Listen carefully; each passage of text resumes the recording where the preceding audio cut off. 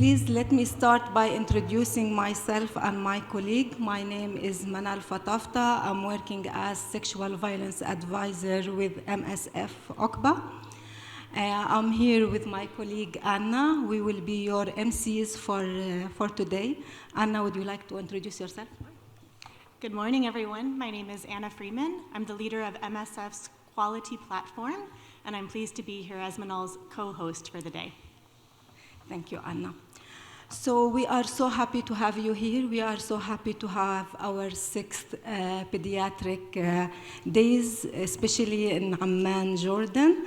So therefore, allow us to welcome you in both Arabic and English. I will start with the Arabic.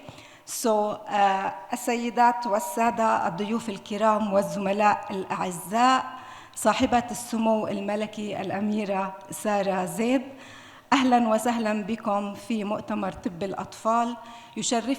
يشرفنا حضوركم ومشاركتكم في هذا الحدث الذي يجمع خبراء ومختصين وصناع قرار من مختلف المؤسسات للعمل معاً من أجل تعزيز جودة الرعاية الصحية للأطفال. نتمنى إنه تكون جلسات اليوم فرصة للتعلم، تبادل الخبرات وبناء شراكات تسهم في تحسين خدمات صحة الأطفال في المنطقة والمناطق الأكثر احتياجاً. أهلا وسهلا بالجميع وشكراً لحضوركم مرة تانية. نتمنى لكم يوم مثمر. So again, welcome everyone. It's great to have you here for this Pediatric Days. We have a very rich and full schedule today. I'm looking forward to it. But before we get into that, we do have a few administrative things to go over. So first of all, you can find the agenda for today in the QR code that should be in the bag you received at the entrance. So please feel free to look there if you're wondering what's coming next. There are several exits in this room, both on the back wall and on the front wall here, if we do need to evacuate. Toilets are outside and to the left. We will have coffee breaks throughout the day. That will be an opportunity for you to see posters, to have some refreshments, to socialize. Those will be downstairs. So you'll go downstairs and then to the right. Our lunch break will be across the hall here and also downstairs. If you are an MSF employee and you have a medical need during the conference, we have a staff health doctor on site who can help you. So his name is Dr. Hassan. I don't know if he's here now. But there is somebody on site. If you're not an MSF employee and you need medical assistance, please see the hotel concierge. Last thing, we all have our phones on us. We're all busy people. If you need to take a call, please take it outside so that we don't disrupt our speakers today. Okay? With all of that, I will now hand back over to Manal. Thank you, Anna. Okay. To officially open our Pediatric Days, please join me to welcome Dr. Suhaib Alajlan, the head of the Middle East Unit for MSF OCBA in Jordan. Suhaib has more than 15 years of humanitarian and medical leadership across the region, and his work focuses on improving pediatric and emergency work as well as strategic partnership. Also, because Suhaib is my boss, he's a great manager and a support. Suhaib, the floor is yours.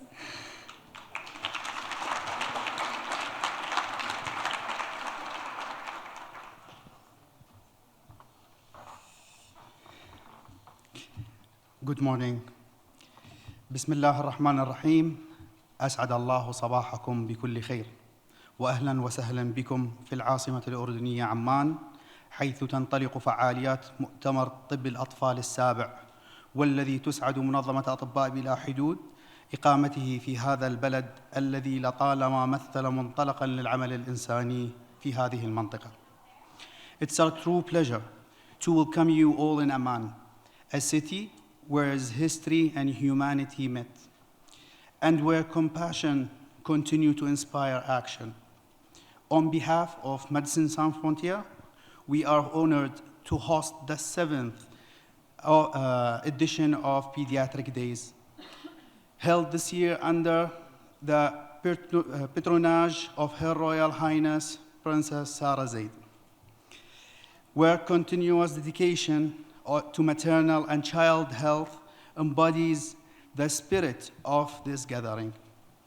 From Stockholm to Nairobi, from Dakar to Amman, the pediatric days have traveled across continents, connecting medical minds and humanitarian hearts.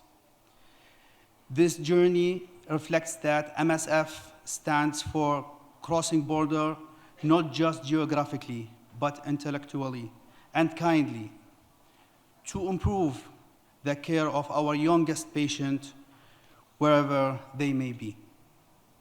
Children are not just small adults. They have unique medical, emotional, and social needs. And they are at the very heart of MSF work. Every year, more than half of our patients are children. Behind every number is a life, face, and story. A child recovering from malnutrition in Yemen, a newborn taking their first breath in South Sudan, or a young survivor from conflict finding comfort and care in Gaza. These stories remind us that pediatric care is not only a medical duty, but profound moral responsibility. It calls us to act when others hesitate, to innovate when systems fail, and to stand firm in our commitments. To those who cannot yet speak for themselves. Over the coming 2 days, we will exchange experience, challenges, and explore new ways to strengthen pediatric and neonatal care in humanitarian settings. Let these 2 days be a celebration of collaboration, courage, and solid belief that every child, regardless of where they are born, deserve fair chance to live, to grow, and to thrive. Finally, I would like to express our sincere appreciation to everyone who has contributed to making this event possible. From our organization team, to medical experts, to our partners and supporters. Thank you for your dedication, efforts, and bringing Pediatric Days 2025 to life. We also want to extend our appreciation to the management of the Regency Hotel for their generosity, providing this venue free of charge in recognition of Médecins Sans Frontières humanitarian mission and commitment to serving vulnerable communities. Thank you, and welcome to Amman.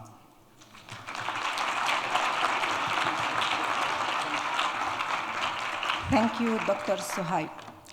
Also, I'm pleased to welcome Dr. Terzian, the Director General and CEO of Medical Humanitarian Action for Development, MEHAD, former President MSF France. Dr. Migo is a pediatrician with more than 20 years of emergency humanitarian experience, who led and coordinated emergency responses in Ukraine, Somalia, Syria, and Sudan. We are honored to have him with us today. Dr. Migo.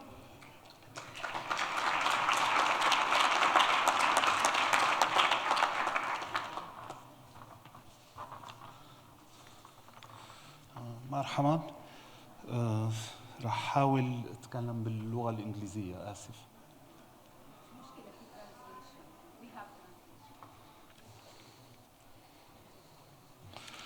Dear friends, it's a great honor for me to participate today to the 7th Pediatric Day of Médecins Sans Frontières. As you know, I am a pediatrician, and my engagement with Médecins Sans Frontières began just as I finished my studies in specialty in Armenia.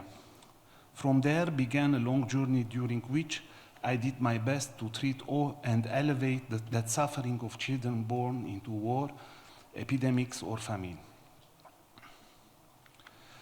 The other day, I was surprised by a document written by a pediatrician for a preparatory meeting intended to MSF medical coordinators.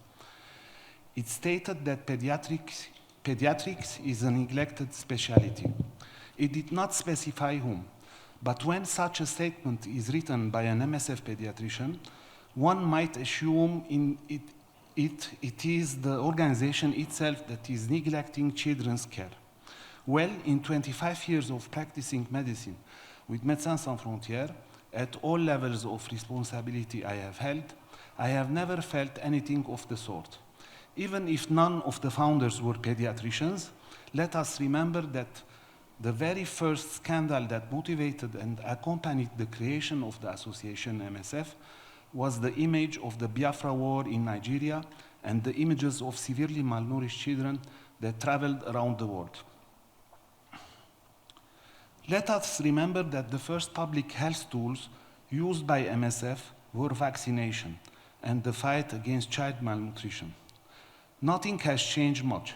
When I look at the 2024 statistics of MSF France that I chaired, 3/4 of hospital admissions are children, and 2/3 of medical consultations are for them.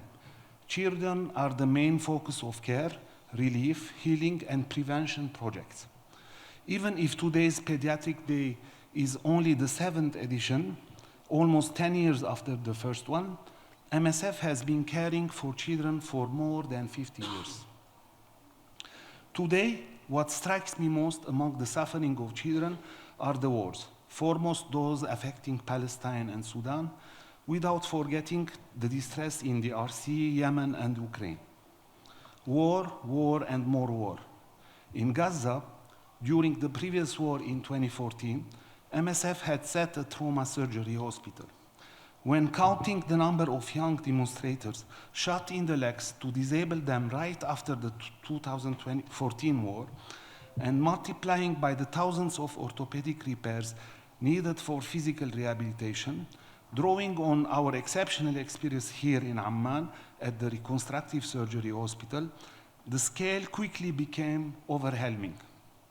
That hospital in Amman has treated about 500 patients per year for more than 15 years.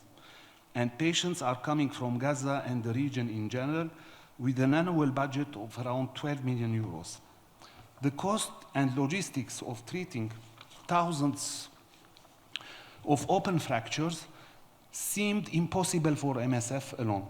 And we called on other organizations, especially in Gaza, to absorb such an epidemic of severe disabling injuries, which, to this day, still have not been fully addressed. This gives us only a glimpse of the immense effort the world must envision to treat and heal the 100,000 wounded people currently identified in Gaza, at least a third of whom are children. MSF will not be able to organize this colossal task on its own. This is why I allow myself to suggest a bit of humility regarding the new slogan that we have, no child left untreated, even if it may disappoint us. We must not forget that very few NGOs today can develop a wartime surgical structure like the one in Amman, or those in Gaza, in Congo, Yemen, and Sudan, unless they belong to an army. Who still cares for what, during the First World War, were called the gueule cassée, the broken mouse, apart from MSF in Amman? We remain in the murky territory of neglected patients.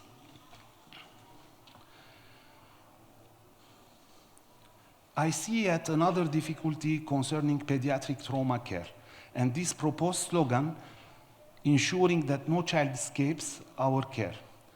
Pediatric trauma care is complicated by the need to preserve bone growth plates during orthopedic procedures, and this requires expertise that I hope we will discuss during this dedicated session today.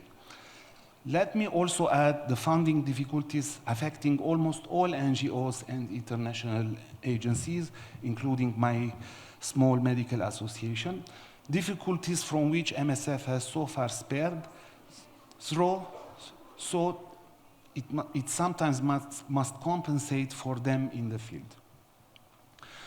Our second session of the Pediatric Days focuses on suffering that cannot be seen, the fracture that is invisible and cannot be repaired by surgery.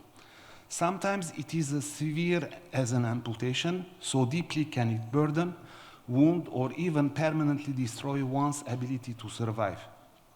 Once the bleeding has stopped and the bone fracture has been reduced and healed, there remain other forms of suffering to relieve, and perhaps at the same time, if we are able. We are close neighbors to Palestine and thus to Gaza. Imagine the number of children who have lost all part of their family, who are sometimes injured, who are hungry and thirsty, who live in makeshift shelters and at the mercy of cold and rain, in an environment of massive destruction. The task of mental reconstruction, if it is possible, is immense. For more than 10 years, MSF France, Spain, and recently other MSF sections have implemented mental health support programs in this region. But the catastrophe brought on by the Israeli army's assault over the past 2 years has created a tidal wave of suffering. And if today's fragile peace holds, the children who are its victims will have only their own survival resources to rely on. I sincerely hope we can accompany them. Our third session of Pediatric Days is devoted to neonatal pediatrics. As everyone knows, it is the period in childhood where, when progress is made, the victories over mortality are the most impressive, but also the most technically difficult. Neonatal mortality can only be reduced with substantial human and technical resources around childbirth, which is why MSF long hesitated before engaging in this field. But for more than 10 years now, this pediatric specialty has been part of our therapeutic arsenal. Today, we will explore the concept of the mother-newborn dyad, which expresses the idea that an at-risk newborn is not protected only by an incubator, but also by siblings and family who are an integral part of the therapy that protects them. I hope that this day will nourish our shared hope, the hope at the heart of Médecins Sans Frontières and other medical organizations, and continue to motivate us in the direction we give it, prioritizing care for children who are victims of violence, disease, or natural disaster. I wish you 2 days of useful and productive reflection. Thank you very much. Shukran lak.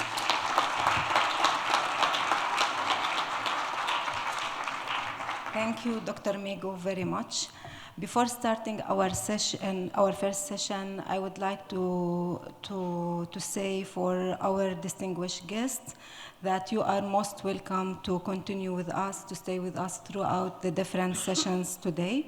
However, if you should or you need to leave, we have prepared a special break outside just as a token of appreciation for your time and commitment for pediatric care.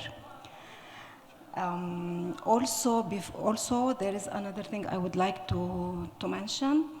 You know, it's a medical day, medical presentation. So I would like just to emphasize that maybe one of the sessions or the presentation include sensitive or difficult information or images. So kindly bear with us, and we are asking you for your understanding. Last thing also for the moderator, the panelists, etc., please keep an eye on us. We will raise just to remind you of the time, 5 minutes, 2 minutes, 1 minute. So yes, please keep an eye on us. Thank you, and the floor now to Anna.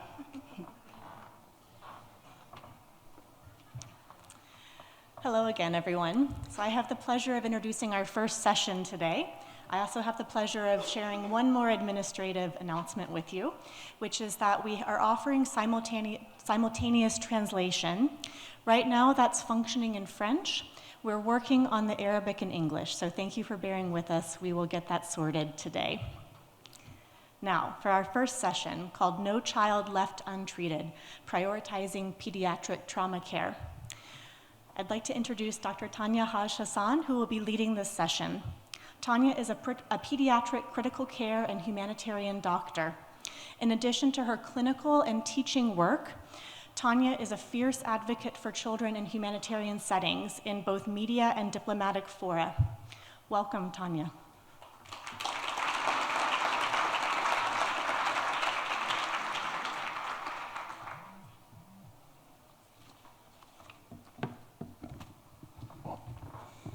Assalamu alaikum, sabah al-khair.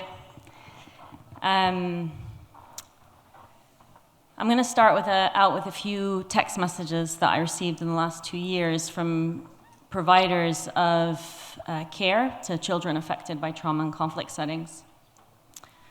What can I tell you about the injuries we see? They're extremely severe. We start wishing for death for ourselves and the patients because it's more merciful. Children with extremely severe injuries beyond imagination. Today, since morning, we've been treating children, women, and other wounded on the floor. There is no room for a human foot in the emergency department.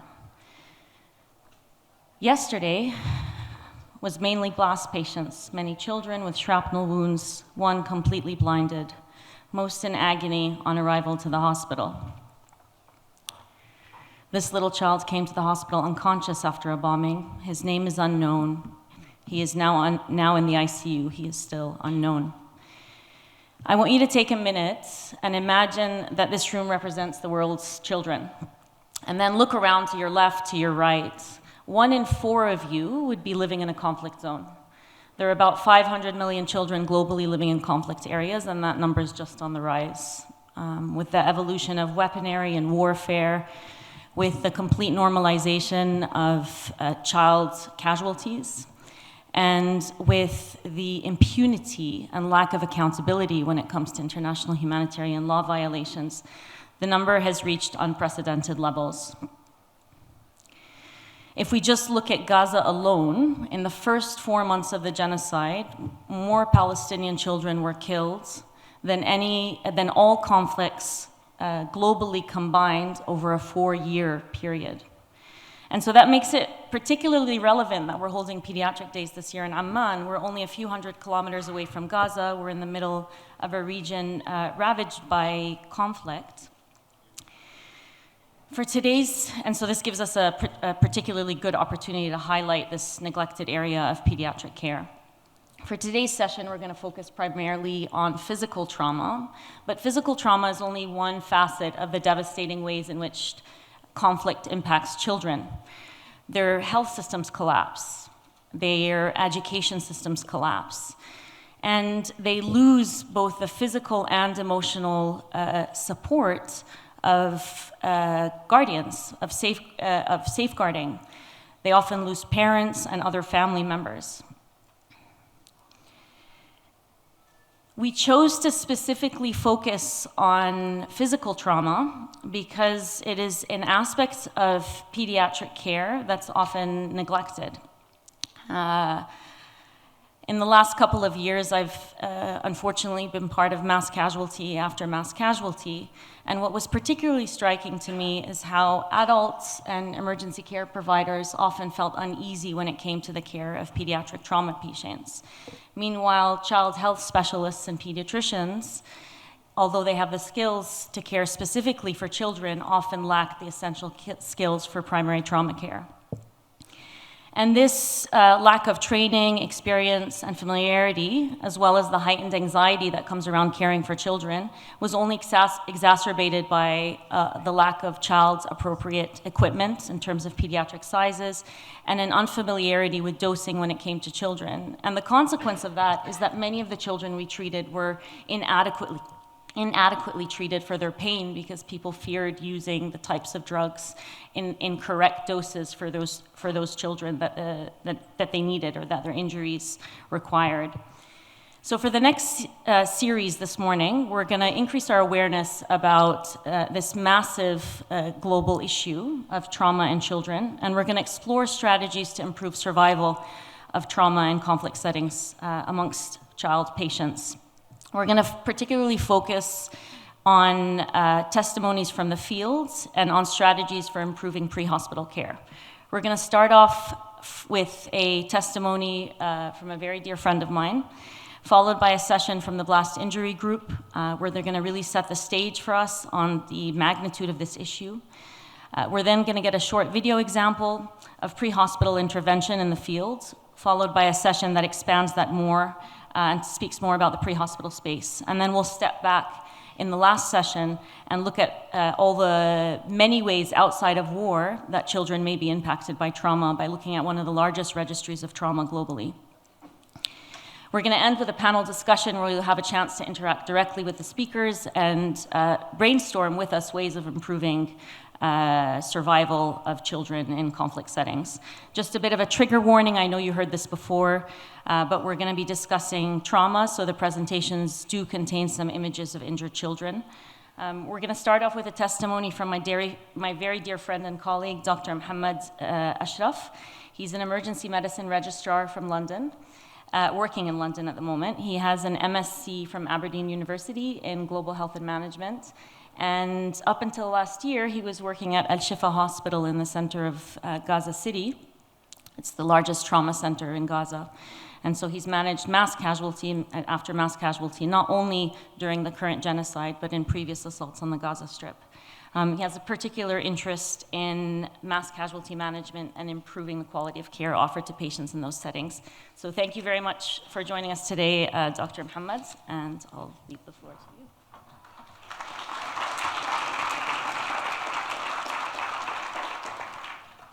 Thank you, Tanya. Thanks, MSF, for having me today. I'll be waiting for the presentation to show up, but again, it might be the third time for this morning. There might be graphic content, so it's part of the tragedy that we live day by day, or people who are in a conflict living by day by day. So again, sorry for the disclaimer. Okay, until the presentation will be ready to show up. My name is Mohammed Ghanem. I'm an emergency medicine doctor. I've been working, I've completed my studies from Islamic University of Gaza, and I've been working in a Shifa hospital. I've witnessed many conflicts and attacks on Gaza during the last couple of years, and the most difficult one was the one started in October 2023. If there was any pointer, or just say next. To change the slide? Yep. If there is no pointer, I'll say next. Yeah. Thank you. Next, please. Next, please. Thank you. Thank you.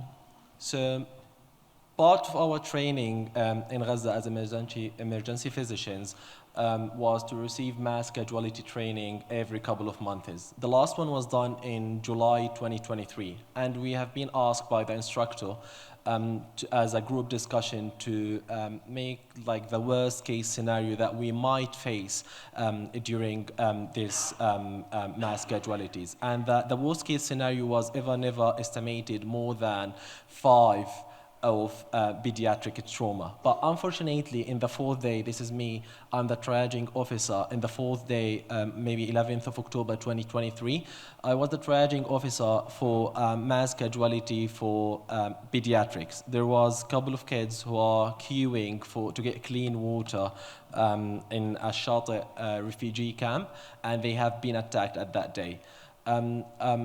It was my first time to be a triaging officer for a pediatric mass casualty. I used to work with adult mass casualties. It was my first day to deal with these casualties. And it was my first day to be as a triaging officer after being a father for a 1-year-old kid. So the psychological impact on me was absolutely horrible. There was limited staff and supplies, and the infrastructure was overwhelmed from the 4th day of this attacks in Gaza, because we have the displaced civilians who are sitting or living inside the hospital.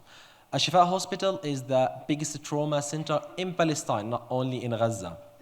And we are like dealing with massive influx of casualties and unpredicted number of casualties. Many children arrived in very different types of injuries, arrived without identification, arriving without any of their family members, and we started, myself started a coding system from the very beginning to make sure that if there is a family member came later, then they will be able to identify. It was a very simple coding system. Just write the date of the arrival of the kid and the estimated time of the arrival. And the family, they will come after a couple of days. If there is a family member left, they will ask, have you received any kind of casualties at that day, at that time? Then we started to improve it time by time, and it was a heartbreaking transformations because patients became numbers before they had names, unfortunately. This is type of the casualties or the injuries that we dealt with. It's a 4th degree burn, which is I have never seen in my life. Unfortunately, we have to do an amputation for this burn because of the lack of equipment and because of the delay presentation of these injuries. There was extensive shrapnels and wounds around the face, and as you can see in the previous picture, there's extravasations injuries.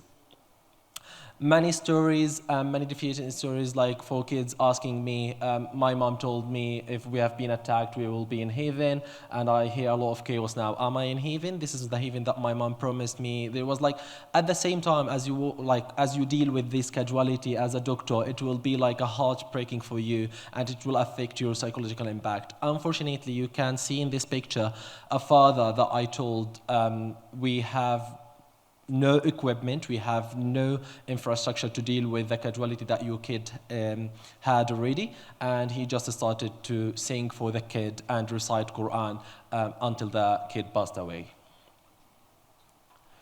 This is another picture for me, just standing on one of our resource areas after told another dad that the kid or your son is having a couple of hours, and unfortunately we have no structure or no infrastructure to deal with this.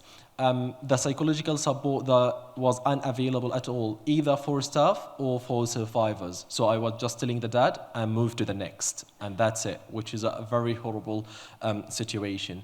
At some point, I was the triaging officer when my neighborhood attacked, and I've triaged my own family members and my friends. You need to deal with this triaging process as you have trained, but at the same time, you recognize the faces and you want to do something, but unfortunately, you can't. When we have been trained to deal with mass casualties, unfortunately, there was never ever a session to deal with pediatric traumas or mass casualties. I've told you that Shifa Hospital is the largest trauma center in Palestine, but we have never had a pediatric bed or pediatric equipment. We have never trained with pediatric anesthetic or dealing with pain management for pediatrics, because it was not something very common for us to have a mass casualties from these kind of age groups. And we need to work on protecting dignity and humanity for these patients who arrived, and we just started to write coding system on their bodies, not even on cards, which is, again, a very horrible situation. As a closing message, I can say, in Gaza, we lost names before we lost lives. Each child deserves to be remembered as more than a number or a coding system. Commitment to advocate to pediatric care and to humanitarian protection. Thank you so much.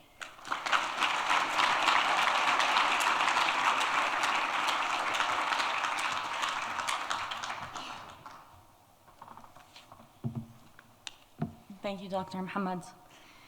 Our next speaker is Dr. Paul Reevely. He's a pediatric emergency medicine physician from the Bristol Royal Hospital for Children in the UK.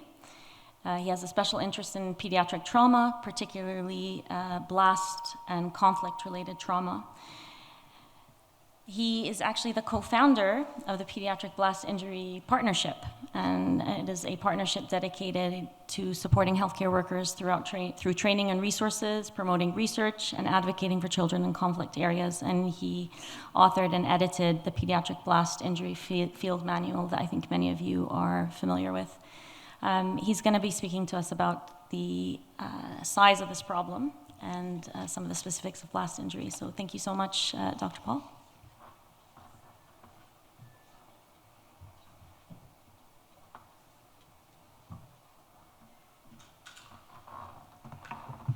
Excuse me for a moment. Good morning, and thank you very much for having me here today. Thank you, Liz, for inviting me and the rest of the organisers. It's a real privilege to speak to you about a topic which clearly is occupying many of your minds.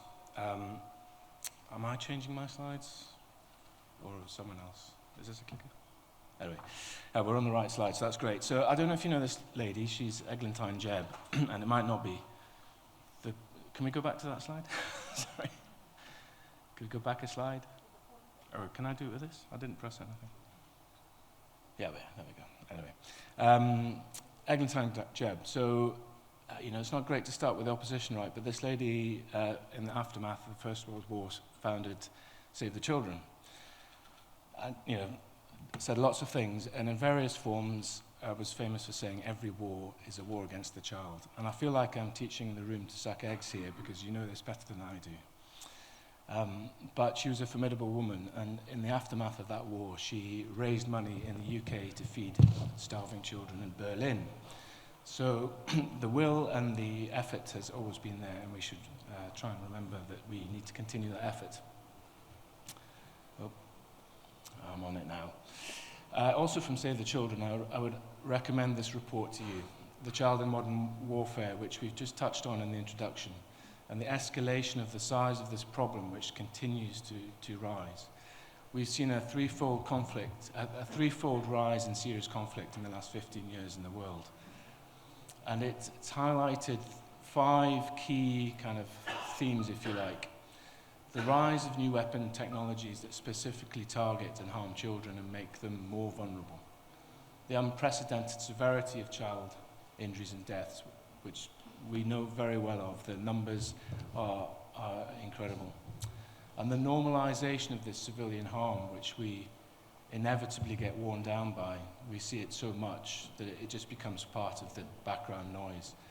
I mean, we can talk about Gaza, but we know that in the background of Gaza, while that's been dominating the news, there are many other areas that we just don't hear about. And I'm sure you do. But sitting in Bristol and looking at the newspapers, we don't talk about Myanmar, we don't talk about Sudan, we don't talk about any of these areas, and it has become part of the background normalization of what happens. Coupled with the loss of any protection in terms of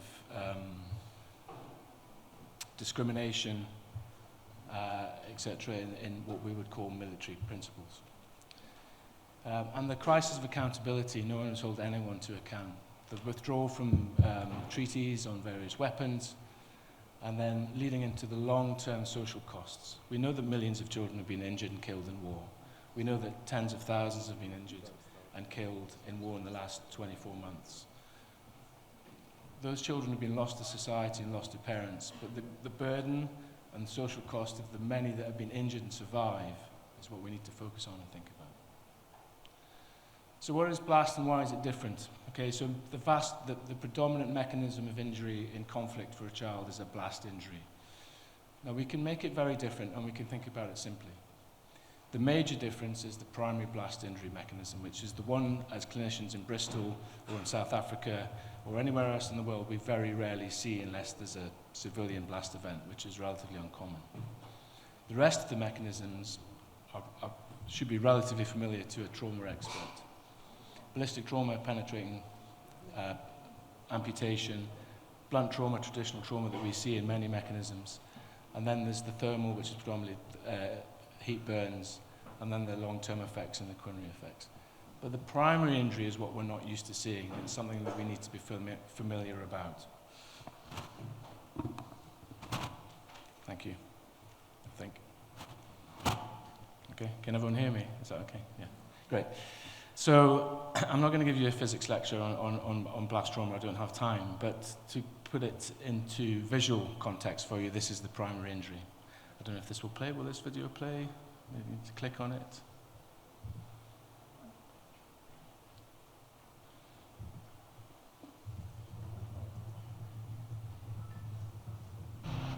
Fuse races towards the site.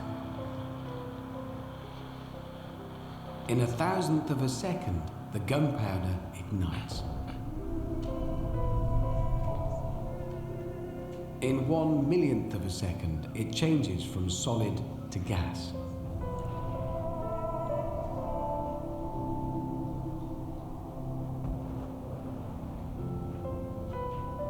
And there, finally, we can see the shockwave.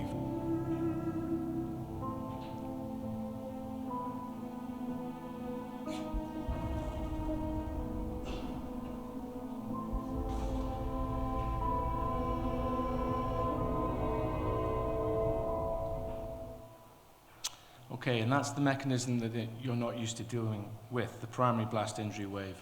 That is the delivery of energy to the body as that overpressure of air moves through that distance away from the explosion. That is the mechanism that causes the injuries we're not used to, like primary blast lung, primary blast gut. It has a physical and cellular effect on every part of the child's body. And we need to be aware of that when we assess children, because you will see children occasionally without any sign of other injury, but just with primary blast effect. And that is what makes blast different. But never mind the differences, the rest of blast is traditional, penetrating, blunt, and thermal injuries that many of you will be familiar with. Oh, now, let's go back to the numbers. That's the only clinical stuff, and there are no horrible pictures, so you can relax. So we've already mentioned this, 500 million children living in areas where they're at risk of a conflict injury, which is 1 in 4 to 1 in 5 of the world's population. Child population. When we started working on our blast injuries resources, which I'll come to, about 170 million children lived in high-intensity conflict zones. That will be north of 200 million now. This is probably an old figure. And we know that 50,000 children killed or injured in Gaza in the last 23 months. So the scale is epidemic. Okay? This is a public health problem. If this were a virus, we'd be in lockdown. And it's not addressed in the same way. We don't see it as a public health problem. We need to deal with it as such. One of the challenges is that we don't have the data. Okay, we don't collect data. It's hard to collect in the areas where it's accessible, where it should be collected, and we don't pool it and we don't collaborate with each other. But we do know some data. Okay, so the Joint Trauma Theatre Registry, which had an entry for every patient that passed through US and UK military facilities in Iraq and Afghanistan, collected lots of useful information. 25% of the civilian patients that entered into those facilities were under 15, and 50% of those were under 5. So it gives you an idea of what your patients are going to be. We also estimate that, and again, these are the survivors, 85% of critically injured children die in the pre-hospital phase, so they don't survive to whatever health facilities are available to them. Now, if we're going to focus our resources on our simple interventions, then this is where we might need to think about how we do that, and I think Tim might mention something about this later, so I won't say much more. And then the effects of injury to these children is a social and lifelong consequence for them, their family, their society. So we know that 40% of children injured by legacy or landmine devices never go back into education. They never get educated. They're now restricted in their economic output, and they become an issue for society themselves for the rest of their lives. What do we know about blast injury characteristics? So if you're setting up your facilities, how are we going to deal with this? We know that there's an all-cause mortality of 8% in hospital. Okay, so those are the children that survived in hospital. Again, this is Joint Trauma Theatre Registry information. That's 8% in what was at the time, and probably remains so, the most capable trauma system that the world's seen. A trauma system that the vast majority of children would not get to enter, and a trauma system that had trained people used to an extent, dealing with it. And we also already touched on, most pediatricians don't do trauma, most trauma people don't do pediatrics. Now, I stand here as an expert, but a relative one, someone who's seen slightly more blast-injured patients than others. Okay, and there are people in this room who have seen way more than me. They're multiply injured, they're easy to injure. The energy and the proximity of everything, because they're small, means that they get multiple organ injuries. So most of them that come in surviving are critically injured, but have multiple compartment injury. Burns is predominant in 70%. Penetrating injury because of the nature of their bodies is high. And they have double the requirement for emergency surgery than adults versus the non-blast mechanisms. And the principal cause of death is burns. Now that is probably because in those circumstances, if you have 40% burns, you're not going to survive because you simply don't have the ongoing care that you need to do that. So these are very difficult futility decisions being made on children with relatively small burns. And 30% are critically injured. Sorry, 30% are severe and 18% are critically injured. So there's a very high burden for that health facility. Now you might be saying these are military figures, right? So they're not comparing these to soldiers or combatants. They're comparing these to adult civilian patients in the same setting. So we're at the same vulnerability. We're not wearing body armor, etc. So children are different, yeah? They're not small adults. We like to say that a lot. And they're different and more vulnerable for lots of different reasons. So first of all, their patterns of life are targeted. They play, they socialize, they go to school. When something goes bang, it's usually a group of children that are injured. They're exploring things, they're picking them up. They're unable to assess the risk around them. They're not educated in risk assessment. We spend 1% of I'm going to say the wrong word, but 1% of demining or removing that kind of risk from children is spent on their education, compared to a higher spend on adults. Okay, they're physiologically and anatomically different, so they're much more vulnerable. Okay, their bodies are smaller, their bodies are easier to penetrate at lower injuries. These are weapons designed to penetrate armor and adults. The impact on their health, or on sanitation, etc., is huge. So clean water, their education, and then the long-term impact on their mental health. They are developing young adults. They're not formed products like we are. They are going through this, and this is what they will become. So the mental health, education outcomes are severely impacted. So all of these things make them a very special and vulnerable group. But, now, I apologize to pediatricians, of which one I count myself. The challenges are huge, okay? And we have various areas that I like to focus on. We've mentioned the emotive challenge, okay? Now, when you see a child with 3 limbs missing in front of you and you're a parent, you're a father, you enter into that emotional window. You look at that in a different way. It presents psychological barriers to you. You don't have the skills, okay? You fear treating that child. You're an adult physician. You're a pediatrician who doesn't do trauma. No one's taught you how to do what you need to do. Doing the basics right is critical, because we're not trained. We have a moral imperative to train our people who are dealing with injured children to do it. Okay, a strong theme. If you interview or pull people who are deploying in military or civilian settings, what are you scared of most? Treating an injured child. The moral injury you will cause your staff by not preparing for that is very significant. Pain, we've mentioned a couple of times. We don't do pain well. We don't do it anywhere well. We don't do it in Bristol well. We don't do it in London well. We don't do it in anywhere. So there's some we need to make pain a better thing. Okay, the outcome of untreated pain is poor healing, is psychological, is chronic pain, is mental health, is socioeconomic disaster. Okay? We need to make pain matter. We need to make it visible. We need to understand it, and we need to treat it better. Okay, and all those things are well described in the Lancet paper. And we can do it. Okay, we can do it. How many of you used intranasal fentanyl?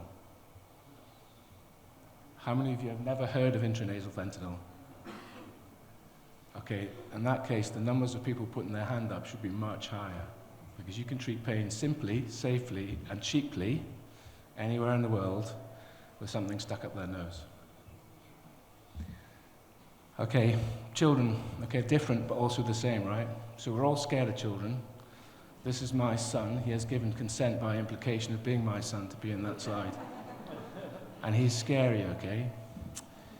Most of you are not pediatricians when you most of our people who meet an injured child aren't pediatricians. If you woke up as a family doctor in Ukraine 4 years ago, the next day you were a trauma doctor.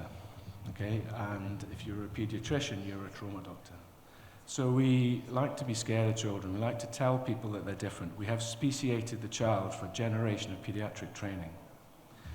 What they are most definitely not, though, is an octopus.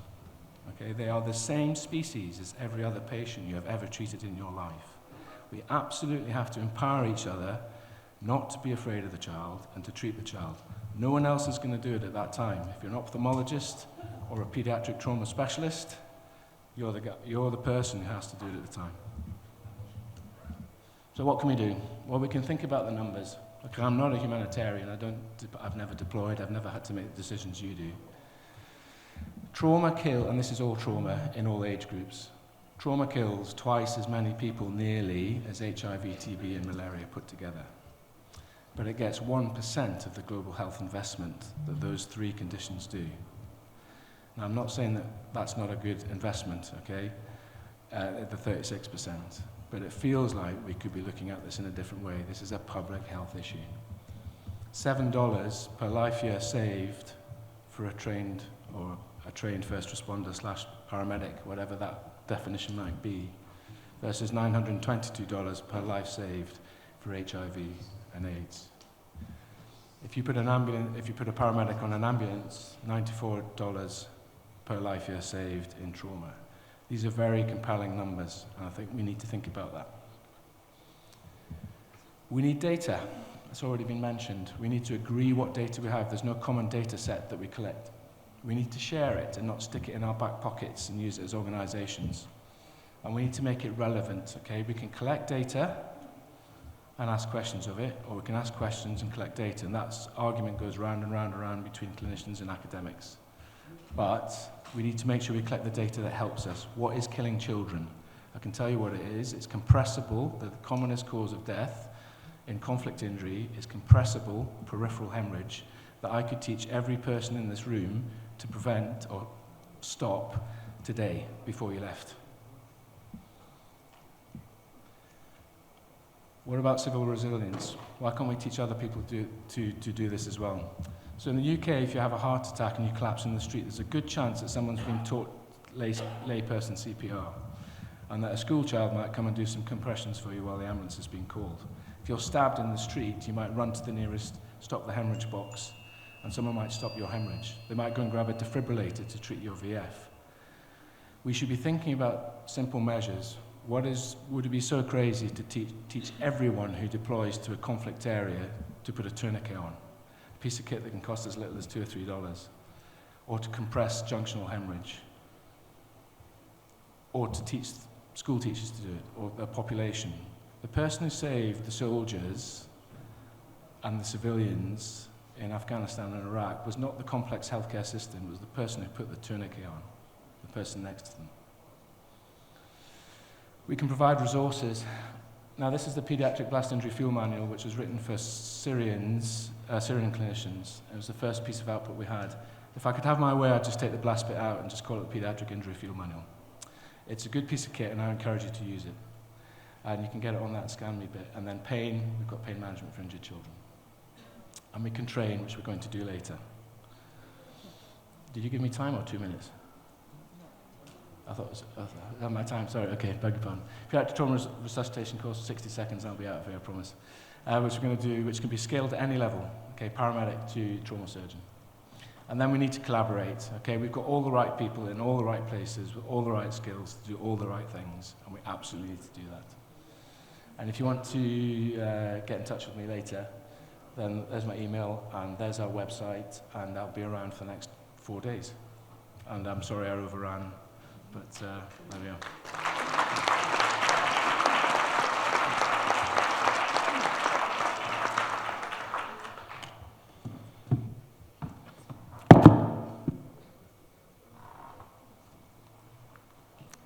Thanks, Paul.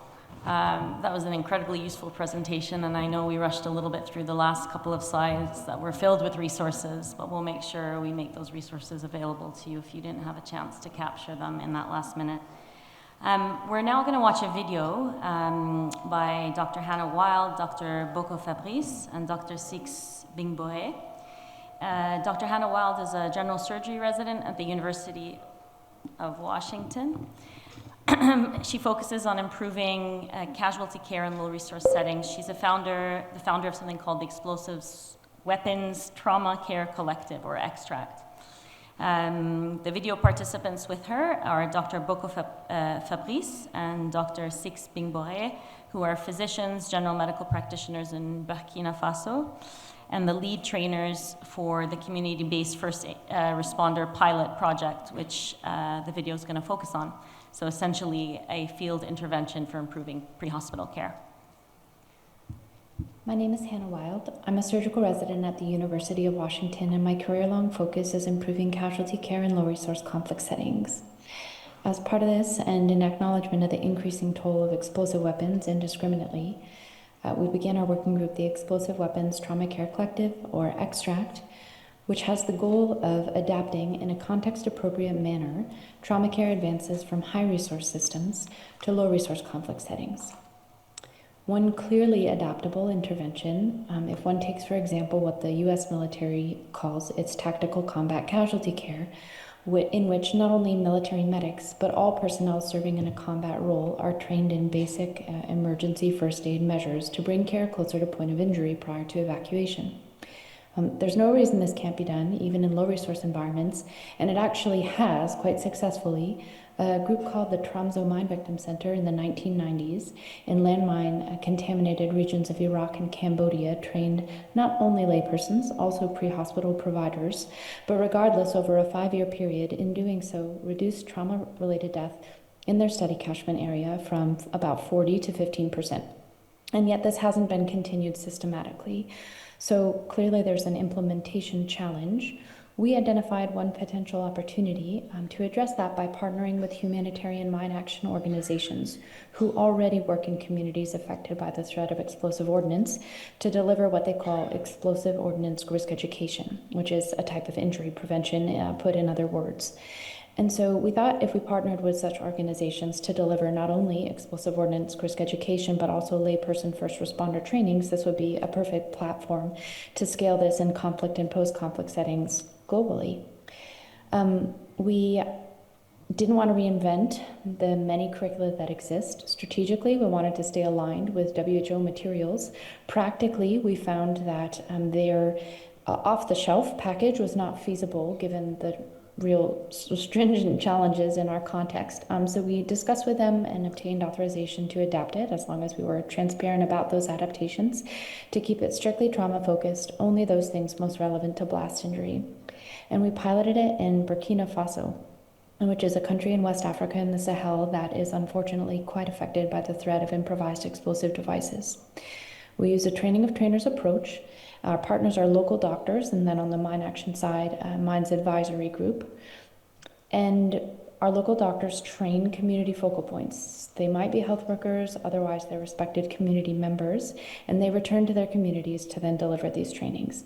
We have been so impressed with the results, and they are so quick to acquire the skills that we're teaching. You know, their aptitude doesn't correlate with their relatively low level of education, but I mean, these are people who have to be extremely resourceful and extremely effective to survive every day, and that has really translated to their ability to learn these skills. Salut, je suis le docteur Boko Fabrice et voici mon collègue docteur Sis Bimboué.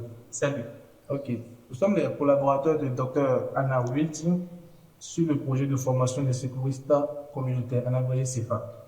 Au cours de nos formations, nous utilisons un langage qui est moins sécurisé pour permettre à toute personne, même n'étant pas du domaine de la santé, de pouvoir mieux comprendre et mieux assimiler les gestes.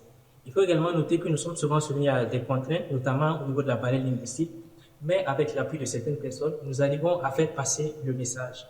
Il faut noter que le but ultime de cette formation, c'est de pouvoir permettre au CEPA de prendre en charge les patients avec les moyens de bord. Ils arrivent déjà à déterminer ce que c'est qu'une urgence, à pouvoir mettre en place un garrot par exemple, pour arrêter un saignement, à faire une attelle avec les moyens de bord et à assurer le transport des patients vers les services de santé. Et même, il y a eu des communautés qui sont venues en aide à d'autres personnes qui en avaient besoin et qui souvent blessées, soit par des mines, soit naturellement. Par contre, il y a eu des défis. Il y a le défi sécuritaire qui ne nous permet pas d'aller un peu partout et qui nous amenons à déprogrammer certaines activités. Nous aimerons tout le temps qu'il y ait aussi, en tout cas, des séances d'apprentissage qui nous permettent d'approfondir et de mémoriser convenablement les gestes. Merci. Merci beaucoup. Merci beaucoup. Thank you for your time and express my openness to further discussion of this topic or collaborations. Thank you.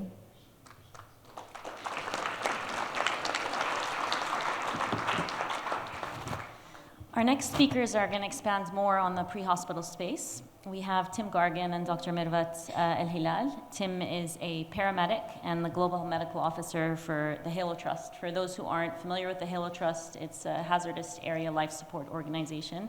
It's the world's oldest and largest humanitarian landmine clearance organization. He coordinates staff and volunteers providing medical support to demining operations in over 30 countries. Dr. Mirvat is the Chief Medical Officer for Halo in Syria. She has worked in the humanitarian space in Syria for over 10 years, and she coordinates and trains staff and volunteers providing medical support to demining operations there. They're both extremely passionate about improving pre-hospital emergency care, particularly the children who are so frequently the victims of unexploded ordnance. So thank you, Dr. Mirvat and Tim.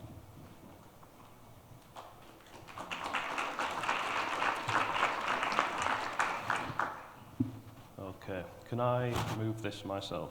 Let's just see. No. Okay, does this work?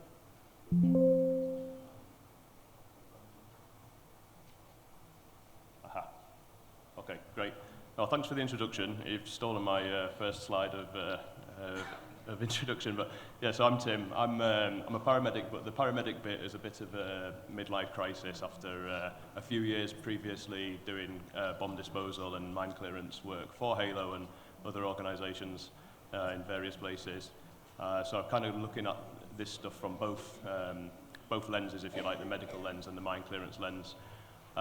Speaking of the medical lens, if I could just take a moment to say, as a paramedic, now that I work for Halo, I actually don't do much clinical work anymore. And just listening to the first couple of presentations this morning, I just want to say it's a real privilege to be in a room surrounded by clinicians who really are getting hands-on and helping so many people. I can't say I envy you working in places like that, and I can only begin to imagine the stuff that you've borne witness to, so thank you all. This is Dr. Meguerditch El-Hilal, who's our Chief Medic in Syria. صباح الخير جميعا. أنا دكتورة ميرفت الهلال شيف ميديك إن سوريا. بشتغل حاليا بمحافظة إدلب. صار لي مع هالو تقريبا عام. أنا سعيدة جدا لكوني هنا. شكرا لحضوركم جميعا. So Halo's already kind of been introduced. We've been around since 1988. We work in 30 countries all over the world. Pretty much anywhere there's been a conflict in the last 80 years. Like down there in the Asia-Pacific region, we're clearing up landmines and bombs from the Second World War, to all the sort of post-colonial, Cold War situations in Sub-Saharan Africa, the Middle East. Anywhere there's been a war, basically, we are there clearing up the bombs and the landmines and doing our best to educate the population about the risks that are there. In Syria, هالو بدأت العمل في سوريا عام 2017. كان النشاط متركز فقط في محافظة إدلب حتى تحرير سوريا عام 2024. بدأنا العمل في مناطق أخرى. حاليا نعمل في درعا، دير الزور، حمص، حلب، ريف دمشق. تقريبا غطينا جميع المحافظات السورية. التخليص المجتمع من مخلفات الحرب، تأمين حياة آمنة. So you'd be forgiven for wondering why a landmine clearance charity that doesn't really do clinical work are here talking to you guys at a MSF conference, but I know you know this, and it's stating the obvious, and we've just heard very eloquently from the previous speakers that children are so frequently the victims of this stuff. The evidence is there, the anecdotal evidence of the media and everything for the last few years, but also the academic evidence as well is there, and we know the numbers of children. And We just think as Halo that we should be doing something about it. We have a moral imperative to leverage our position in some of these places to actually do something about this. Dr. Mervat's just going to explain a couple of slides of data that we've received from some hospitals where we work. هذه الإحصائيات من محافظة إدلب من مشفى إدلب الجامعي.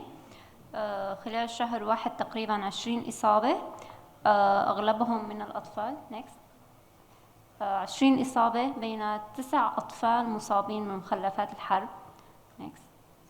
بعدها هاي الإحصائية من محافظة درعا من مشفى درعا الوطني، كمان خلال شهر واحد حوالي 19 إصابة بينهم. Next. 8 إصابات من الأطفال. نلاحظ أن النسبة عالية من الأطفال جدا. Next.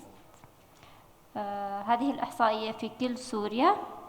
نلاحظ أن عدد الإصابات 948 بينهم 359 طفل. الإصابة بالإضافة إلى عدد الوفيات 569 بينهم 161 طفل. أنا حابة أحكي قصة طفل كان عم يروح على مدرسته. يوم من الأيام حاول يختصر الطريق فراح من طريق زراعي، وللأسف تعرض للإصابة بمخلفات الحرب، فقد ساقه. بعد فقد ساقه صار عنده فوبيا من الروح على المدرسة، بالإضافة أنه صار يحس أنه هو غير قادر على الدراسة بسبب فقد الطرف. بعد التشجيع والدعم حاولنا معه حتى رجع لمدرسته وكمل دراسته بالرغم من فقد الطرف. نتمنى ما حدا من أطفالنا يتعرض لهيك إصابة بفقد الطرف. شكرا. What I find particularly powerful about those last couple of slides that Dr. Mervat talked through is the first two were just screenshots of an Excel spreadsheet that a hospital doctor in Idlib and also in Daraa sent to us out of just sheer desperation, like this, look at how many people we're seeing here, and can you please come and help us do something about it? And we really feel that sense of urgency coming from them.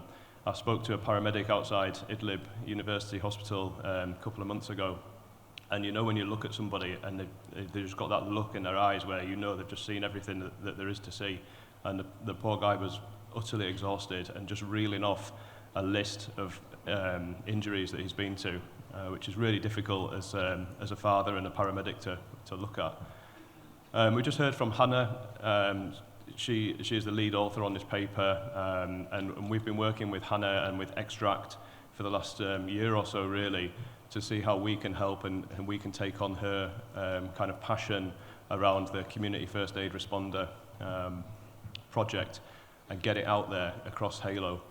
And we decided that the best place to really get going with that would be in Syria. Halo is, as I said before, we're not a medical charity, so I'm talking to one half of the room here. We're not a medical charity. We're out there clearing up the bombs and landmines. Our focus is explosive ordnance disposal and mechanical clearance of landmines and risk education. But because we're working in such dangerous places, we have to have robust pre-hospital sort of systems in place to protect our staff. So Dr. Mervat is responsible in Syria for making sure these guys are all trained and equipped and ready if one of their colleagues gets injured at work, which unfortunately is possible and does happen around Halo. And because we've got that and we do this training in these kind of austere environments, we just think we've got that presence and we've got that ability. We should be leveraging it. So that's what we're trying to do. Paul really helpfully used an analogy that I was also going to use. Having worked as a paramedic in a really high resource setting of central London for a few years, I think the only time I've ever had a success story with a cardiac arrest where the person has actually made it to hospital or maybe had a discharge from hospital after being resuscitated is when you arrive and the train station worker has already put the defibrillator on them and done some resuscitation before you get there. It's the same with this first aid stuff. We can't wait for an ambulance to arrive. These blast injuries and these trauma injuries, they're not like somebody falling over and breaking their hip back home and waiting for a couple of hours, which is terrible, but they're going to survive. or a broken arm or something. This is like penetrating trauma where people are going to bleed to death, and we need to fill that gap in between the injury happening and an ambulance arriving, and we just think that this is the perfect way to do it for now. I'm going to let you talk about that. Sorry, how do I come back? So this is where the community first aid responder training comes in. We will use our risk education people to come out and deliver this training to civilian people in the community just to fill that gap. طبعا نحن كل الفرق عنا مدربة طبيا على التعامل مع الإصابة بمخلفات الحرب مثل حالات النزيف، البتر، تحرير المجرى الهوائي، طريقة النقل الآمنة. كل الفرق مدربة، لكن حاليا عم نعمل على نشاط جديد هو تدريب المجتمع المحلي على الإسعاف الأولي، التعامل مع إصابات الحرب. وهذا النشاط رح يكون عن طريق تدريب فرق الصحة المجتمعية على الإسعافات الأولية، وبالتالي هن بيقدموها للمجتمع المحلي. بسبب قلة عدد المشافي أو بعد المشفى عن المناطق الريفية أو عدم توفر وسائل النقل، نحن عم نخطط لنعمل هذا المشروع حتى نساعد المجتمع المحلي بتقديم الإسعاف الأولي الصحيح من الإصابة بمخلفات الحرب والنقل بطريقة آمنة للوصول للمشفى، بالإضافة إلى تزويدهم بأرقام تواصل لسهولة الوصول. نتمنى من هذا النشاط يخفف عن أهالينا هنيك ويخفف من الإصابات ويأمن لهم عودة آمنة. Thank you.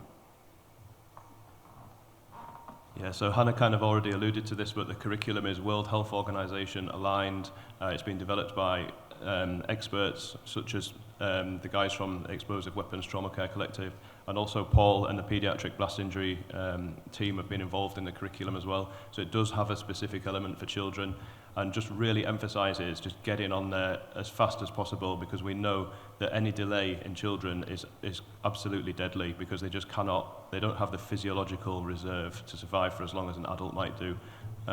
So it really emphasizes getting hands-on quickly and just breaking that inertia that sometimes happens when something bad has happened and people kind of stand around and don't really know what to do. We've all seen it when things happen in the street in front of us. Often the first impulse is to get your phone out or just stand there because you're stunned, and that's fair enough. Even I, as a clinician, sometimes have that feeling of hesitation when approaching an injured child, and we need to get over that and help people just have the confidence to get over that and get hands-on as quickly as possible. And that's what this curriculum emphasizes. So just to finish up on that, at the moment we've got the curriculum translated into Arabic. It's ready to go. Dr. Mervat and I have been going through it over the last few days, and we're going to start the training of our staff in the next couple of weeks. It's still going through the approvals process with the Ministry of Health in Syria, but inshallah, as soon as we receive that, we'll be able to start rolling the training out. And just to also say, we're not proprietary about this at all. We're very, very happy to share that. I've forgotten to put my contact details on the slide, but I'm sure we'll work it out somehow. If people want access to this or just want to have a look at it, then get hold of me somehow, and we'll work it out, because we just want to get this out there. We don't care who does it. Let's just get it done. Okay, that's it. Thank you.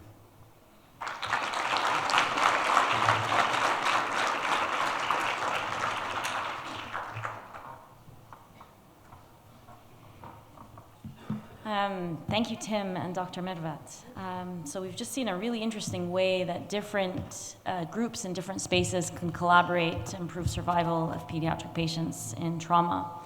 We're now going to take a step back and expand a little further on all the different ways children may be affected by trauma outside of war and conflict zones. Professor Sebastian Van As is Emeritus Professor of Surgery at the University of Cape Town. He headed the trauma unit at the Red Cross Children's Hospital and was chair of Child Safe in South Africa for over 2 decades. Child Safe is an injury prevention unit that aims to reduce and prevent injuries of children. He's published extensively and is the editor of the textbook on pediatric trauma and child abuse. So without further ado, Professor. Oh. Thank you very much. Sorry, you didn't see me. I was standing behind you. I was hiding. My mouth is already dry. My name is Sebastian Van As, and I come all the way from Cape Town. I would like to thank MSF for inviting me, and especially Edward, Elizabeth, and Naushin, who were in contact with me. It's quite daunting to be in front of all, thank you very much, in front of all of you. I'm a pediatric trauma surgeon for almost 30 years now, and I often felt very lonely because I'm alone in the hospital in the province promoting trauma for kids. But if I'm here in this room, I see I've spoken to people from the entire world, all of them with a passion for trauma in children, so that's very heartwarming. Let me see. So I come from Cape Town, which I think most of you haven't been to. And it's a pity because it's the most beautiful city in the world. We've got a Table Mountain. I climb that every week on Sunday morning. It's 1 kilometer high.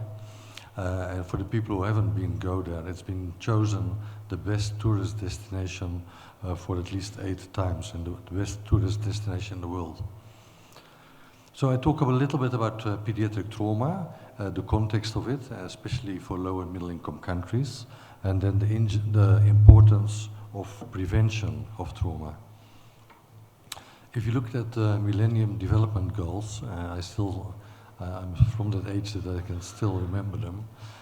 They were, I think, created in the 1990s. It was to reduce childhood mortality, but we haven't done a good job.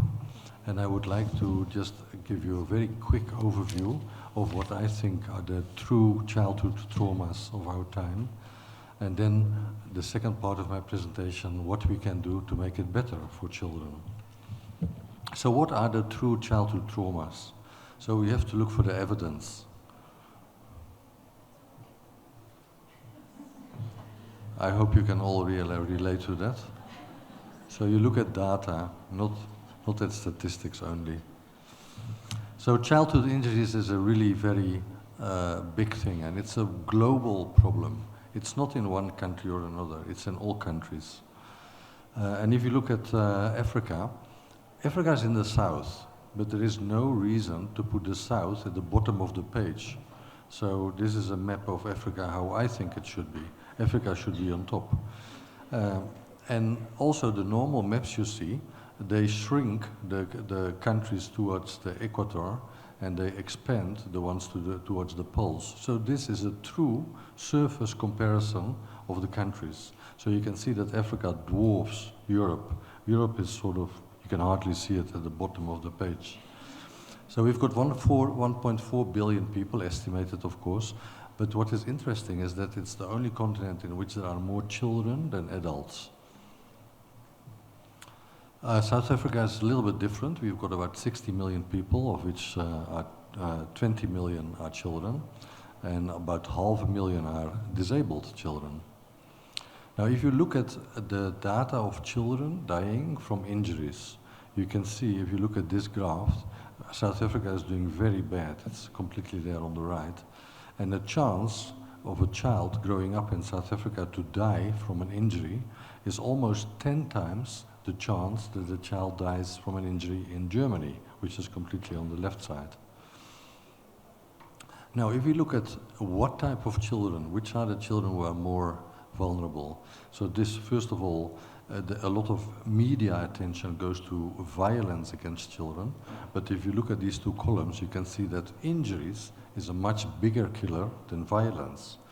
And if you look at the children who are the most vulnerable, you see these are the red ones, they are the children under the age of 5.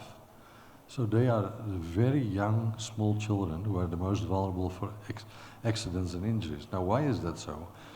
Now, my theory is that children up to the age of 8, they are neurodevelopmentally immature and they cannot protect themselves. We, as adults, we have to do that for them. So if a child gets an injury, it's not an accident, it is a neglect from the caretaker or from the parent. So that may be a little bit tough to swallow, but I really think that is so. If you look in the literature talks about accidental and non-accidental, so violence and accidents.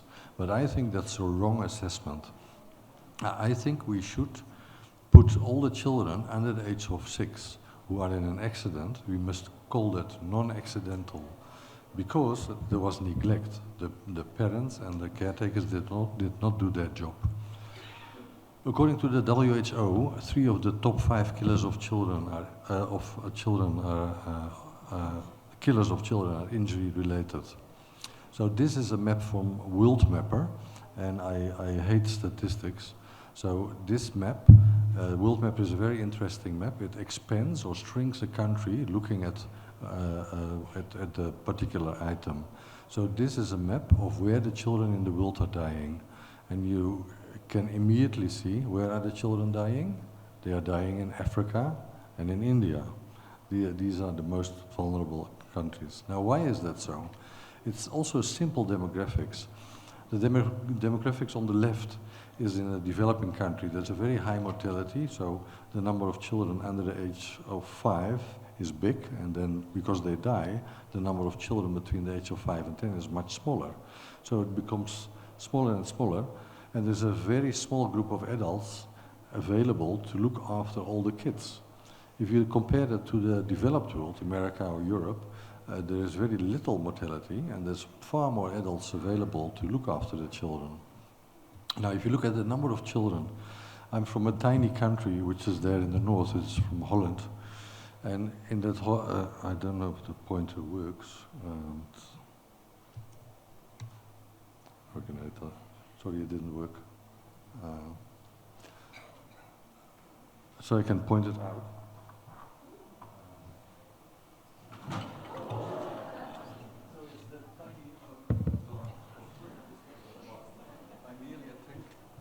I nearly attacked one of my speakers. So that country has got more doctors than in the whole of sub-Saharan Africa. So this is how unfair it is divided. So Africa, where the mortality was so big, you remember the previous slide with the balloon. So what are children dying from? They're dying from 3 main causes. Road traffic crashes is by far the biggest killer. Drowning, number 2, and burns, number 3. Of course, the death is only, it was related to in the previous presentations, it's only the tip of the iceberg. For every child who dies, there's people who are, children who are disabled, who spend long times in hospitals and have to attend. And this is just a few slides of children who I treated in my trauma unit. The effects of trauma was also mentioned before are not only physical. The detriment to children who've been in a major trauma for the rest of their life and their career is magnificent. Alcohol is a very big problem. In South Africa, it is estimated that 70% of all accidents and injuries is related to alcohol abuse. So that's mind-blowing. And in violence, it's even more. It's 80% of domestic violence is related to the abuse of alcohol. And alcohol abuse is very common in Cape Town, and it's the most common cause of children born with disabilities globally. And in spite of that fact, there is free alcohol advertising, which all children can see. There's a free sports sponsorship, which is, I think, a criminal event, because you associate a healthy body with alcohol, which is completely absurd, because alcohol is the worst drug of all drugs available. And young children are very vulnerable. They haven't developed, like us, a filter to see what is real and what is not real.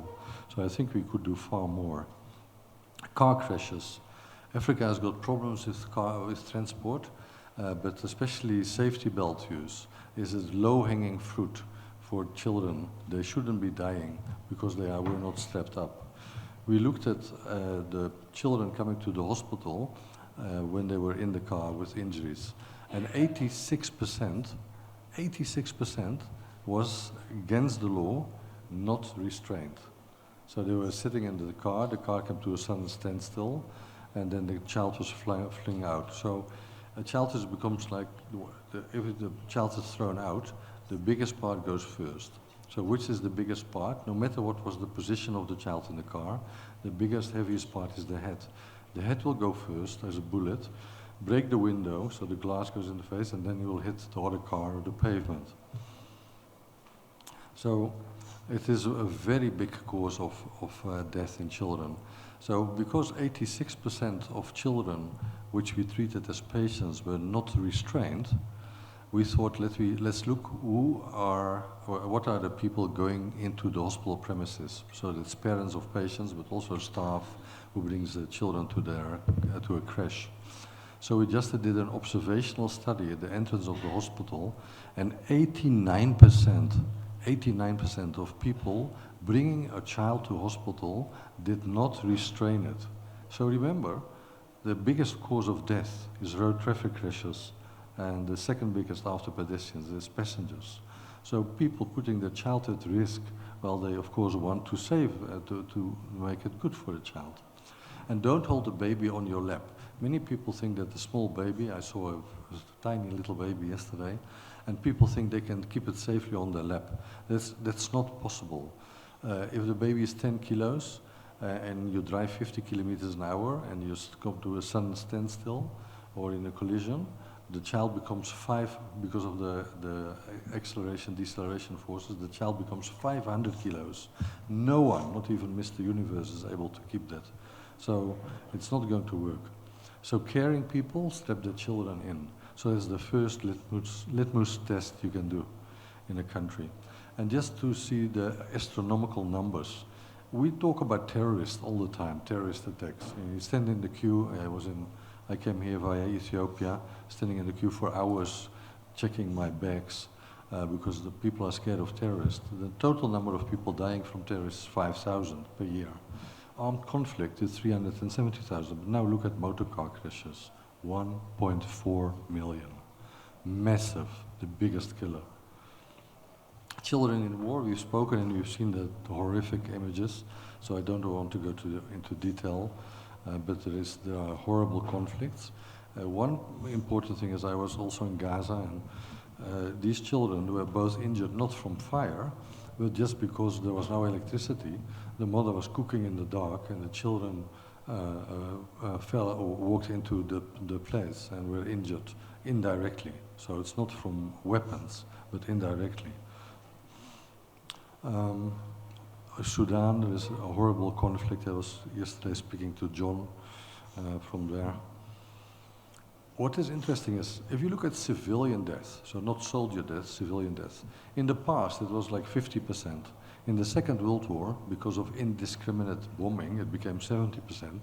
But what is really crazy, now we've got advanced technology, so-called smart weapons, and look at the number of civilian deaths, 90%.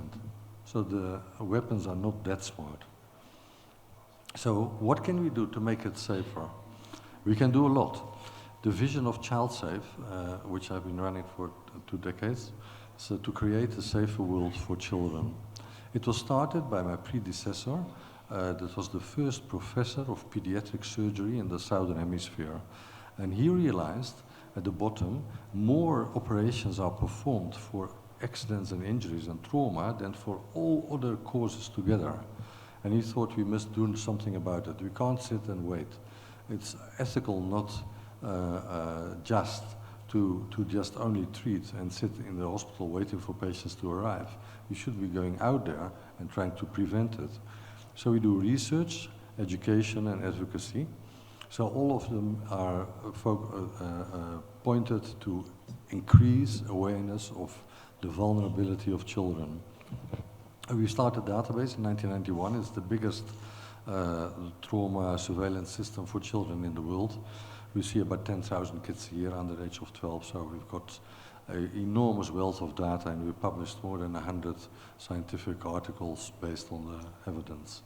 This is just causes, a very simple draft. The red one is violence, all the green ones is accidents.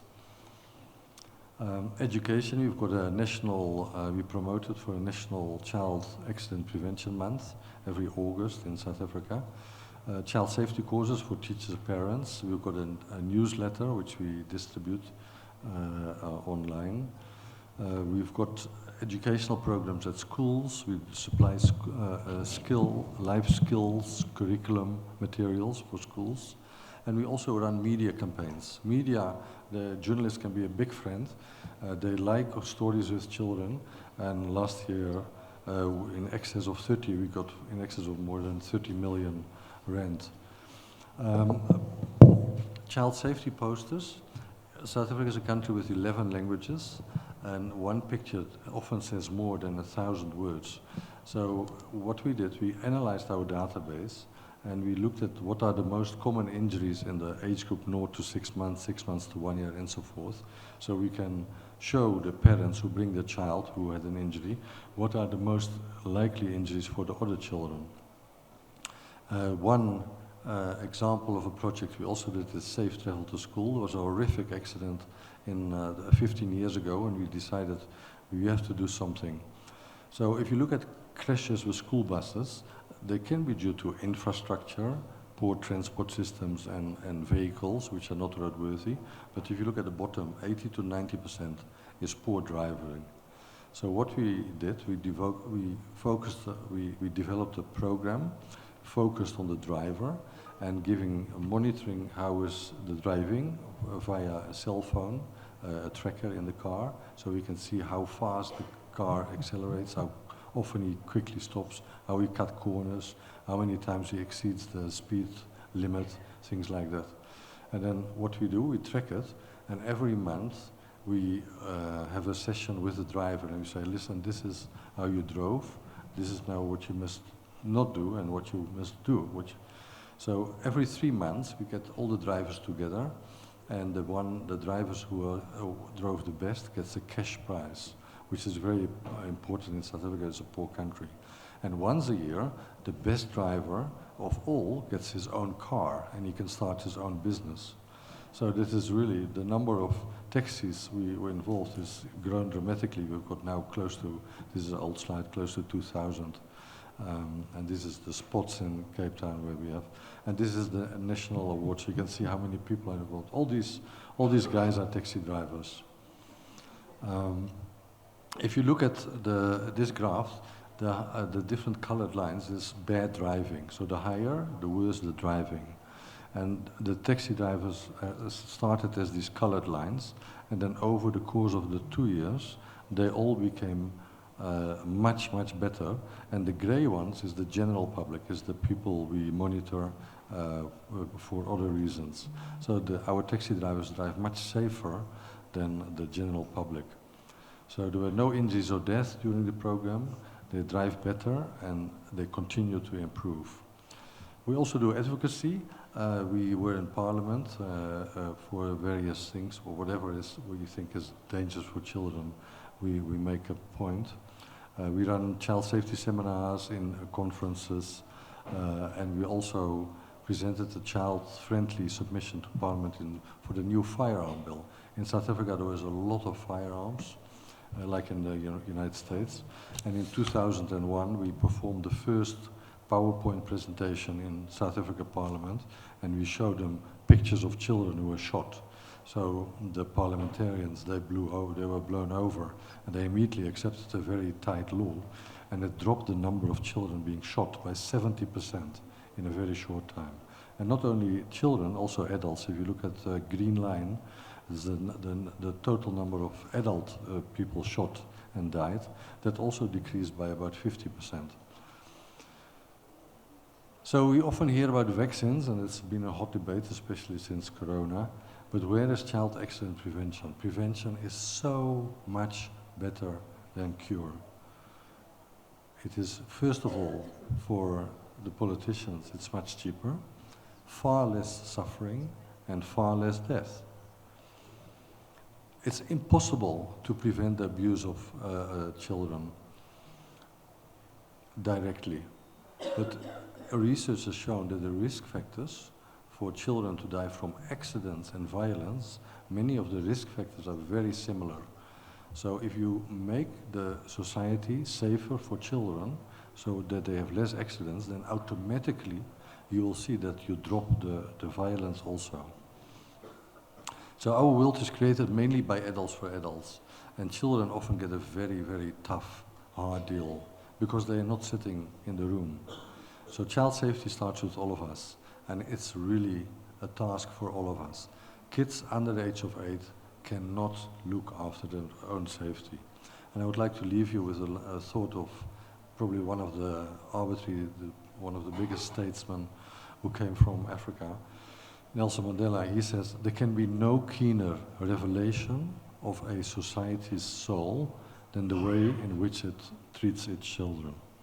And I thank you for your attention.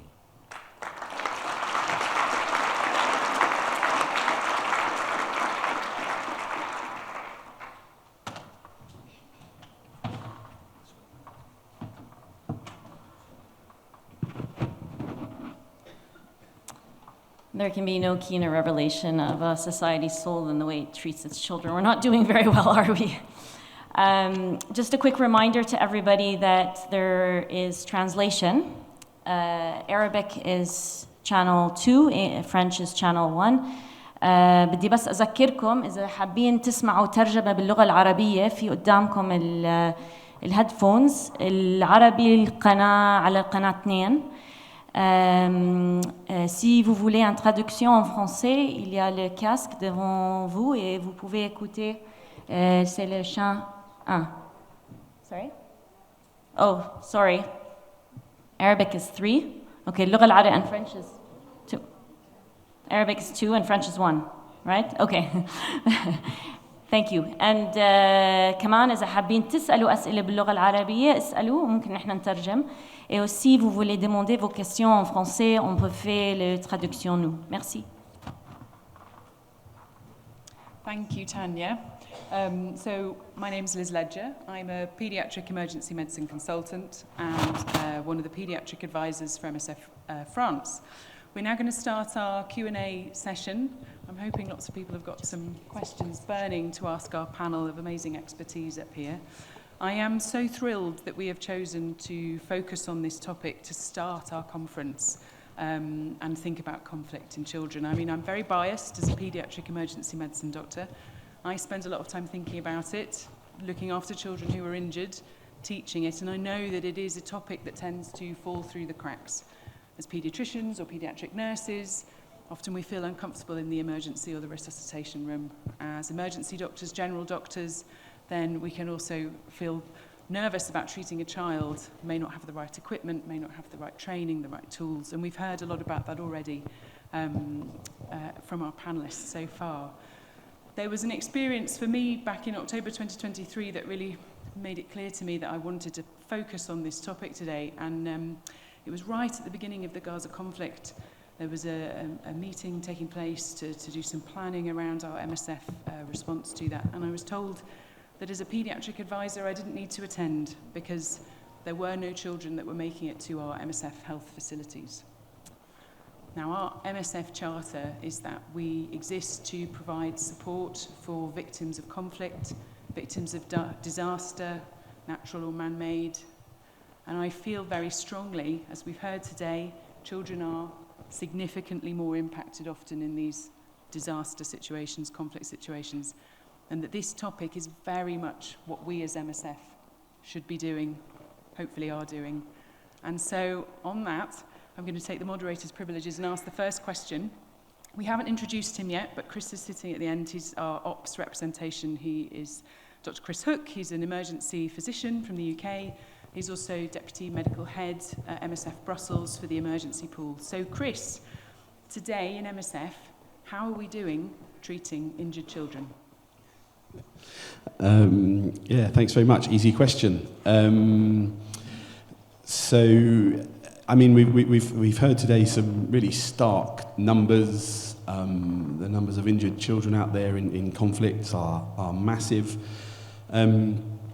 And certainly in my career, one of the things I thought about was, I think if I want to be involved in MSF, we see a lot of kids, so I need to be relatively comfortable with kids, and then I need to be relatively comfortable with trauma, because we see a lot of trauma, and I'm really appreciative that MSF now are bringing this as a real focus to combine those two, because we've heard already that experienced trauma clinicians are not comfortable with kids, even when you've experienced lots of mass casualty. And the experience now of MSF saying that paediatricians don't need to be involved in trauma. So I think there is a lot of good stuff going on, but what we've got to be aware of is that we work in many of these places where these children are at risk of conflict, injury, and MSF as an organisation, in many of these places, we sort of are expected to provide and bring the gold standard to the care that's being provided. And our reputation for doing that is often what gets us access. And our ways of working tend to get us to places quickly and with the ability to respond in a large way. And with that comes a responsibility to do things well. And I think if we turn up and we say, yes, we can run a trauma centre or we can run an emergency room, but we don't really like the kids' side of it so much, then we have no business trying to say that we can do that.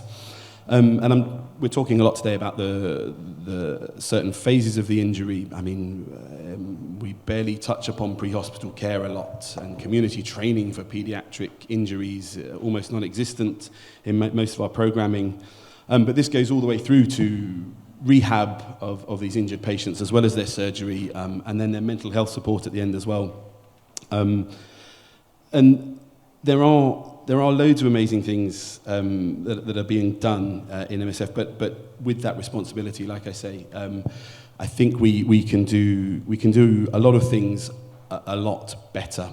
And we don't need super advanced experts in most of the contexts where we work. We've heard from Paul Reevely the basics of simple care, doing things well, understanding the few key differences for an injured child versus a medically ill child, or the difference between an injured child and an injured adult. It's not a lot. And so I think just doing those basics well, pushing this as a topic so that we are all up to date, all the clinicians in the field and people developing programming are aware of what our limitations are. Do we have the right equipment? Do we have the skill set? Do we have people trained? And making sure that we, as a group, as an organisation, are able to feel confident in ourselves that in our programmes we can do this, but also that we can pass that confidence on to the people around us, that they can trust us to do this well, and if they follow what we're doing, that things will improve. So, like I say, in many of the contexts we work, I follow Gaza from the headquarters, and recently we're talking a lot about what comes next in Gaza if this ceasefire holds, and I talk to a lot of people about should we specialise, should we push for paediatric surgery more, should we push for paediatric rehabilitation more, what about mental health for injured children? And the response is always, ooh, yeah, but I'm not sure we have that as a clear specialty yet. And so should we be doing it? And I think, yes, we are the sort of organisation that should be driving this forwards. So it's really great to see so many people here as part of this conference, and really great that you've highlighted this as an area for us to work on to improve. So thank you. Thank you, Chris, and sorry to have leapt on you for the first questions. Have we got a moving microphone for the Q&A? Just getting hold of some microphones. Keep your questions ready. Yeah. Thank you. Thank you very much. My name is Fawzi Al-Hamouri. I'm a pediatrician. Also, I'm a hospital manager. Also, I'm the chairman of the Private Hospital Association in Jordan. But we also established the Gaza Health Initiative in November 2023, 1 month after the war on Gaza. And I must say that we have been collaborating with MSF Jordan and MSF Gaza, and I would like to thank them for all the efforts that they are doing to help the people, particularly the children in Gaza. And I really look forward to have more collaboration in making the mission of bringing 2,000 children from Gaza to be evacuated to Jordan for treatment and then to be sent back to Gaza. This is the initiative which was brought by His Majesty King Abdullah. We already brought more than 300 children. Now they are in Jordan, treated in different private hospitals, including MSF Hospital. I have a guest from United States last month, Professor Jeffrey Goldhagen. He is the president of an international society for social pediatrics. He is advocating that the pediatricians in the world, who count now 1 million pediatricians, are the best witnesses of the agony and the pain the children are having in conflict zones. Are we as pediatricians doing that? Are we documenting what the children are suffering in conflict zone? Are we providing testimonials in different media or courts, wherever we can? Because we are the closest to the children. We are seeing the trauma, we are seeing the agony, we are seeing the pain, we are seeing the killing of these children. So I'm calling for every pediatrician in this hall and everywhere in the world to be a witness. Witness on the crimes committed on these children, wherever they are, in Gaza, in Sudan, in any place in the world. So this is my message, and this is my question for my colleagues all over the world. Thank you very much. Hello, thank you very much for that. I wondered, Mohammed, maybe, would you like to respond? Is there a microphone just here?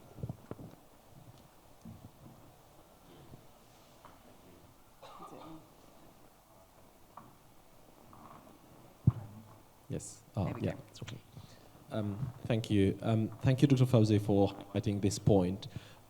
It's my first time to say, me as a kid, I was treated in one of the MSF facilities when I was injured in Gaza. It was like more than 50 years ago. It wasn't a bad injury.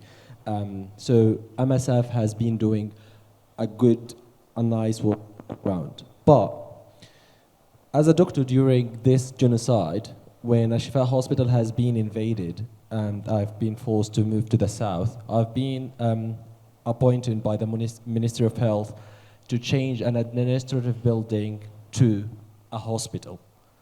And this hospital needs to be handed over to MSF, and they will bring the workforce to run this hospital. They called it later Indonesian hospital in south of Gaza. So I was the clinician who was responsible to prepare this building and transform it from administrative building to a facility to treat injured people. Unfortunately, again, all the equipment that I had was for adults. No, like very simple equipments like cuff for blood pressure or airway equipment or whatever. Nothing was available for kids. And then we handed this over to MSF. I wouldn't say this is the fault for the Ministry of Health or this is the fault for MSF. This is the fault on all of us that we don't advocate for this to happen. This is the fault that we heard from you as well when you have been told that pediatricians don't need to be involved in this kind of stuff. And we have heard from my colleagues here about the numbers of peds or kids who has been injured during conflict. This makes a responsibility on our shoulders to advocate for this, to make sure, hopefully there is no conflicts happening in the future, but anyways, it's happening, to make sure that kids, they will have the right to be treated equally as adults and more, because they are vulnerable people. This is in terms of the physical impact on kids. I've highlighted about the psychological impact. Imagine 3 years old kid coming to hospital without any family member, and just this kid seeing my face, like taking a pen, writing kind of numbers and letters in their bodies, rushing them to the emergency room in recess, and doing the stuff that we do as an emergency doctor without saying, just like we say in Arabic, Habibi ihda, or calm, like a little one. We don't have time to say this as clinicians, because if we spend saying this or calm them down, other people will die. So we need to highlight as well the psychological impact as well.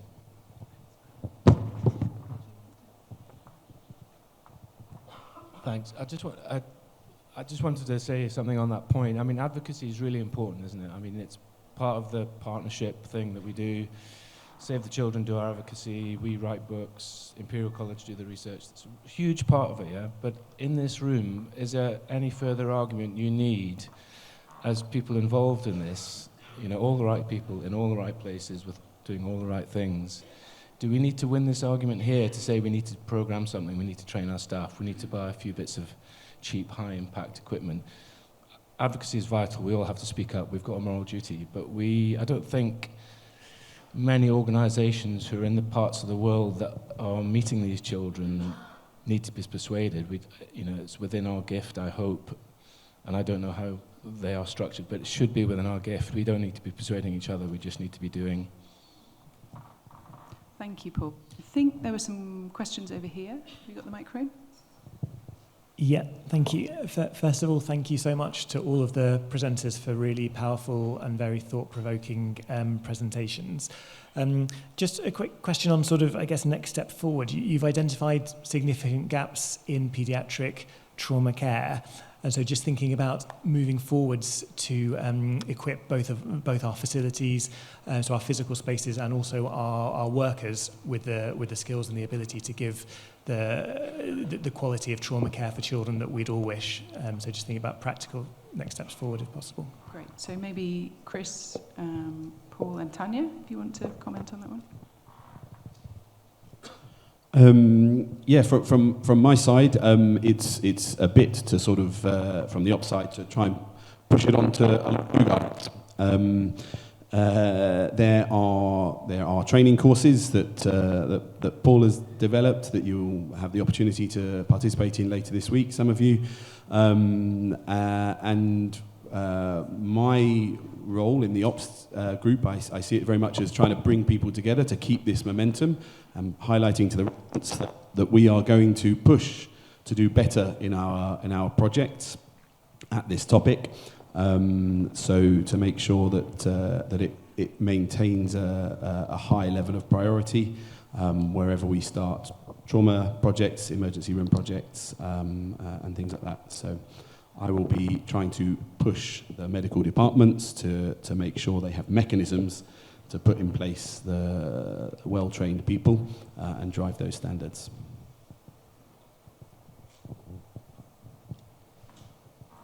Yeah, if you want to, yeah. Yeah, thanks, Michael. I mean, Chris is absolutely correct, and I'll just a small point of correction. I didn't develop this course.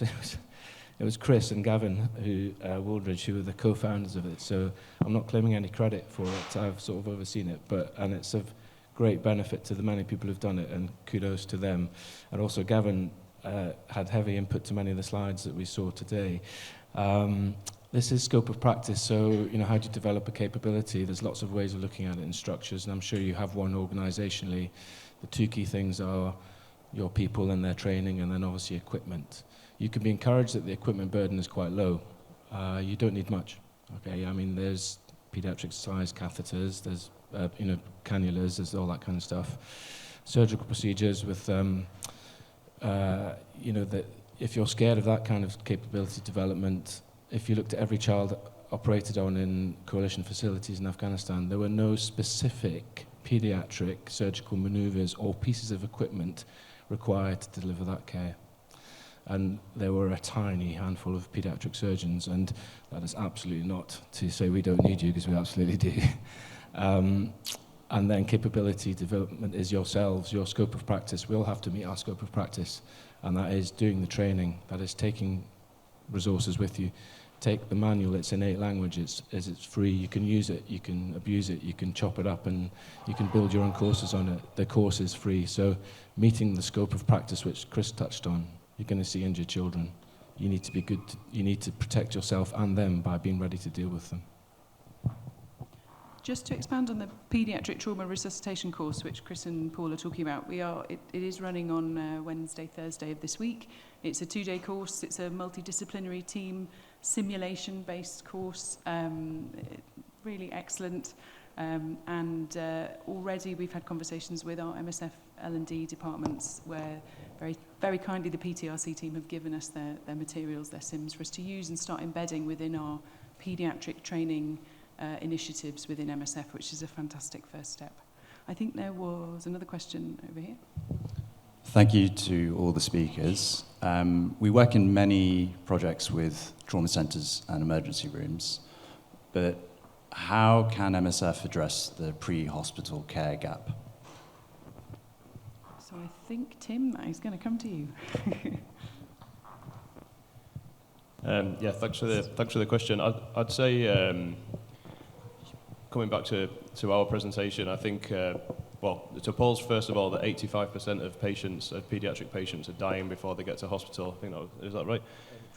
The critically injured ones. Having worked in a pretty high resource setting in central London, even there where you're relatively close to your patients as a paramedic, and there's this functioning call centre most of the time that can get an ambulance or a clinician to somebody quite quickly, you still end up arriving too late at the time for the really poorly people, and I think that's clearly magnified in some of the settings where we're working. What I'm really keen for in the Halo Trust is that we have a similar reputation to you guys in MSF, that we will go to the places that nowhere else will go to, and we'll take risks to get out there. So I think we've got a real opportunity in some of the places where we're working to do things like this community first aid responder project. I'm really, really happy to share all the materials that I've got. I mean, I didn't create them. They came from Extract and the Paediatric Blast Injury Partnership, and are aligned with the World Health Organization stuff. We just have to get on with it. You will also have clinicians working in remote areas who, and I know you're all really, really busy, but I imagine you're probably doing some kind of community outreach stuff in some of the places where you're working. So if you don't need to be a clinician for this. This curriculum has been designed especially for people who have no medical background and no equipment. And yeah, I'm really happy for us to partner together to do that and get that out there. I think, hopefully, I've answered your question. Would you like to add anything else? Can I just quickly highlight as well? It's also you hear time and time again, like MSF don't do X, Y, and Z, or we don't do it that way. And I think we need to make sure that everybody that's working in the project understands that that's just not a thing. We have complete independence and flexibility. So if you are working in your project and you realise there's a way that we can cheaply and easily save lives by implementing some form of pre-hospital care, then suggest it and drive it. It needs to come from the projects, like you say. It's one of the first things we do in any conflict zone is we go and we arrive and we say, we're going to do trauma. Or even before we've arrived, we send teams into places with a sort of, the vision of, well, you're going to a trauma hospital. But we're seeing from the statistics there are things we can do cheaper, potentially more easily and quickly, that might have a bigger impact. Now, we might not always find easy ways to capture that impact in the data, and everybody loves to see the number of red cases that we've seen in an emergency department, and that proves that we are saving lives. But we need to just find better ways at convincing people that what we're doing is really valuable, and find for the projects, tell us we can do this here, we have access, we can do it safely, we can do pre-hospital care, and that will more cheaply have a bigger impact on what we're doing. So it's for everybody in this room to take away home. There is nothing that we will not do because we're MSF that might save the lives of an injured child. We will try. So, yeah. Melissa at the front. Thanks, everyone. I'm Melissa, Pediatric Nursing Advisor. Perhaps just to follow on from that question, we've talked a lot about pre-hospital care, the acute management of pediatric trauma. How can we continue to address the gaps in pediatric trauma aftercare? Sebastian, would you like to? Thank you very much. That is a very good question. I work in a children's hospital in Cape Town, and we cover an area of sort of like 1,000 by 1,000 kilometers. So we get referrals, for instance, with children with extensive burns. They get a superb treatment in hospital, and then they go home, and we never see them again. And that is such a tragedy. So I think the crux is to have a very close relation with the area where the areas where the children come from. So you cannot centralize care for traumatized kids, and you can't, and the aftercare, it has to be in the district. So from the beginning, when the child comes, you should start building a relation with the area where the child comes from, and then take it from there, because for the kid, it's impossible to travel up and down. So it's crucial that the care, the aftercare is supplied in his own environment. Thank you. Just to say, even when we were talking about equipment and like specialized equipment for pre-hospital and emergency hospital care for pediatric trauma, I mean, the same applies for post-care. If we just think about, for example, an amputation usually needs on average about 8 revision surgeries for the stump before you even think about moving on to the more lifelong rehabilitation, and then your prosthetics actually have to adapt to the growth of the child. This is a sort of thing that takes not months, but years. MSF's project here in Amman, a lot of people here know I'm a really big fan, not because I'm from here, but because I actually think it does a very unique thing for a region that's ravaged by war. And I wish we could offer more of that for so many people, because it's such a huge gap. I'm in touch a lot with some of the families of patients I cared for in Gaza, and because I've established those relationships, people often reach out to me about other children. And children are sitting in their tents, festering with open infected wounds, with amputations, with no possibilities of rehabilitation, with severe contractures because of spinal injuries. They never receive rehabilitation, so they effectively lose the use of that limb. And it's great that MSF and other organizations want to go in and do the heroic, what we consider heroic emergency work. I will tell you, as someone in intensive care, that one of the biggest causes for morbidity is not the fact that we don't have the acute care, but it's the fact that nobody thinks the aftercare is interesting or sexy or worth or fundraising worthy, when in fact it's really one of the things that most impacts the child's ability to integrate back in the world with a decent quality of life and function. Thanks, Tanya. If I can add something, I was involved in the tsunami care 20 years ago. I think it was 2004. And I remember going, I mean, the tsunami had a massive amount of attention and media campaigns and donations. 1 year after the tsunami, we did a follow-up. There was not a single social worker working in Thailand to deal with the social problems. It was really horrific. I think we've now got some questions from online. Yes, thank you. There are many questions coming from the online audience. So many of them have already been addressed. Just among them, having talked a lot about training today, and training of healthcare workers on pediatric trauma, and training of communities on risk education and first aid, how do we put pressure on decision makers to invest on this? That's a big question. Yeah, just put your pressure. There are multiple representatives all around the room from Ops here. I'm sitting staring them in the face. We want to have this ethos of ideas coming from the project where you're working, where you are experiencing having to deal with these problems. You guys have the solutions, or you have the information that you can give to us, and just keep applying that pressure. Now, like I say, you will often find that people in positions like I have will have a bit of a vision of what we think we should be doing in a certain place, but it's removed often from where we are. And hopefully you'll find that good ideas float to the top and they reach us and we take them on. Our proposals for the next phase of the Gaza conflict have come entirely from the field and what they see as the ongoing needs. This is not me picking what from a distance probably needs to happen. So make proposals, talk to us, and back it with good information, and use the data that you have in the project level to tell us what you think is wrong. The reality is this, and we will listen, I promise you.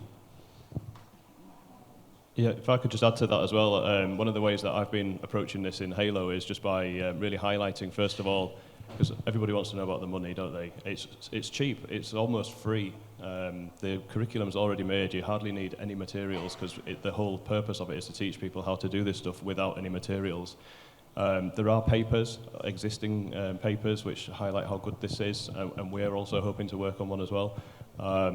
And I would also just emphasize the lasting impact of it by teaching people first aid, which doesn't sound that exciting when you're in a room full of such accomplished doctors and clinicians as yourselves. It's so simple, it feels a bit disingenuous, but it will have a lasting impact when you leave that clinic. Like you were saying, when you go back a year later, at least you've left people with some skills to sort of help themselves and help their community. So that's how I do it in Halo. But it's hard, isn't it, to convince people? If I can add just a quick thing. My message for the policymakers, the question was like how we can address this to the policymaker. I'm sure that everyone here in this room is a policymaker in some way. The message to the policymaker is hear from the local, please. Hear from the local people. The local people, they are the best to tell what is needed. I appreciate your experience. I appreciate that you work in Afghanistan, Yemen, Syria, everywhere. I appreciate that you've been working for more than 3 decades, 4 decades. But please, hear from the local people because they are the best one to tell. If you're not a policymaker,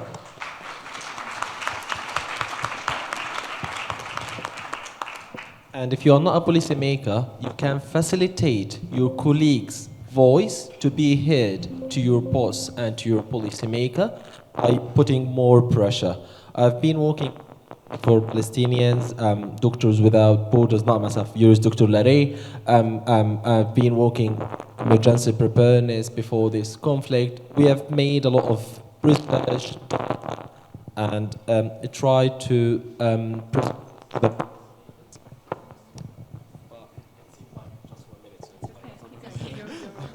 So we try to amplify these voices, but unfortunately we are facing pushback from policymakers at some point because we have done this in somewhere and we need to apply what we have done somewhere else to these settings, which is completely different.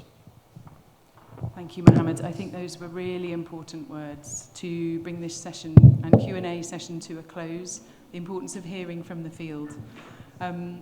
It's been an amazing session. We have an enormous amount of expertise on this stage, but thank you also to the audience for all of your questions, your participation, and for listening. And for hopefully now we have convinced you of the importance of this topic. I'm sure actually you were all convinced already.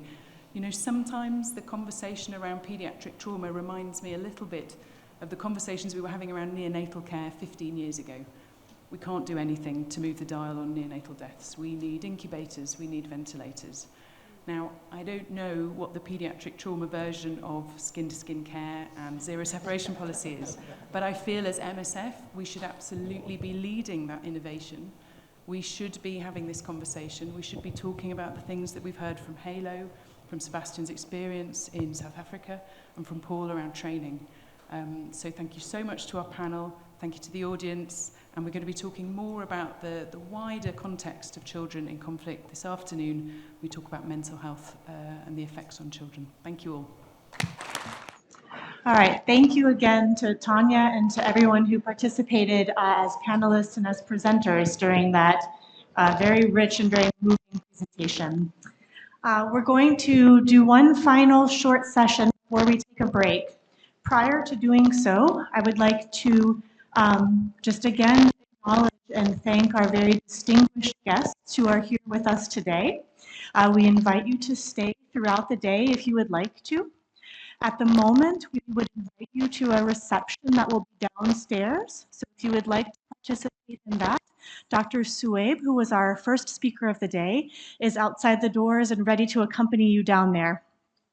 For everyone else, prior to going on our first coffee break, we're going to just tease you a bit with a glimpse at a couple of the posters that you can partake in while you enjoy your coffee or your tea. So I'm going to invite Marie, Laura, and Alexis up here to share a brief bit of information about what their poster is about, and then you can go for more information and discussion with them downstairs. So, Marie. Good morning, everybody. My name is Mary Clarice. I'm a nurse trainer and also a learning designer. So we are presenting today a poster on how we use training with different methodologies, and we have proved to increase the confidence of the nurses in providing care to newborn in a refugee care setting in Nduta, Tanzania. So 30 nurses and midwives, they receive a training on newborn care nursing care. And the training was composed of online learning, clinical case discussions, face-to-face sessions with simulation, and then a bedside mentoring. So the training was given in French and in English. And we have evaluated the nurses' perception of confidence before and after the training. And we have seen a great increase in their confidence. So this training was part of a quality improvement care. And what we have seen in this hospital, we have seen a decrease in the mortality rate of newborns that went from 11.7% to 8%. So if you want to know more how we did, and if you want to have more details in how we conduct this training session, you are welcome to see either Pascal, my friend, my colleague, or me, and we'll be down to the poster and we'll be happy to see you.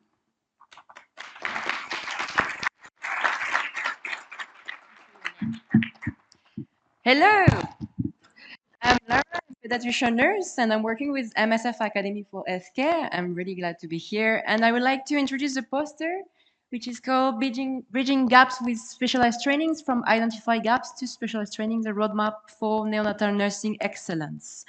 Which this poster reflects indeed a simple but vital truth. Neonatal nurses are at the heart of care for the most fragile patients. Yet the needs assessment conducted across MSF projects, these professionals often worked without the specialized tools and training they deserved. The objective was clear: to understand where gaps exist and how they impact nurses' ability to provide safe, consistent care. The findings were striking: challenge in pain management, medication safety, feeding practices, infection control, and family-centered care.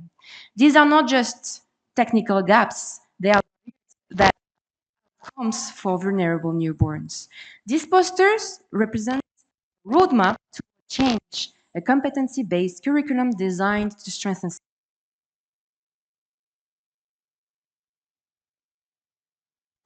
For those who believe that empowering nurses means improving care for every newborn, we invite you to with Osama, which is here, and Rebecca. Together, we can make neonatal care safer and more compassionate. Thank you.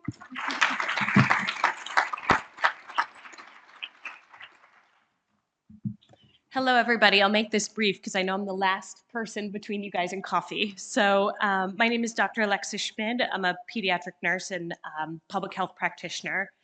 And briefly, we'd like to describe our locally led trauma training program in Ukraine. So the problem that has been enunciated this morning is that there's a lack of preparedness, training, and capacity to deal with pediatric trauma.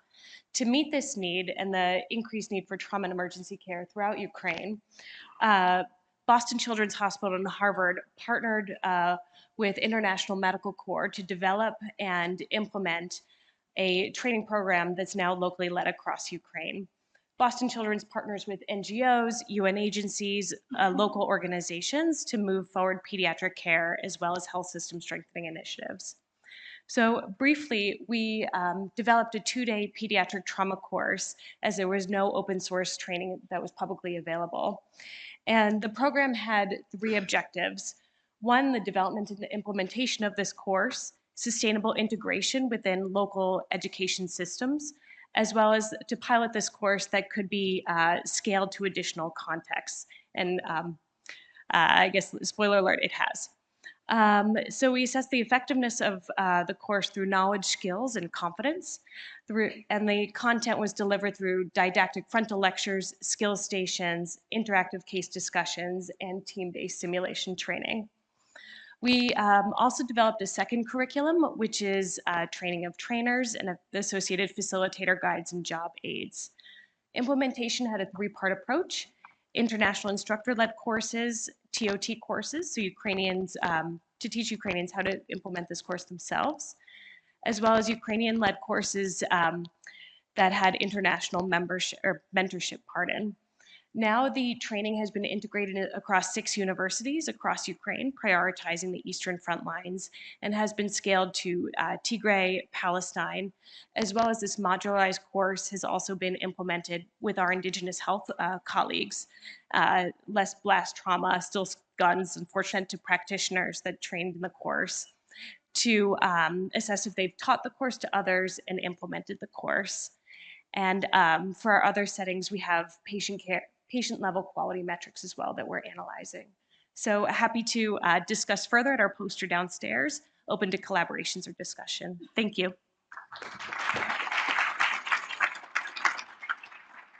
All right, thank you all. So you can see those posters and many more downstairs. If you go down the stairs and to the right, you will find coffee, tea, refreshments, and a lot of interesting things to read and see.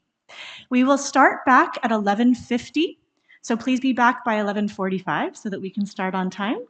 For those of you online, we look forward to seeing you all back at 10 till the hour. Thank you. Hope you had a pleasant break, coffee, nice talks, meeting people. So welcome back. Mazen, if you are here, we are looking for you. Announcement. Okay. So we're back to our next session.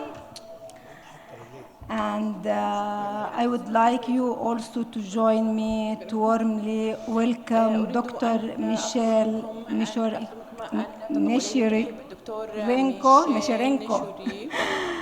to share expertise grounded in 30 years of pediatric work in emergency medicine and public health in fragile setting.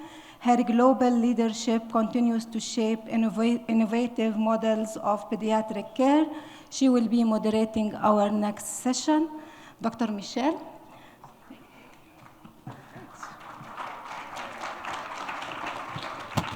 Thank you, everybody. I'm honored to invite our first group of presentation folks up to the stage, so come on up, guys. We're going to have 4 oral abstract presentations, and then at the end of the total sessions, we'll have time for questions. So please, if you have a question for one of the presenters, just jot it down and save it. And for those of you online, feel free to put it in the online forum. One of our presenters will be joining us online. And so our first presenter is going to be Rasha Shruji, who's a nurse and nurse practitioner, a former MSF nurse, and currently a Boston Children's neurology nurse. And we're going to hear about her work in refugee camps here in Jordan. And so, Rasha?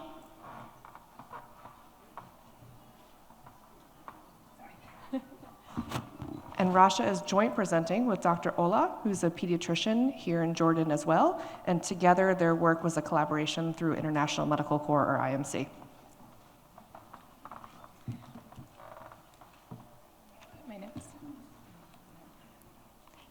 Thanks. Good morning, everyone. My name's Rasha, and I'm a nurse practitioner with a global health program at Boston Children's Hospital. Sorry. Good morning, everybody. I'm Dr. Alajlan. I'm a pediatrician here at the IMC hospital in Azraq camp. And this presentation is going to describe a project aimed at capacity building and strengthening of pediatric emergency care in the Jordanian refugee camps. We don't have any disclosures. Or do we? Oh, there we go. All right, so we're just going to spend the next 15 minutes describing a partnership between Boston Children's Hospital and International Medical Corps with the aim of strengthening pediatric emergency care and trauma care in the Jordanian refugee camps. Okay. I'm gonna talk briefly about the camps available here. I'm with the International Medical Corps. They are basically in 2 major camps, Syrian refugee camps here in Jordan. The first one is Al-Azraq camp, which where I work. We have a hospital, a 24/7 hour hospital with emergency 24/7 emergency care. We have pediatrics ward with also a gynecology and obstetrics ward. We have limited capacity for admissions for non-serious cases, and we take care of neonatal babies and emergency care for the neonates, and also for obstetrics, as well as the emergency care, as I mentioned before. The other campsite is a Zatari camp. There's a 24/7 emergency care center. It's not quite a hospital with no admissions, but it is a 24/7 center with the major services, as well as a camp, limited to 8-hour periods for the x-rays and the laboratory. As most of us learned today, the recent budget cuts and staffing constraints have significantly affected humanitarian care, and especially pediatrics. As a result, a partnership was formed between Boston Children's Hospital and International Medical Corps to meet the identified educational needs of local staff, increase clinical expertise in caring for pediatric patients, and strengthening pediatric emergency care capacity. So I'm going to talk about the challenges we're facing right now at the camps. At the base of all our problems are the budget cuts, especially with the slow resolution of the Syrian situation right now.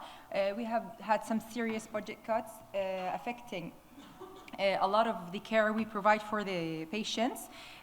So it has affected resources, it has affected our ability for staff hirings, for providing medications, and among other things. First of all, as I said, workforce limitations. We have had a lot of staff cuts. Right now at the Azraq camp, there's only a single pediatrician 24/7. There's only one paramedic 24/7, one GP 24/7,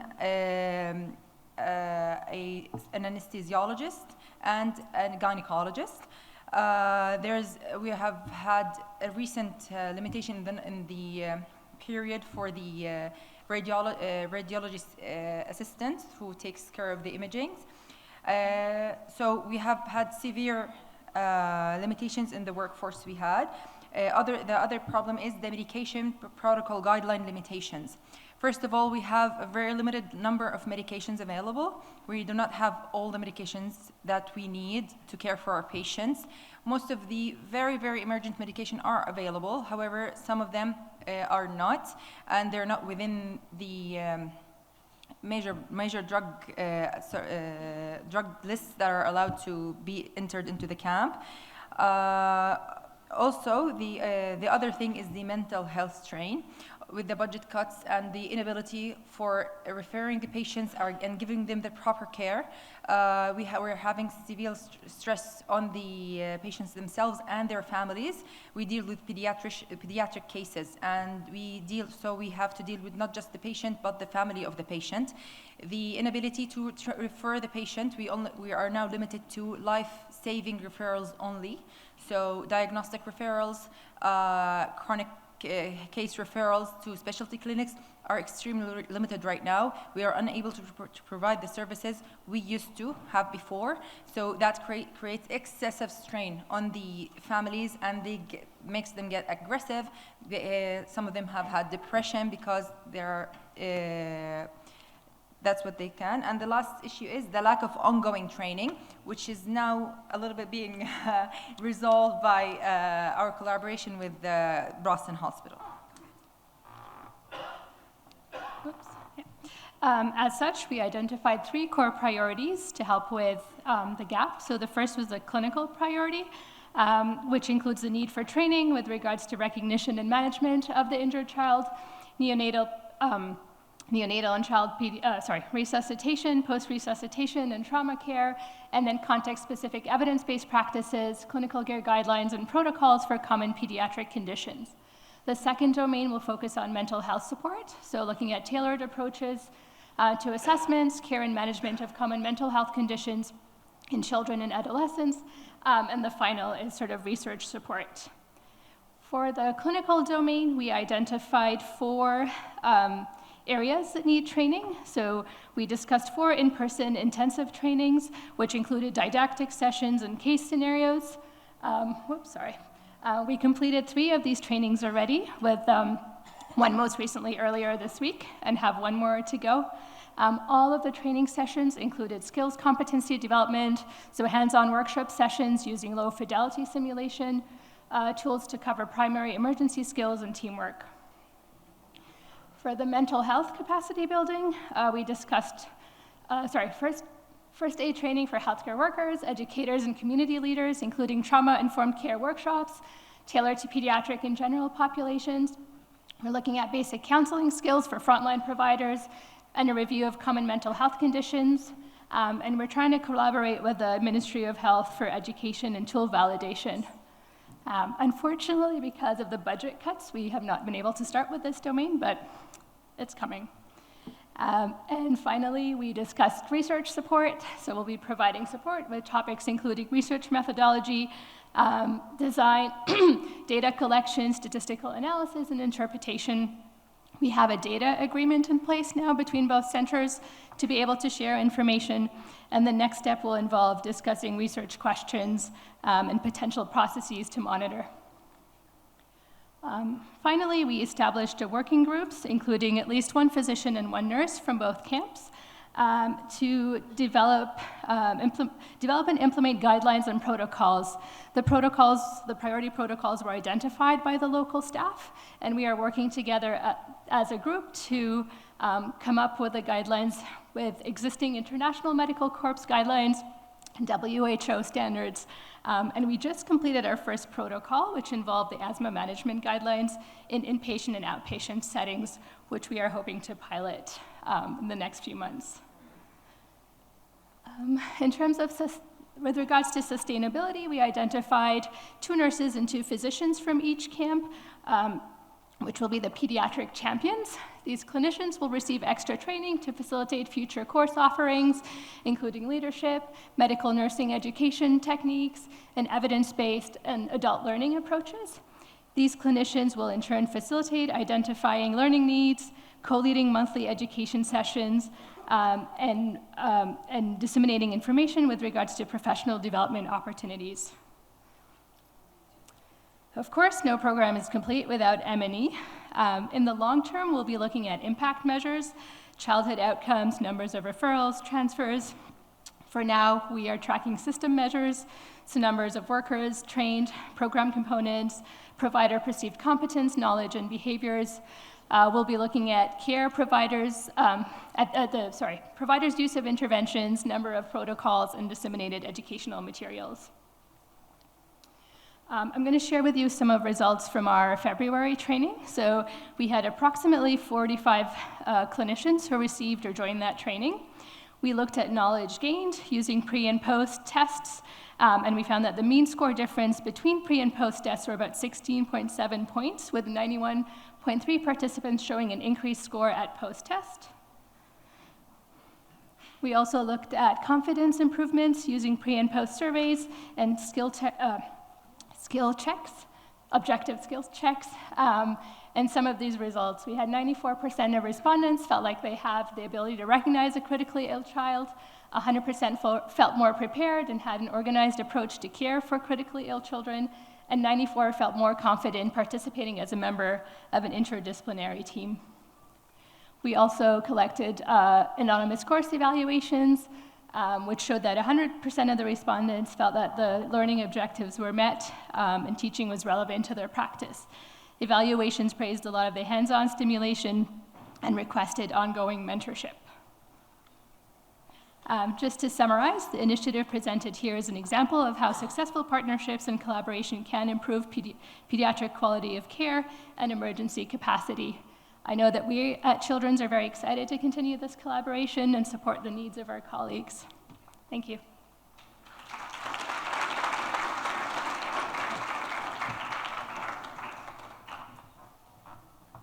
Thank you, guys. We're going to now invite Karan Parikh up, who's a physician and epidemiologist with 5 years of global health experience based with MSF in Spain, to talk to us about under-vaccination and malnutrition recognition.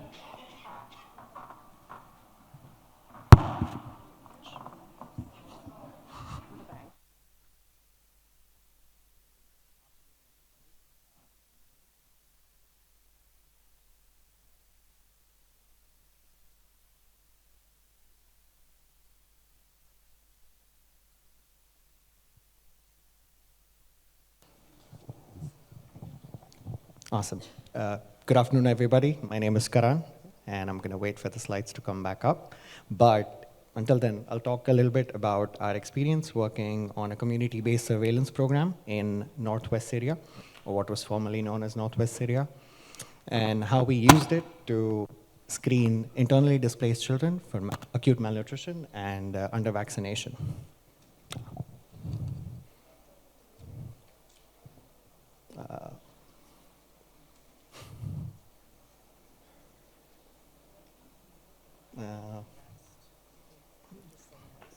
Next, okay. All right, so our community outreach program in Northwest Syria was mainly in northern Idlib, northern Aleppo, and western Aleppo countryside. It was basically a network of 45 community health workers, CHWs, that were operating around 6 PHCs, primary healthcare centers, supported by MSF Spain. Next, please. We were reaching, at its peak, about 54 IDP camps and close to 40,000 individuals. Next. Okay, great. And so the community-based surveillance program ran between 2022 and 2024. All of these CHWs were partner staff, so they were not directly managed by MSF, but they were trained and supervised by MSF staff. The CHW started with engagement in the communities, introducing themselves. They were members of the community, so they were part of the people that they were working with. Then they went through the usual process of identifying the area that we want to work in, and then move to collecting information on a regular basis. They would use modular Kobo forms using Android tablets. The internet connectivity there was reliable. And we were collecting regular information on a lot of health indicators, including mortality, morbidity, health-seeking behavior, and reproductive health outcomes.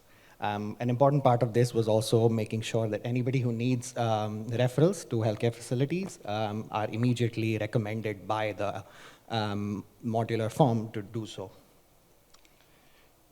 So the objective of using this system to screen for malnutrition and vaccination was nothing new. We were doing it annually to reproduce rates of under-vaccination for measles and rubella, and also for acute malnutrition. But this year, with the last year, with an increasing downturn in funding, then superseded by USAID funding cuts, there was a sharp decline in accessibility to primary healthcare, but particularly to nutrition services.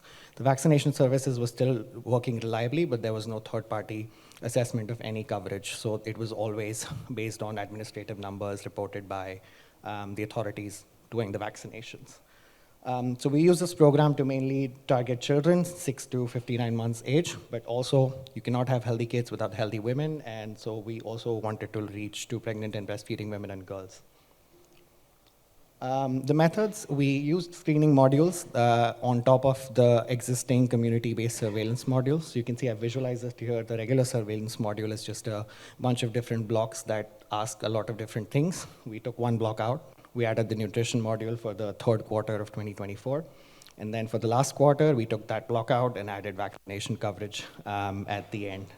A lot of this was also built around regular follow-up, regular monitoring and evaluation of indicators. And as soon as the CHWs would send us the data by the end of the day or by the end of next day, we would be able to give them real-time feedback on what is missing, how many people are they able to reach, and if they have to reach some people the next week, or so on. And we also train them on how to do the MOAC using a smart survey sort of training methodology, and also on the EPI, the expanded plan for immunization. In Northwest Syria, the expanded plan for immunization was slightly different than what is used in the rest of the world. So it was a bit more challenging to adapt all of these existing standard tools to something that works in our neck of the woods.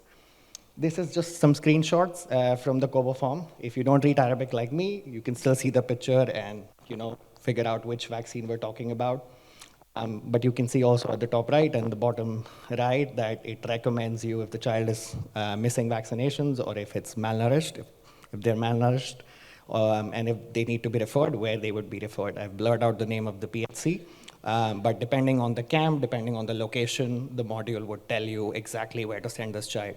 Of course, in Arabic, the language that CHW spoke. This is just for me. So these are some results. Malnutrition in children. We saw overall GAM rates of about 2.5 to 3.5%. As always, the malnutrition rates in girls were a little bit higher. But these are numbers consistent with what was found in the Global Nutrition Cluster survey in 2023. One thing to note is that we were targeting about 8,000 kids, and we were able to reach over 90% of them.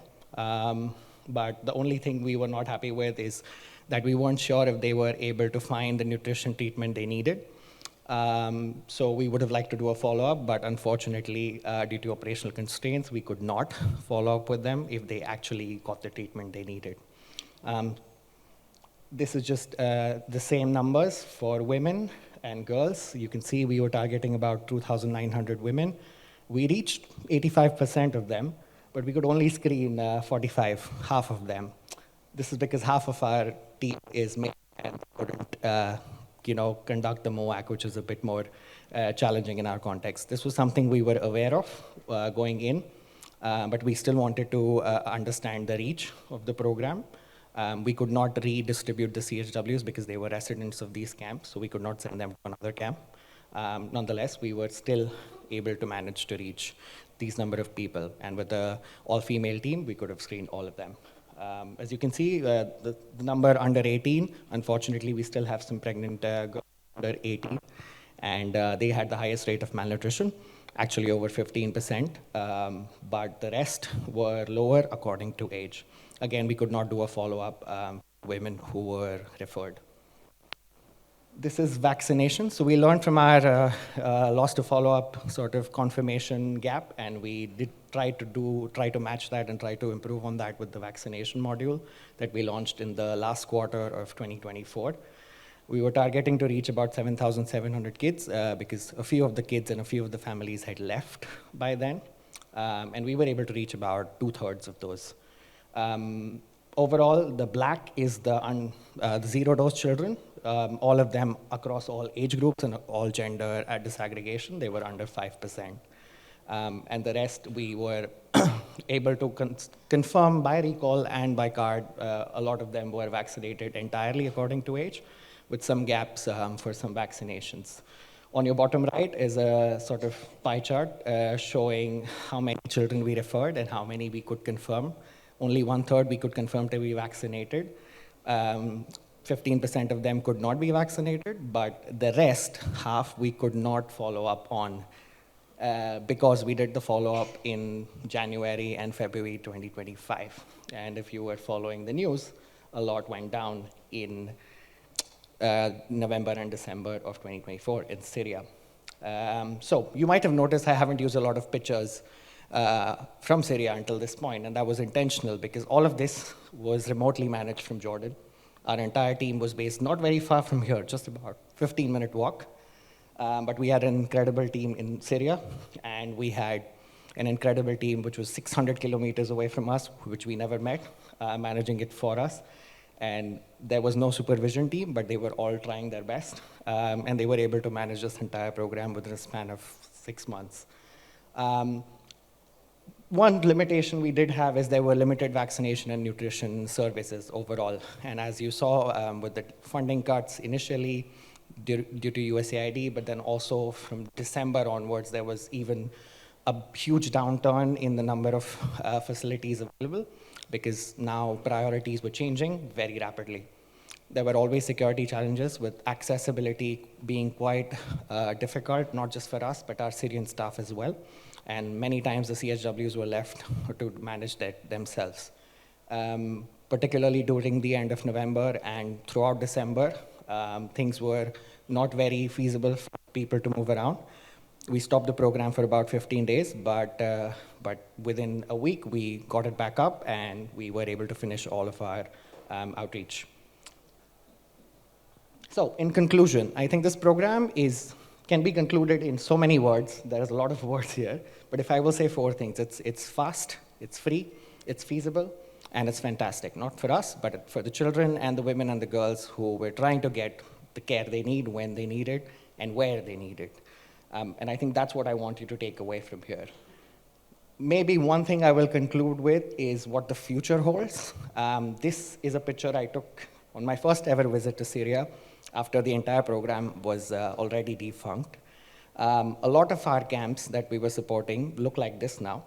Over 65% of the people have gone back to their places of origin with a lot of hope, with a lot of courage. It's not an easy task to uproot your life for many years after 14 years of conflict and go back home and start it all over again.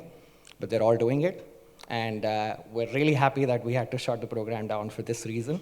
But we learned from it, and we're trying our best to use this, adapt it in other ways, using other priorities in other locations that we're now working in. We've used a little bit of this experience in the south of Syria, in Daraa as well, and we hope to use it in the future as well. So thank you very much. These are all the wonderful people who have supported this program. Some of them are here with us. But for last and not the least, the people of Northwest Syria, for their resilience, for their inspiration, and for their courage to go through all of this with us and let us into their homes. You can scan the QR code. It's not going to work, so we're going to have to do it old-fashioned way. You can send me a pigeon, or you can come talk to me. Thank you very much.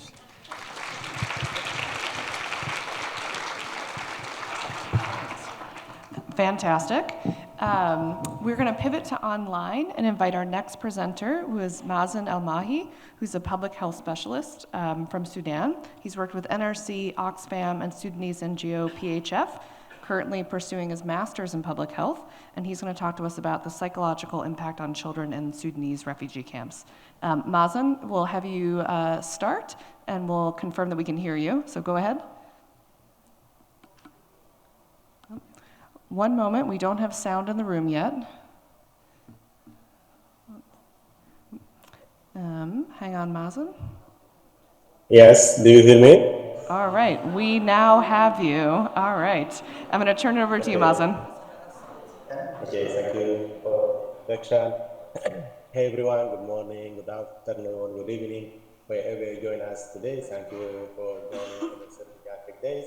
First, I want to say thank you for all the committee of MSF PAEDIATRIC Days, especially Nashi and Edward and Janet for their comments and guidelines. And yeah, here today. So I'm Mazen El-Mahi Omar, in previous with NRC, but now I'm joining Save the Children this November. I want to, let me share my screen.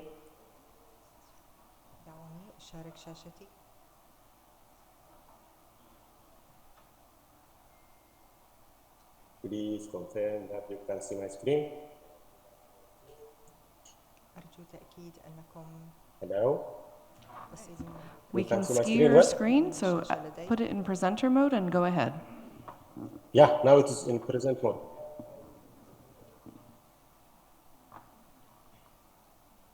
Is it clear?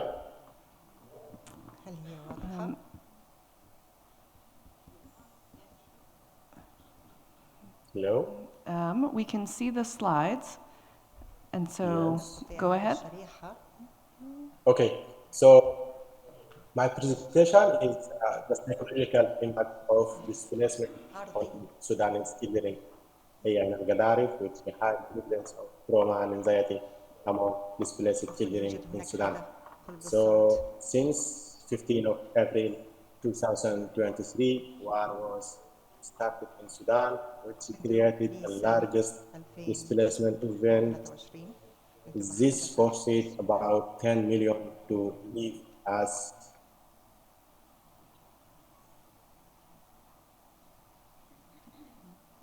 Of these 10 million are children which are vulnerable to trauma, lost their parents and loved ones, and also chronic instability. So Al-Gadarif is like was not affected directly with war, so that is safe, and there is massive influx of IDPs from other states directly by war, like Khartoum State, Jazeera State, and the authorities Al-Gadarif manage the IDPs in overcrowded and informal collective center. Mazen? No any established, yes? Mazen, we're not getting a slide advancement. There we go. Here we go. Yep, we're seeing it in working view, not in slideshow. So as long as you just move through the slides, we'll see it. Or you can put it in presenter. Now you see the slide well. Mazen, you could also try pressing F5, and that may put it in presenter mode. Now it is in present mode.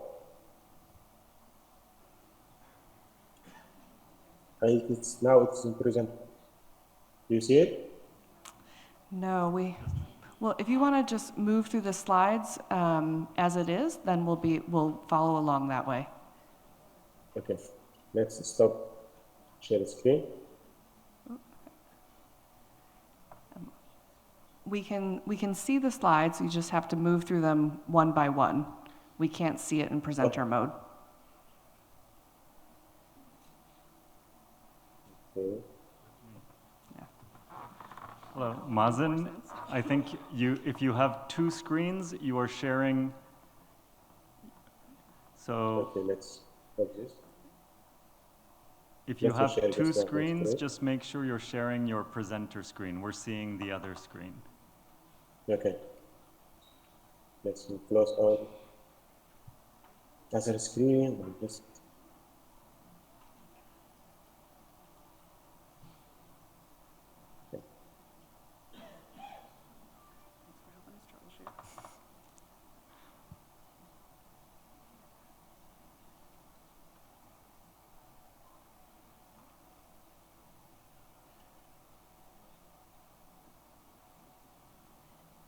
Now you see it.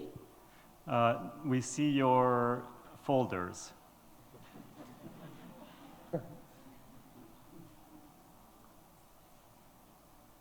I see it. What about now? No. I would recommend just open the PowerPoint and just scroll through slide by slide. We can see it. It's a very large screen, so we can see even if it's not in presenter mode. In present, okay. You don't need to be in presenter mode. Okay. Just share your screen. Okay.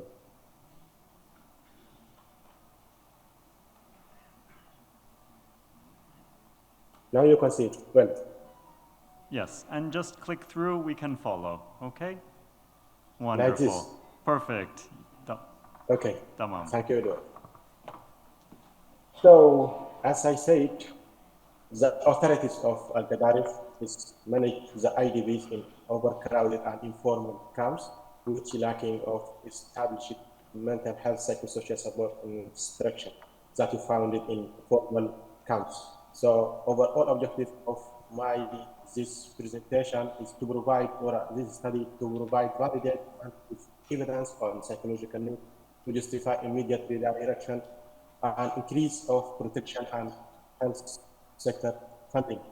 So, a study design is descriptive study with cross-sectional survey among children aged 7 and 18 IDPs camp in Gadarif, and we collect data through interview administrative questionnaire using validate symptoms checklists for clinical significance. My studies assessing the prevalence of 3 key conditions: first, post-traumatic stress disorder; second, anxiety symptoms; and the third is depression symptoms. And we collect data from key symptoms border,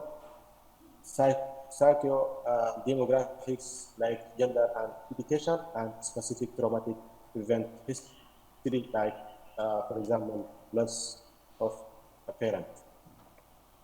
So there is quantifiable border fundings like immediate period post-traumatic stress disorder. 36 to 40% of displaced children need search for clinical significant PTSD or post-traumatic stress disorder. In each 10 children you find nearly 4 require specialist structural mental health psychosocial support intervention, not just basic psychological support. Also, there is widespread distress and sadness. 73 of children feel anxious and 68 of children frequently feel sad. Also, there is some symptoms of fatigue. There is like intrusive memories, nightmare, avoidance behavior, which is visibly stop learning, sleep, and social reintegration. Also, there is real feelings of this war, where, like Muhammad said, when the track pass at night, I wake up screaming because I think the shooting has started again. I haven't slept well since we left our home. So there is like extremely human affected by this war. We identified also some vulnerable groups that we targeted with mental health psychosocial support program. For example, female gender has highly incidence for anxiety and PTSD. Also, those who lost of parents and loved one is directly linked to trauma. Also, the level of education is affected in the resilience and support for families. There is also other factor which worsen of this mental health issue, like prolonged displacement. So the war was started before like 2 years, and now in the third years. So this is prolonged displacement. Also, food insecurity affected of mental health as well as lack of services. So we need to scale up or scaling mental health psychosocial support. As we know, it is not a luxury, it is life-saving. So 36 to 40% of clinical rate. This indicates there is shortage or insufficient in psychosocial support in the clinic. So we need to integrate mental health psychosocial support service in the clinic. And we need to scale these services through 3 actions. First, capacity building for community worker and THC staff on WHO guidelines, them to early identify and refer for severe cases. Action number 2, we need to target delivery to establish mobile mental social support team to reach high-risk areas and target group and like unaccompanied and separated children and female headed that's household. The last one, we need to protect team of those who provide psychosocial support service. We need to ensure that environment which we provide with mental health support is also safely. Call for action or call to action. We need 3 basic call actions. We need first to scale up mental health psychosocial support intervention. We need to move from secondary to core activities. The action number 2, we need financial support or need more financial support from international community. We need other international community to see IDVs, and we need to see our situation in Sudan. We need also humanitarian access. In SUA, humanitarian access, secure, consistent, and impeded humanitarian access. We need a flexible programming and flexible projects to support mental health psychosocial support here in Sudan. Finally, there is conclusion for this. The crisis in Sudan has evolved from physical security emergency to protracted humanitarian and psychological catastrophe. The data from Al-Gaddafi provide a clear mandate. We need to act immediately to protect the mental health of this generation. Final call, we have validated tool and operation framework here in Sudan. We need a lot of, we have a lot of initiative, national organization, and we need now require the political will and funding commitment to implement activity.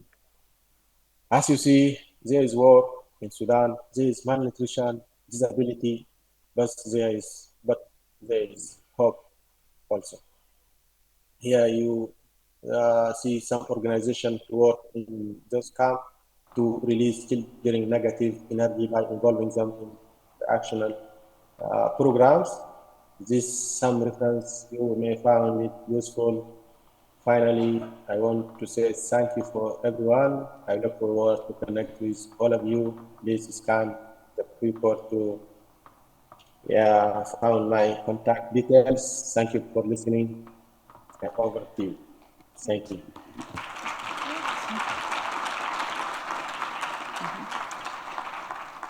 Thank you, Mazen. A lot of applause in the room in case you can't hear it. I'm going to introduce our last speaker, Zina Kazendar, who is the founder of Pediatric Research Alliance and Knowledge, supporting research infrastructure in the West Bank, Palestine. And she's going to talk to us about the mental health effects on Gazans in Egypt.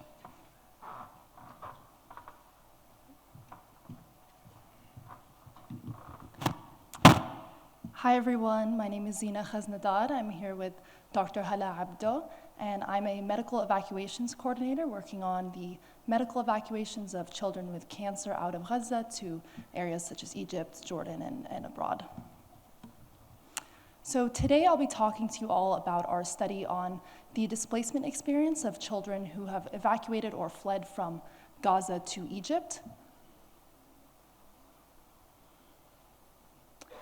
But first, I wanted to start with some background on the intergenerational trauma that many of these children have faced.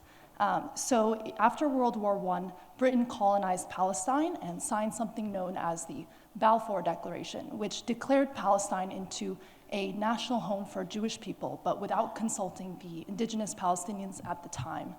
And so this led to a mass immigration from Europe to Palestine of about 500 Jewish individuals, and later led to the day known as the Nakba, or the catastrophe, which was the founding of Israel on May 14th, 1948, during which about 800,000 Palestinians were displaced, 15,000 were killed, and about 500 villages were destroyed. So you can see in this image sort of how Palestine's borders began to shrink and were replaced by Israel, as 78% of historic Palestine was colonized. And then a bit more background on the current situation. So today, Israel continues to expand its borders through settler colonialism as well as occupation. Occupation meaning that they retain control over the movement, electricity, water, and resources that Palestinians have.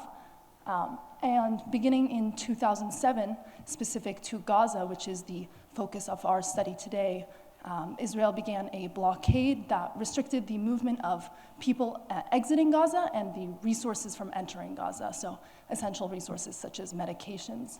And since then, there's also been 5 Israeli bombing campaigns, with the most recent lasting about 2 years, which is the focus of our study today as well.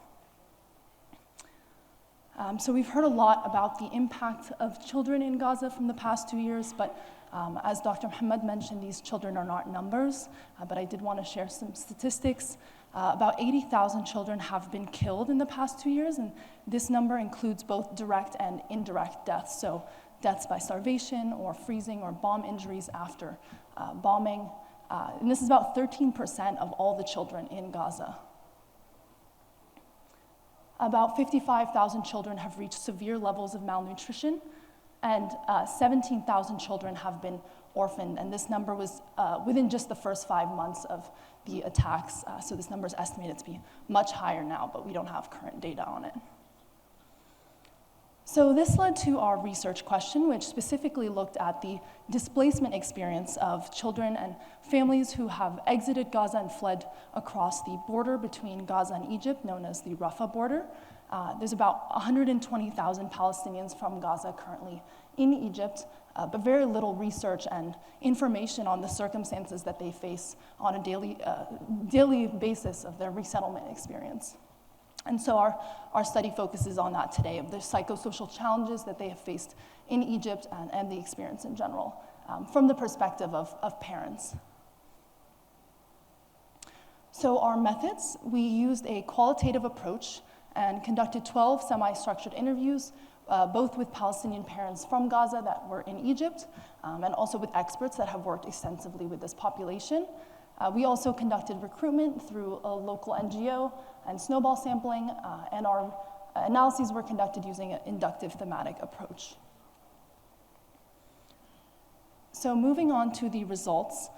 So the three types of displacement that emerged, first was the medical evacuations, and as I mentioned earlier, I work on these evacuations, so if anyone has questions later or wants to speak more about the medical evacuation process, I'm happy to speak with anyone after.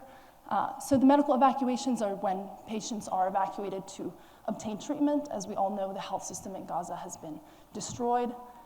The second method of exit was paid exit, and this was mainly when the Rafah border was open, before it was seized by Israel and closed, during which Egyptian companies could charge high rates for Palestinians from Gaza to pay to exit to Egypt across the border. And then the third method is if a patient or family in Gaza has a family member abroad, they may be able to obtain a visa to exit. Now moving on to the themes. So the first theme that emerged is really the effect of family separation on children. So often we have to give mothers the choices to stay in Gaza with their children or evacuate with one child, leaving the rest of their children behind under starvation, bombardment. So I'm going to give everyone just a second to read this first quote.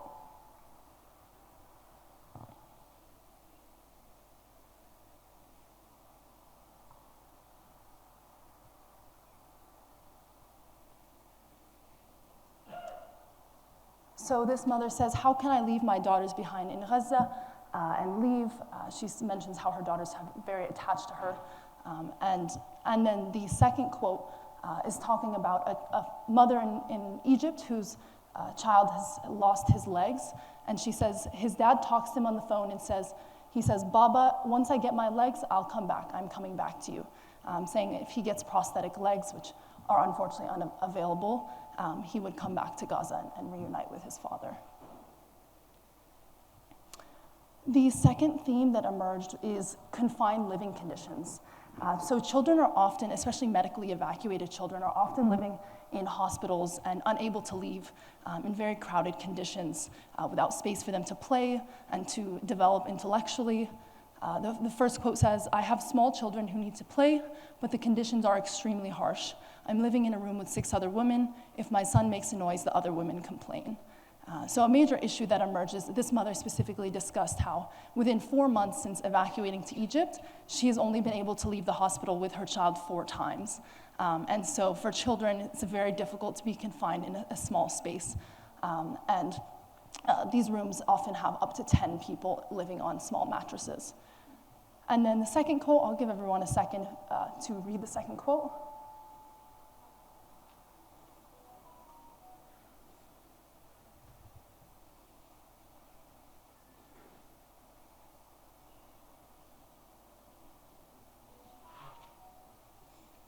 So this mother says, her son says, "Mama, take me downstairs just for a bit, Mama." So he's unable to move, and many times due to the cost of transportation to leave the hospital and other restrictions, it's very confined living conditions. And then the third theme that emerged, and this one was very important and mentioned very often, was the struggles with the lack of legal status for individuals who have been evacuated or fled from Gaza to Egypt.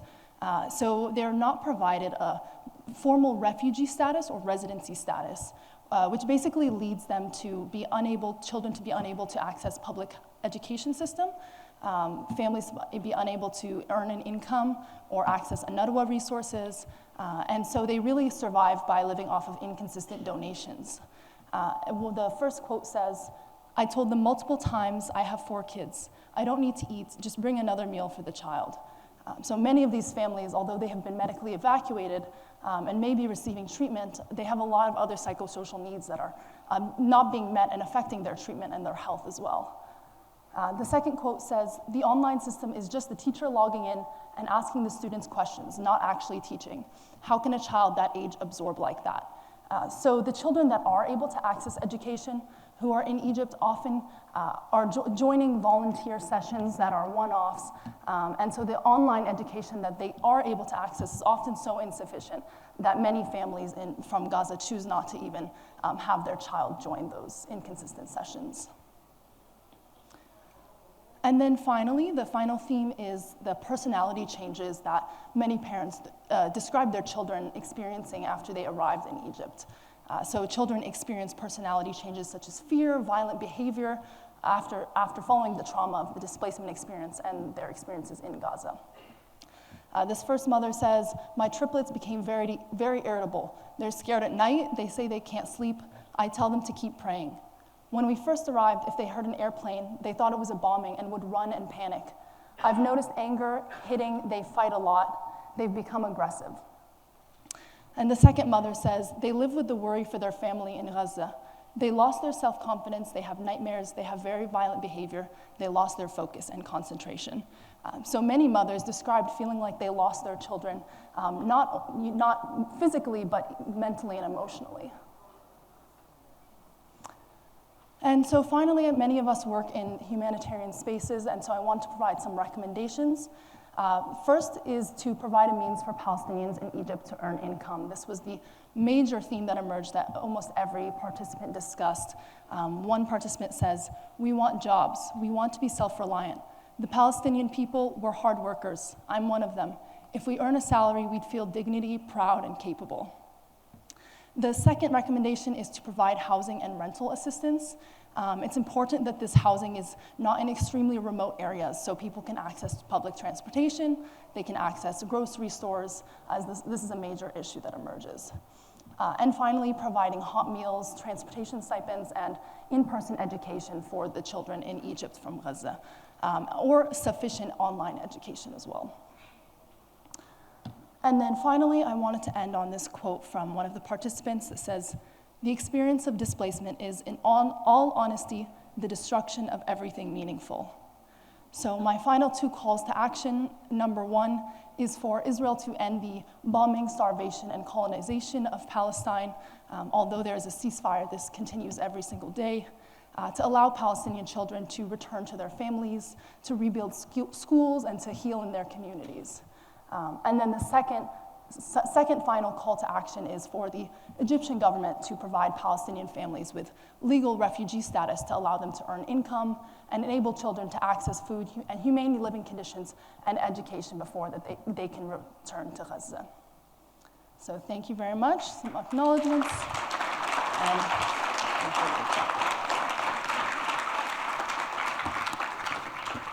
And then apologies to all after the break and some technical challenges running a little bit behind schedule. And so we're not gonna be able to do questions for this session, but please take a good look at our presenters, Karan, Dr. Ola, Rasha, Zina, and Mazen online, and find them if you have interest in their presentations. Thank you, everyone.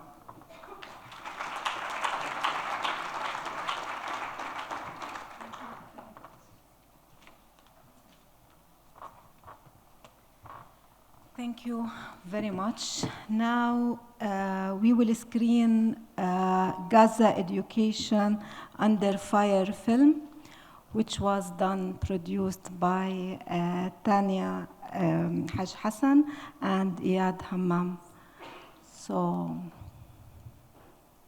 we can screen the video now.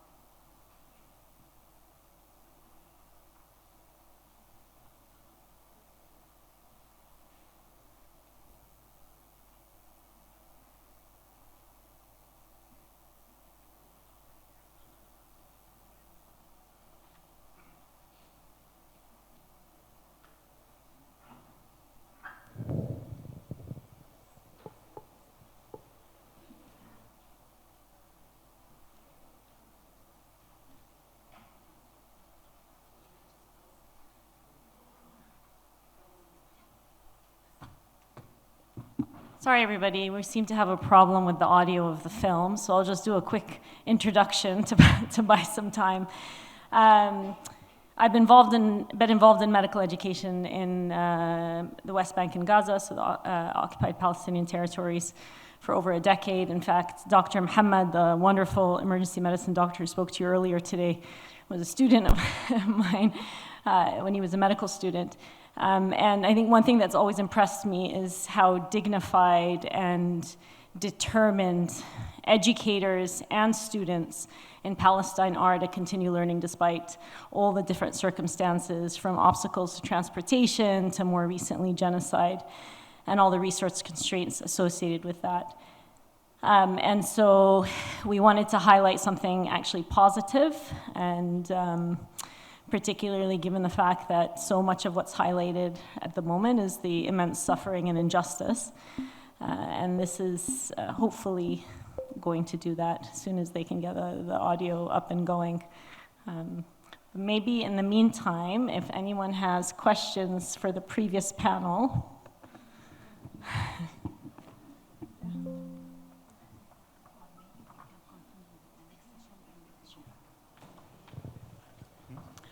Okay, just to buy some time. We say in Arabic, الدرة مرة. Okay.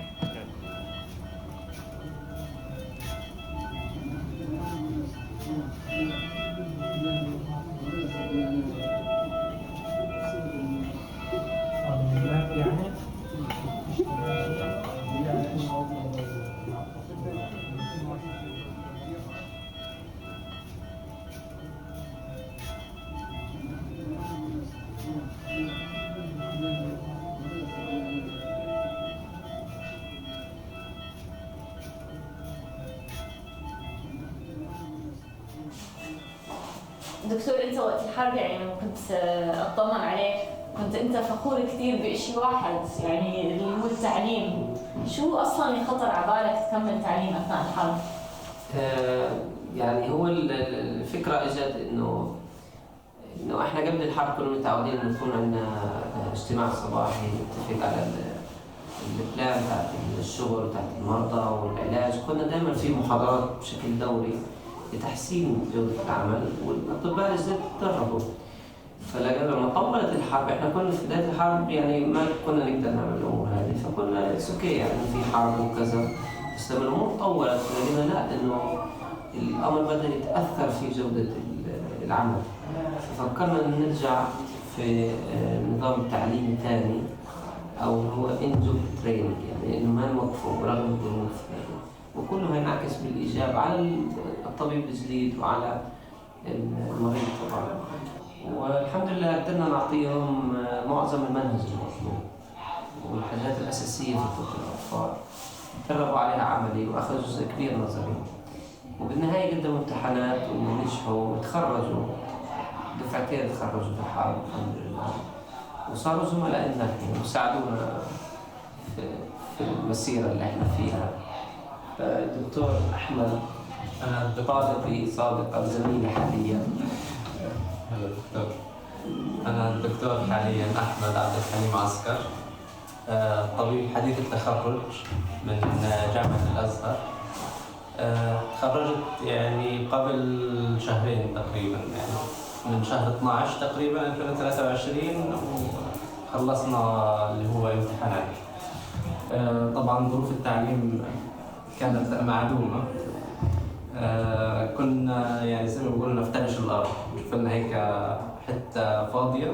الكهرباء، النت، كنت تسمع محاضراتك، تشوفي كثير من زملائنا نزحوا من بيوتهم، فما كان معهم لا كتب. يعني حتى في كثير منهم طبعا في بداية سنواتنا الدراسية أو العملية نبدأ نروح نجيب اللي هو الستيثوسكوب واللاب كوت والأشياء هاي. أغلب اللي نزحوا ما كانت معهم هاي الأشياء، فاضطرينا نظام إنه نستعين من بعض، يعني نلف. جزء كبير برضو من الطلبة مثلا في زميلتنا يعني زي من مكونات الشعب احنا برضو، فجزء كبير راحت عيلته. في زميلة لنا تقريبا ضلت هي من عيلتنا، راح أمها وأبوها وأختها وظلت هي. زميلة ثانية إلنا برضه استشهدت في الحرب. زملاء كثير من الدفعة الأصغر منا برضه استشهدوا فقدناهم، سواء من الطب أو طب الأسنان كثير.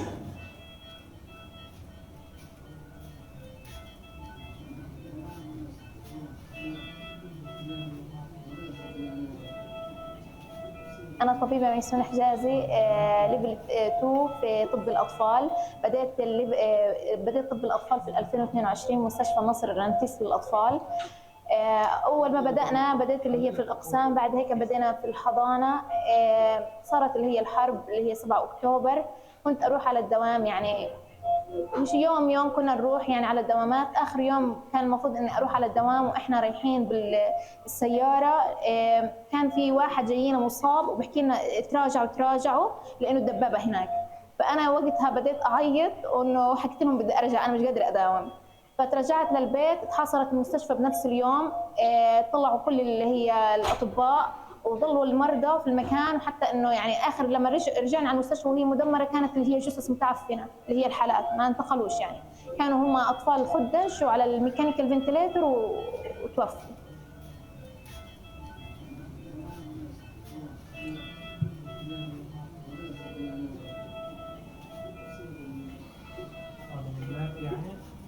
من الاشياء اللي انا مبسوطه فيها اني انا تعلمت كثير في الحرب.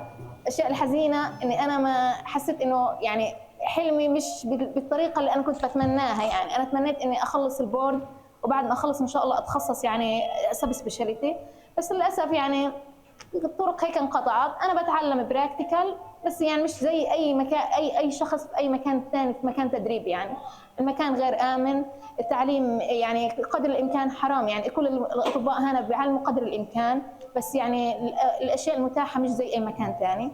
الحمد لله ان شاء الله بظروف افضل، ان شاء الله نصير افضل، وان شاء الله اكمل التخصص في الاطفال وان شاء الله خير.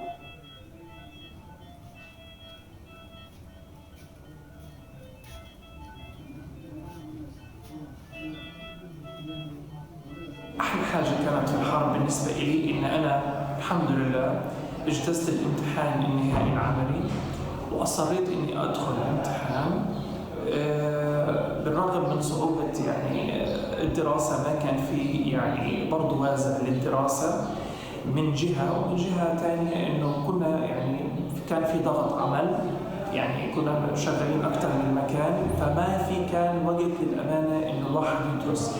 فالحمد لله أنا لمت حالي وقدرت أتغلب على هاي الظروف، والحمد لله اجتزت بفضل رب العالمين الامتحان النهائي العملي للبورد الفلسطيني، وحصلنا على شهادة البورد الفلسطيني. هذا أكبر إنجاز الحمد لله تم تحقيقه في هذه الحرب. My thinking was, if the student could make it to the hospital for education, so we can do the education for them. It's our obligation to teach them. It's our obligation to give them the maximum training, to give them the hope in the war, the hope in their future, because those are our future doctors. They are our future colleagues. Those doctors who were graduated are now currently working with me as a colleagues, and I am proud of it because they are doing a great job. They are helping the health system here in Gaza now. They are working in the emergency rooms, they are working in pediatrics and medical departments. They are the front line of caring patients who are coming injured or wounded to the emergency rooms. اللي وصلنا له حاجة يعني فوق الخيال أنا بعتبرها، لأنه أول حاجة كانت أصدقاء المريض ولا حاجة، وتدمرت أكثر من مرة. الجيش قصفوها أكثر من مرة، فإني من مكان رماد يعتبر مكان رماد فجأة تلاقي عناية، تلاقي مكان هيك كبير في اللي هي في حضانة، في عناية بتستقبل، هي العناية الوحيدة حتى الآن في الشمال. فهذا بعتبره أنا إنجاز كبير يعني، وأنا مبسوطة جدا إني أنا جزء من هذا الإنجاز. يعني أنا بتعلم وإن شاء الله يعني بأنجز إن شاء الله خير.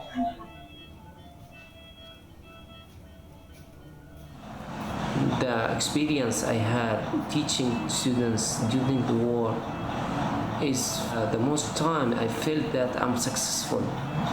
That gave me hope that gave me inspiration and made my fears about the futures of our students and our medical system here, that system will never collapse with such good persons. Now, finally, I would like to thank you all for having me. Thank you for giving me this opportunity to share with you the experience and share with you my feelings about teaching our medical students during the war. Thank you and goodbye.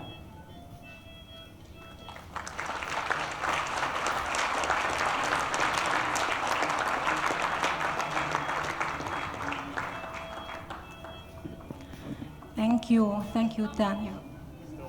It's not finished yet?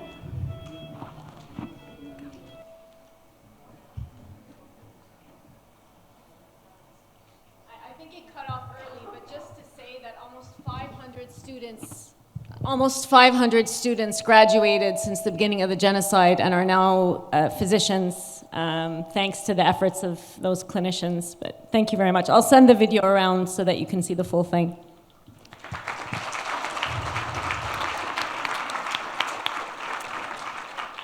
Thank you very much. It's intense but inspiring, and you remind me of that poet when she said, "The Palestinian people wake every morning just to teach life." So thank you. Okay, I'll give you a little bit of time just to digest, or me to process. Okay, so our next guest, our next speaker, please join me to welcome Dr. Mariona Popoka. She is MSF Pediatric Advisor. She's joining MSF since 2014, and since then she was a pediatric advisor. She has been working in diverse contexts, including Afghanistan, DRC, Sierra Leone. She is chairing the Intersectional Breastfeeding Initiative now, and we will have a presentation where she will take us through this initiative. Yes, please.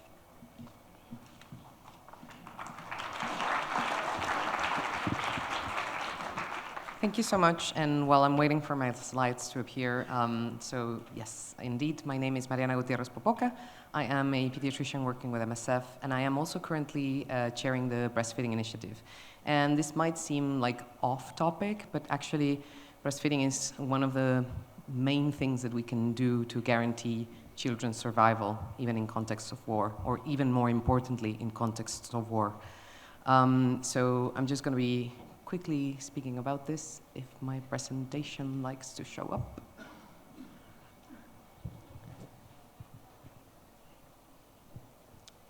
And if not, I will start anyways. So the Breastfeeding Initiative is a multidisciplinary group of people that in MSF came together, and we were wondering, what is going on with breastfeeding in MSF? We haven't been able to support it in the way that we think it should be supported. So basically we have people from sexual and reproductive health, nutritionists, pediatrics, nursing, mental health. And we're all sort of like trying to come together and make this subject advance a little bit in MSF.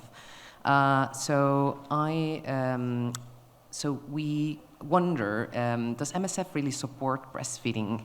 And unfortunately, we found quite a lot of pitfalls. Is it seen as a priority? No, it's seen as a nice to have. Do we have staff that is really trained in how to support mothers who are doing breastfeeding? We don't have trainings actually developed for staff.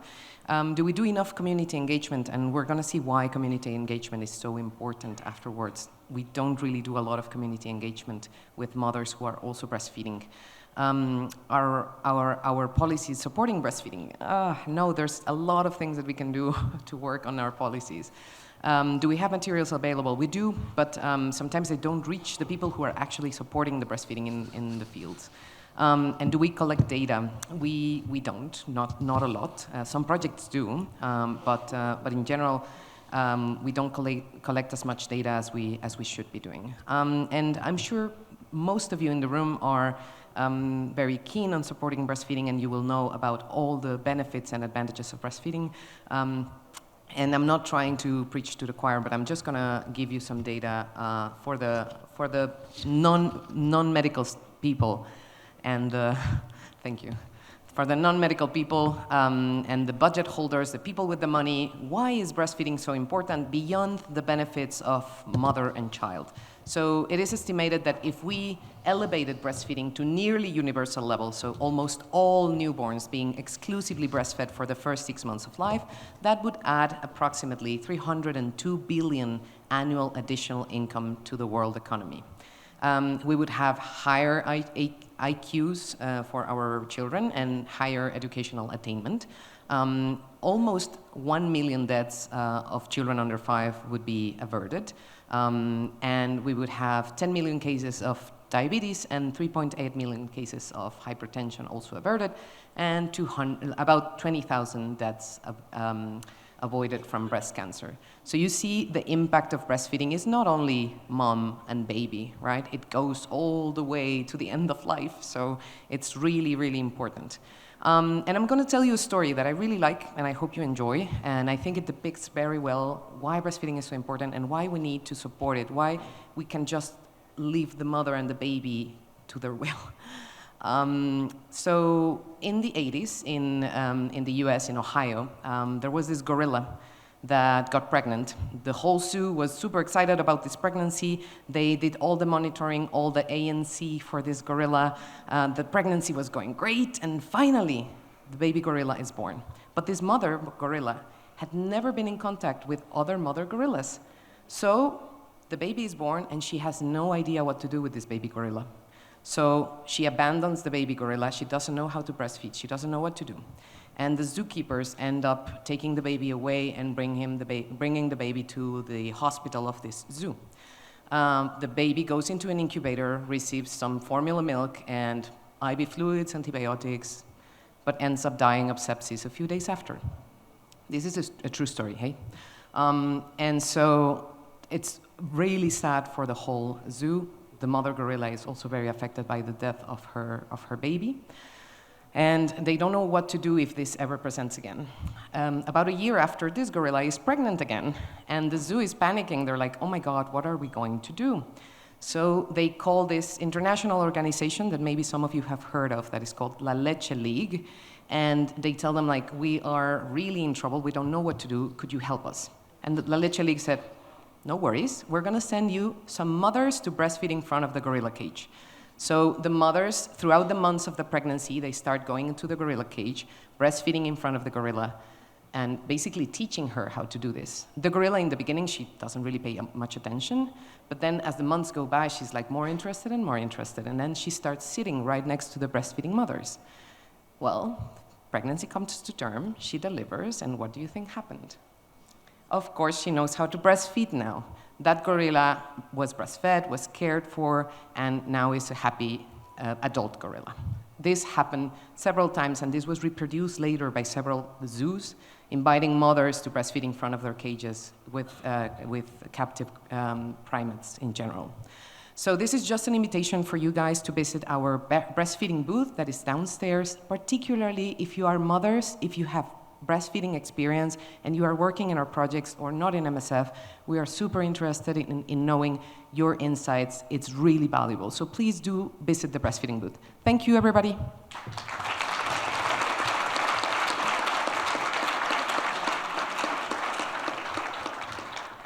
Thank you. So before going to lunch, we would like to have the second round of speed posters. So Claudia, Eden, Monica, if you can come to the stage. Yes. It's here.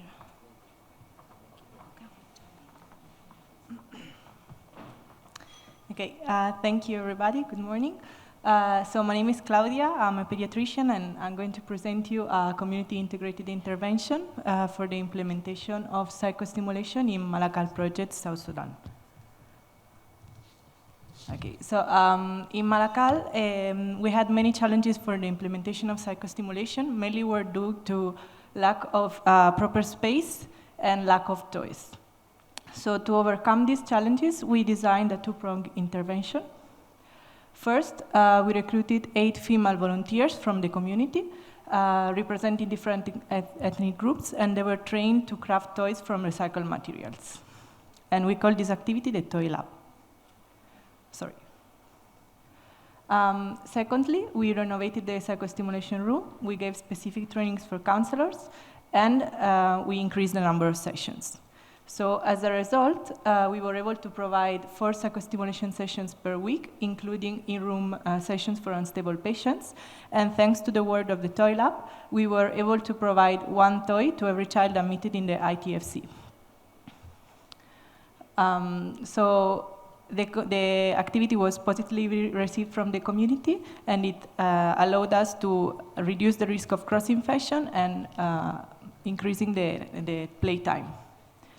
Thank you, and if you want more information, you can check out the poster. The QR should work, and otherwise I will be around, and the poster is downstairs. Thank you very much.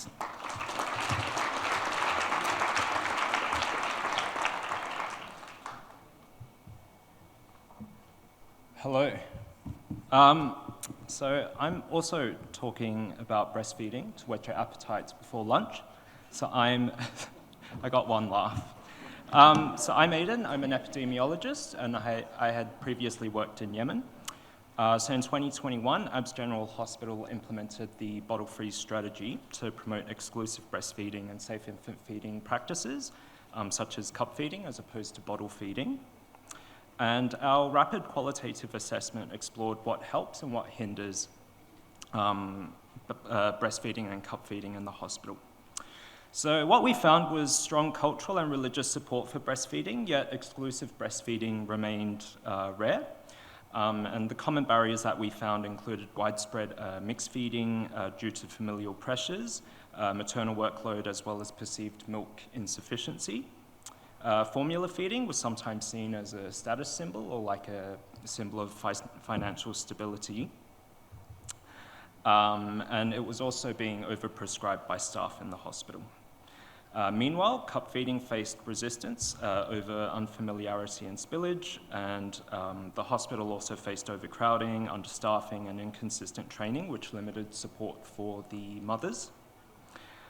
Despite these challenges, the identified barriers are largely modifiable, indicating a clear path for strengthening this initiative. So if you want more details, if you want to check out the pretty graphics, come to poster 82. Thanks.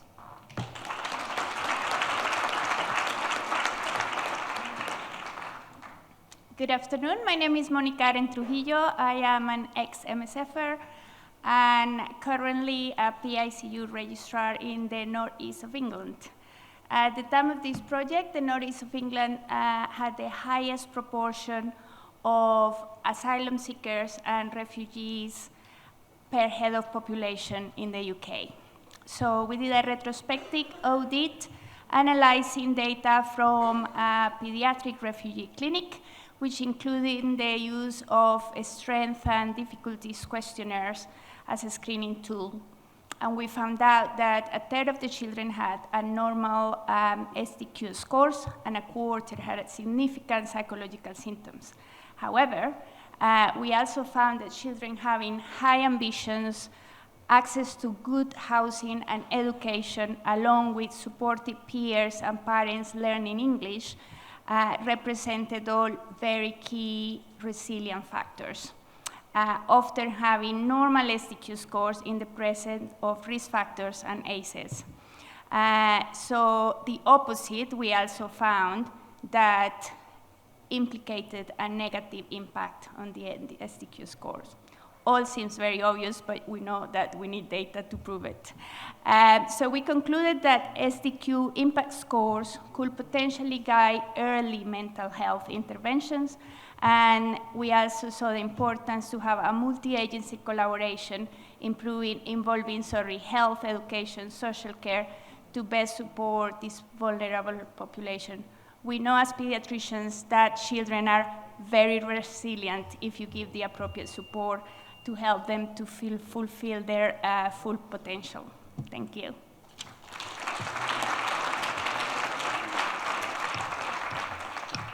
Thank you very much. We, with a pleasure, we are invited you to have lunch for 1 hour, less than 1 hour. So please be back 2:10. And for you to know, lunch is served in 2 places. One in the hall across the venue here, and the other one is downstairs. So feel free to join any place.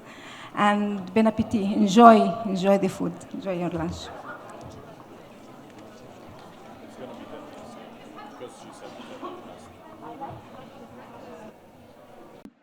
Hi, everyone. Welcome back. Welcome back to those of you who are joining us online as well. I will be introducing our next session, which is going to be on transforming pediatric tuberculosis care in humanitarian settings. So to lead that session, I introduce Daniel Martinez. He's a pediatrician with Doctors Without Borders, and he's the leader of the MSF Tactic Project. He's also a founder of Pediatric Days. So welcome, Daniel.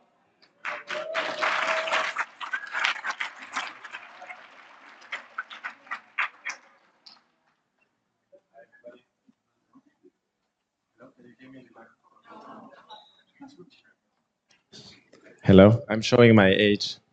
So thanks everybody for being on time after the lunch break, and I'm very happy to be here with everybody. So as usual, I'm going to tell you about something else that is super important that needs to be a priority in humanitarian settings. So I don't know if I can ask the slides or, yeah. So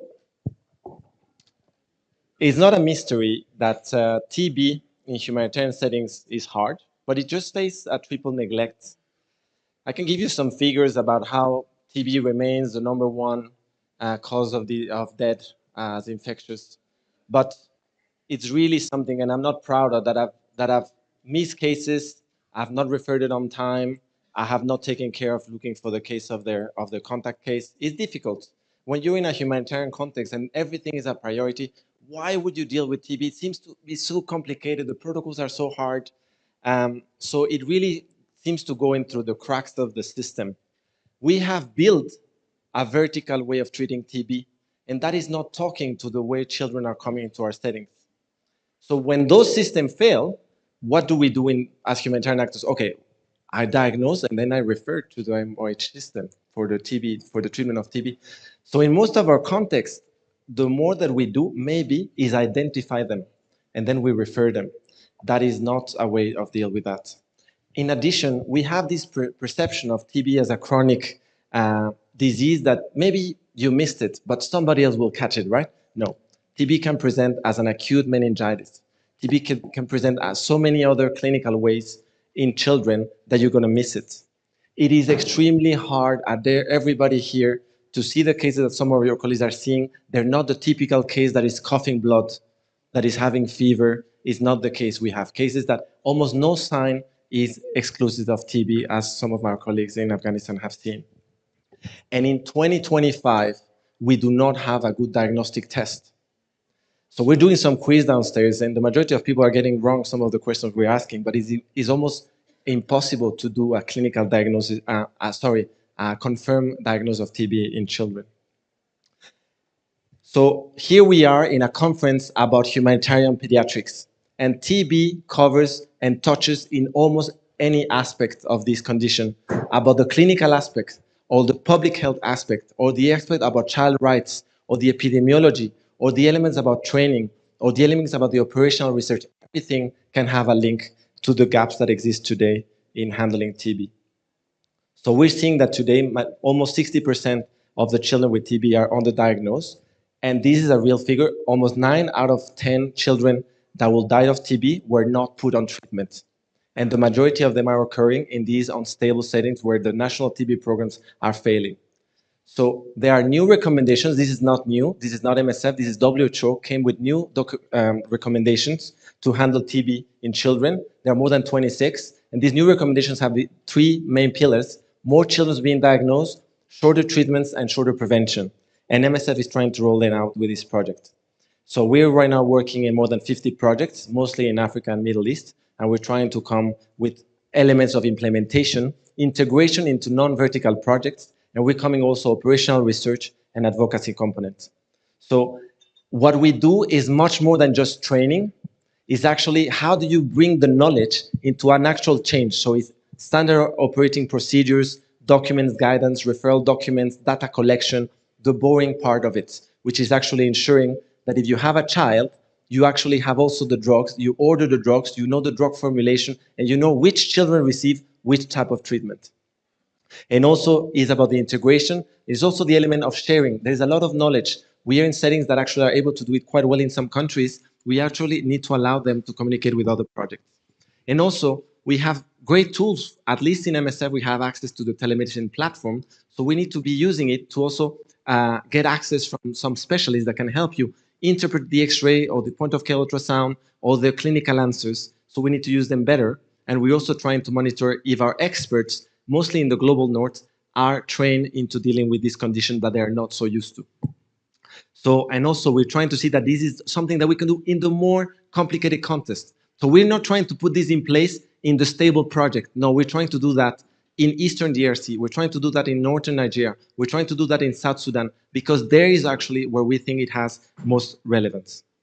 And we're trying to comment in a way that doesn't need too many more resources. We're not trying here, so it needs to be clear, Tactic Project is not trying to solve the problem of TB. We're not coming from the public health approach. We're just trying to see as a child that has TB has the same right to be treated as any other child that comes with malaria or meningitis, pneumonia, or diarrhea.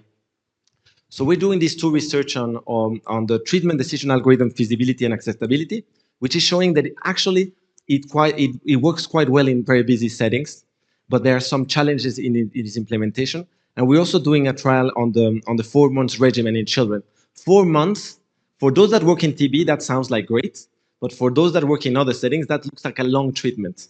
But believe me, 4 months is short when we talk about TB treatment. So we're seeing that actually this 4-month treatment could actually mean much more children to finish their treatment, because a lot of the problem with TB is because it requires so many drugs for such a long time that if you manage to get at least 4 months instead of 6 or 9 or 12, it will be much easier. So these are children that we need to identify earlier. But what happens in most of your settings, you find the kid when he's already very, very sick. And being very, very sick is a contraindication for this treatment. So we actually need to find them earlier when we can actually give them the treatment before they don't have access to the shorter treatment. Data. This, what I'm showing you, is data, real data from Niger, of where we're trying to put in place. Obtaining this data from a non-TB project is extremely hard. So this is showing in the orange bars the number of cases admitted in the hospital for any cause, mostly malnourished, or malaria, or dehydration, or shock. So what you could see is our intervention, the blue line. When we come, we give a training, we increase awareness. It works quite well in the low season. But then the peak season comes. And in the peak season, the same people with the same knowledge, they don't perform as well as identifying TB for many reasons. But we see that decrease.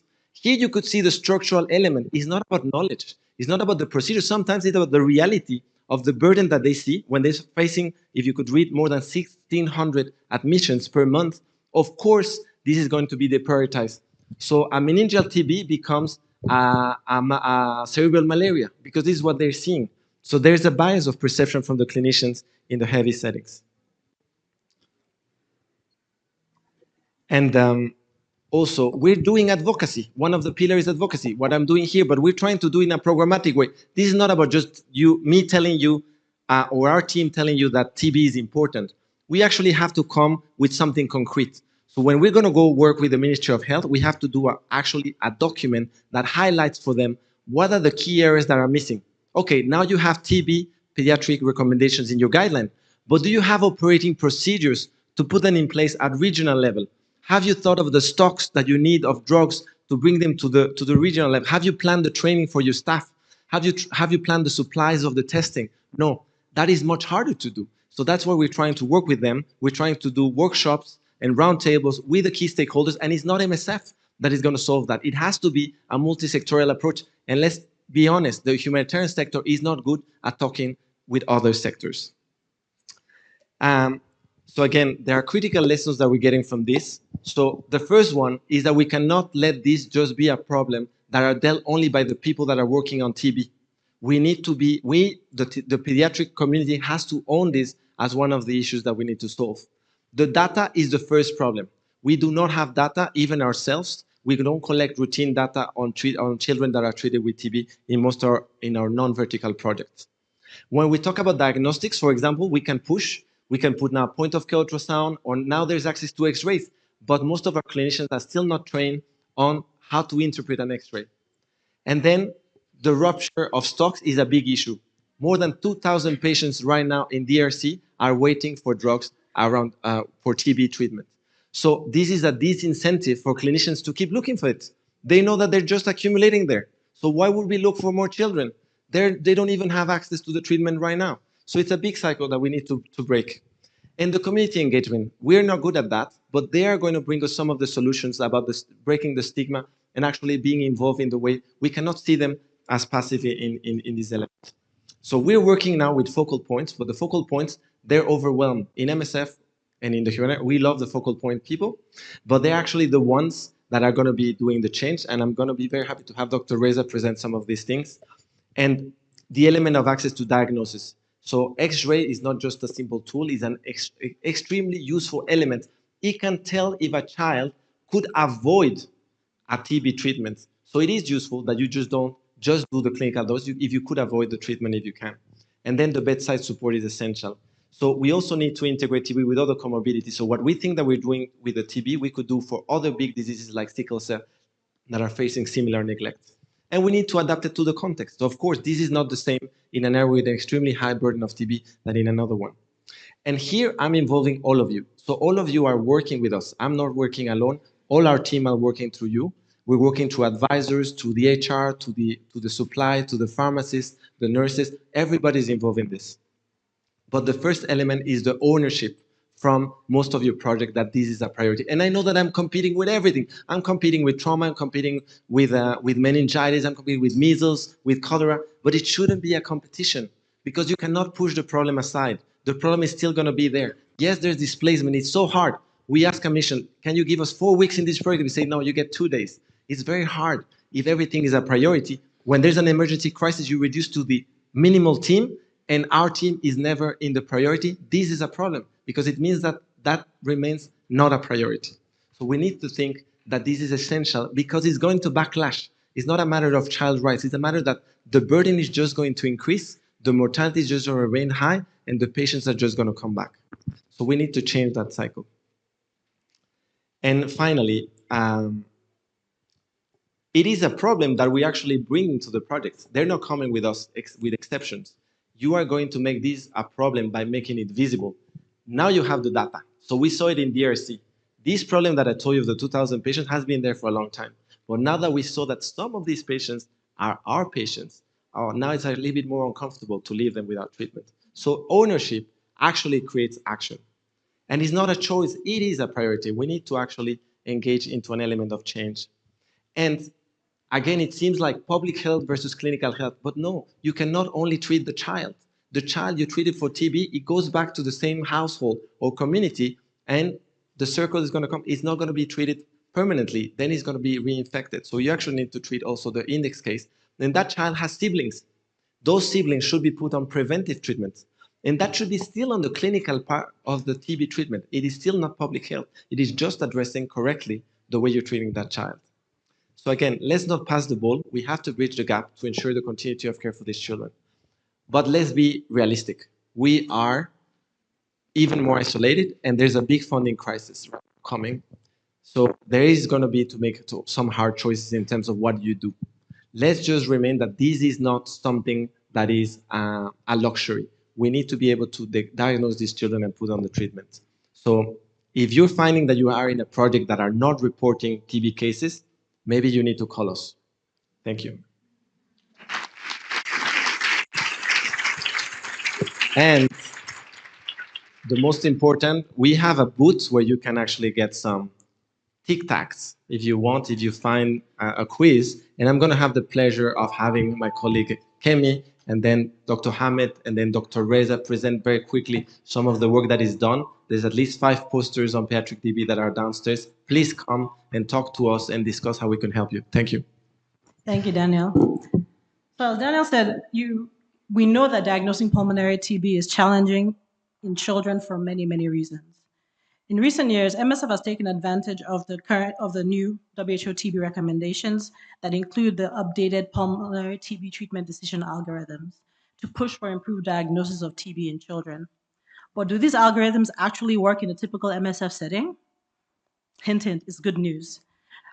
We looked at how well the treatment decision algorithms performed in diagnosing pulmonary TB in 1,846 children in 5 MSF projects across Africa as part of the TB algorithm study. The study showed that the diagnostic accuracy, both specificity and sensitivity, of using the algorithms were high when compared to the gold standard typically used. How high? Come and see the poster and find out.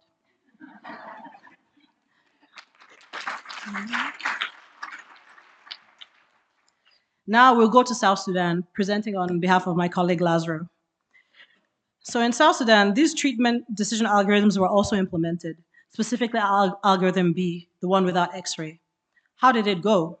The study looked at how many patients were diagnosed with TB during the implementation period, including the study period, and the evolution of TB diagnosis after implementation. It also looked at the challenges faced post-implementation and had some key recommendations for addressing these challenges. So, if you're curious about how many children in total were diagnosed with TB, what happened to TB diagnosis and treatment after the rigorous implementation phase, what challenges they faced in the implementation and post-implementation phase, and if you wonder how they address these challenges, come visit the poster and learn more. And maybe some of these challenges and lessons learned can help you with your own TB diagnosis and management planning in your projects.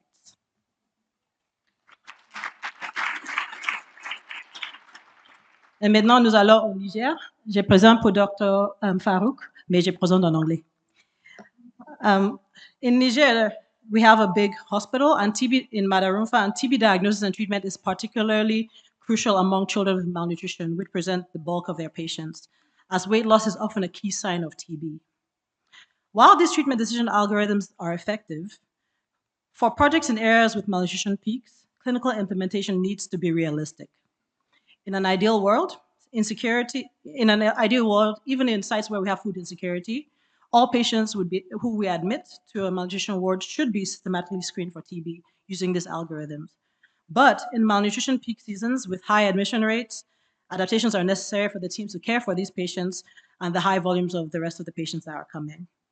So in Niger, the team made adaptations in both the criteria for screening with the algorithms and for X-ray use during the malnutrition peak.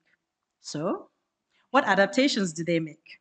How did they affect overall number of children screened and the proportion of children admitted who were screened? Come visit the poster to see what they did and be inspired in your own busy nutritional projects and in sites where you have malnutrition peaks. And come get candy and Tic Tacs.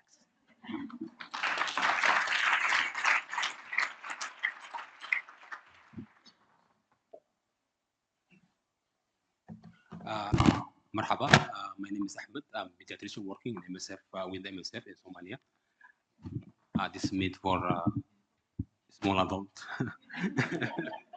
Yeah, as they mentioned that pediatric tuberculosis remain one of the top causes of pediatric mortality in Somalia, and yet the diagnosis and treatment is underestimated.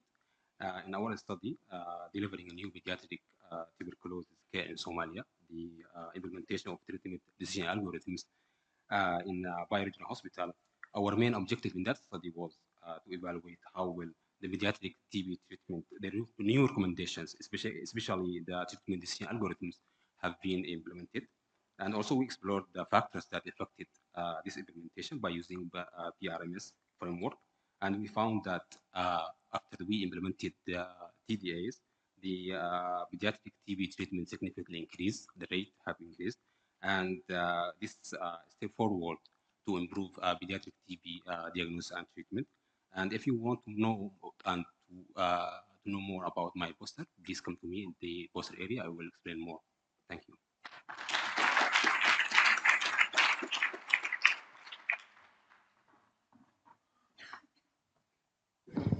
Hello and good afternoon, everyone. My friends and colleagues used to call me TB guy. Just kidding, that's not my real name. I'm Reza, working as senior medical doctor and MSF bulk project, Mazar. We aim to describe the clinical and socioeconomic characteristics of the patients diagnosed as TB in Mazar Regional Hospital. When? During the period that we started supporting pediatric intensive care unit. It's June 2024 to May 2025. Process stop? No, still we're continuing that. Just to give you some why we did this or why in Afghanistan, according to the WHO, Afghanistan is a high prevalent country for TB, 180 cases per 100,000 population. What's the magnitude of the problem? 11,000 deaths were reported in related to TB in 2016. That's unfortunate that we have the latest data from 2016. We hope we will get newer data soon. Among those 11,000 deaths, 1/5, which means 20%, 2,200 cases were among children. We aim to identify the cases, the gaps, and inform improvements in the project. During this period, we have diagnosed a lot of TB cases, and the gaps that we identified was mainly due to the diagnostic access, lab confirmation, and household contact tracing of index cases. Do you want to more know about the results? Yes, TB guy would be ready in the tactic booth. We'd be happy to share the results with you and interesting findings and more details. Thank you.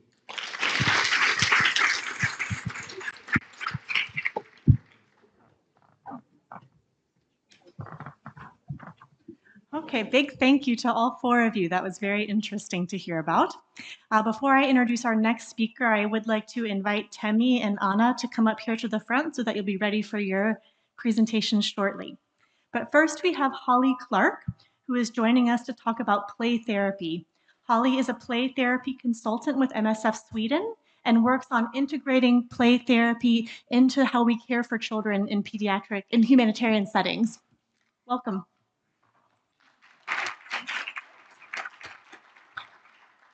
Thank you.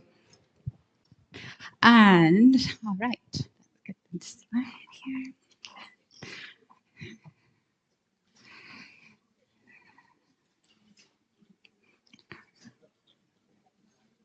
All right.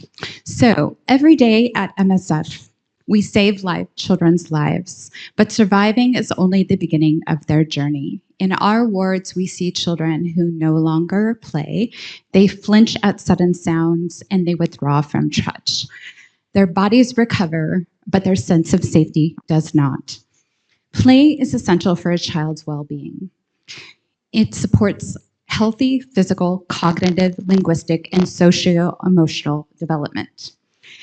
After trauma, play provides a safe way for children to process experiences, to reduce stress, rebuild a sense of trust, mastery, and confidence.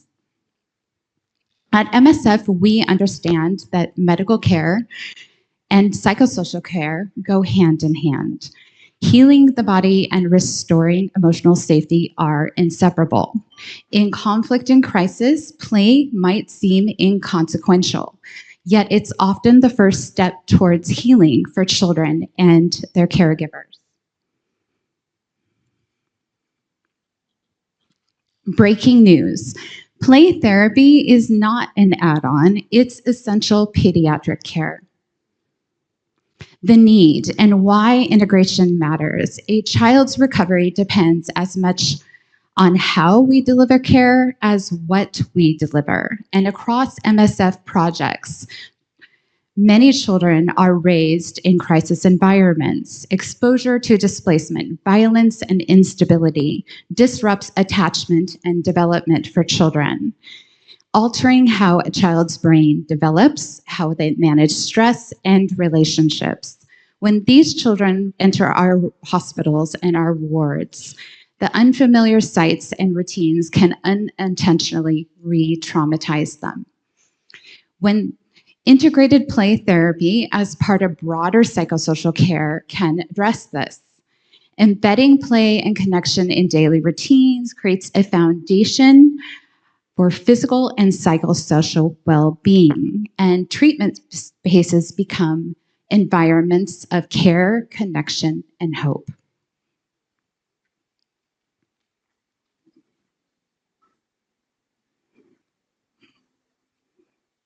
Next slide, please.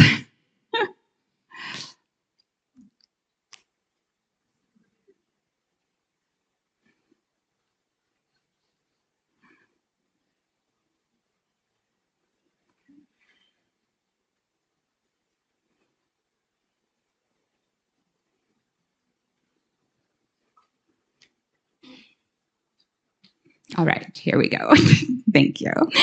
Play as therapy, and most importantly, trauma-informed play therapy. At MSF, play therapy is grounded in the principles of a trauma-informed care. We're talking about safety, trust, empowerment, choice, and collaboration. All of those elements being essential to their care, providing small, consistent moments where children can regulate their emotions, express fear, and most importantly, regain agency.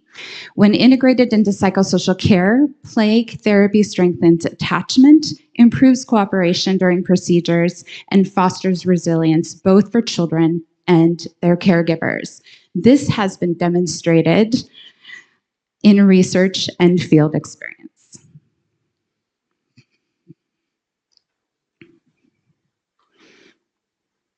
Integration in action. We have a pilot project that happened in MSF Kenema, Sierra Leone, and I'm going to let the next video speak for itself.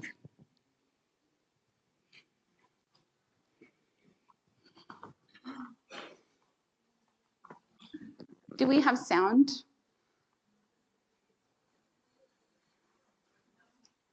No.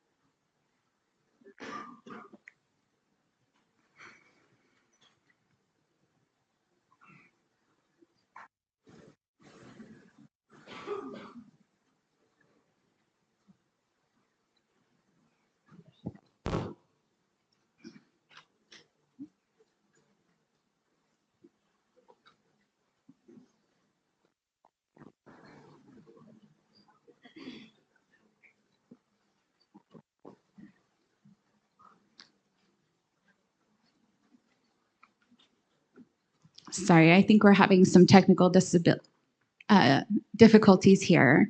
There should be sound with the video. If not, we can read.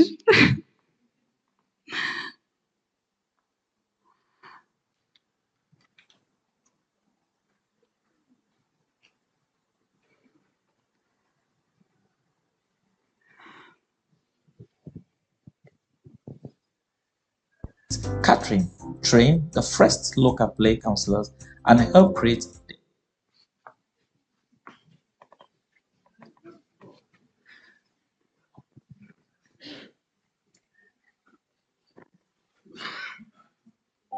My name is Karim Usman Kenawa, the mental health supervisor in Ehanga Hospital, Kenema, Sierra Leone.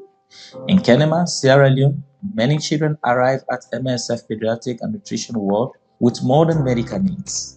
They come with fear, stress, and the weight of crisis. Before play therapy, many struggle to sleep, eat, or cooperate with treatment. Caregivers often felt overwhelmed and unsure how to comfort them. In 2022, MSF introduced a new approach, bringing play into the heart of pediatric care.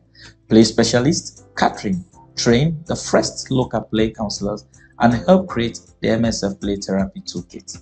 Today, play therapy is part of every life in Kenema. Through movement, music, drawing, storytelling, and quiet moments of connection, children release stress, express feelings, and feel safe again. These sessions don't just change the atmosphere, they change outcomes.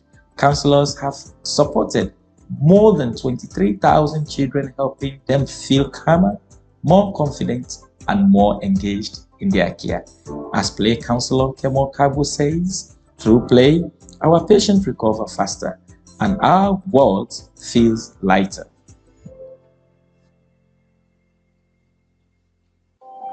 My name is Karen.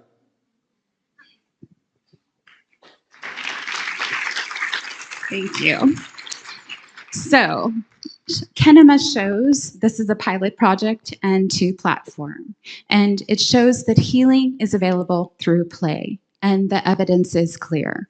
Play therapy works at MSF, and integration is the next step. We have developed a play therapy toolkit, co-developed by MSF Sweden Innovation Unit and the OCB. It's a practical, field-friendly tool designed for MSF context specifically, and it's inclusive of play therapy concepts, therapeutic and developmental activities, low-resource toy-making instruction, trauma-informed practice guidance, play space setup checklists, and case examples from MSF sites and missions. And most importantly, it's grounded on the UN Convention of the Rights of the Child, Article 31, which states that every child has the right to play, even in crisis settings.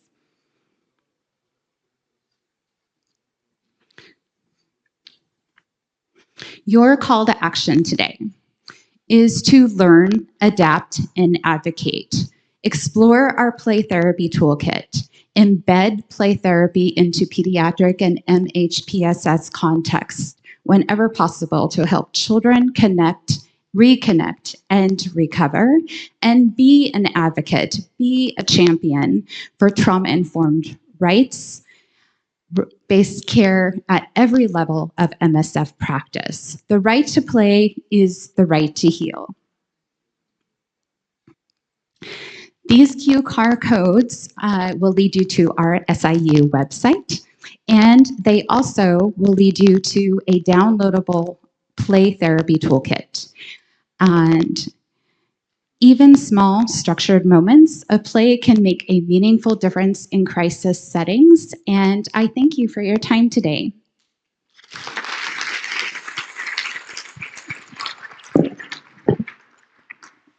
Well, thank you so much for that, and thank you for sharing that joyful video. That was lovely to see. Next, we will welcome Temi Sanyoto. She is a doctor and a public health specialist who works at MSF Luxor, and she's going to talk to us about bridging the gap between evidence and practice. So welcome.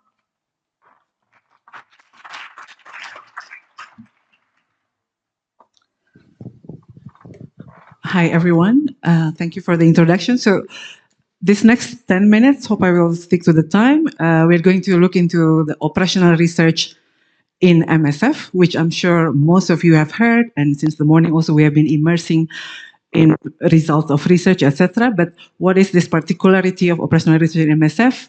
I invite you to take a glimpse. So what is operational research? I mean, it's mentioned a lot, OR, etc. But actually, it's hard to put on a definition on that. From the perspective of MSF and our research unit, that this is a scientific inquiry to try to solve our medical, operational, humanitarian problems with appropriate methodologies. I think it's the specificity is that it's embedded in MSF programs with the idea to improve the quality of care and also the output of the program. And specifically, that it's not aiming as academic research, focusing on publication, but more trying to help our operations to choose the right method design, study design, and also using data from the context where we work.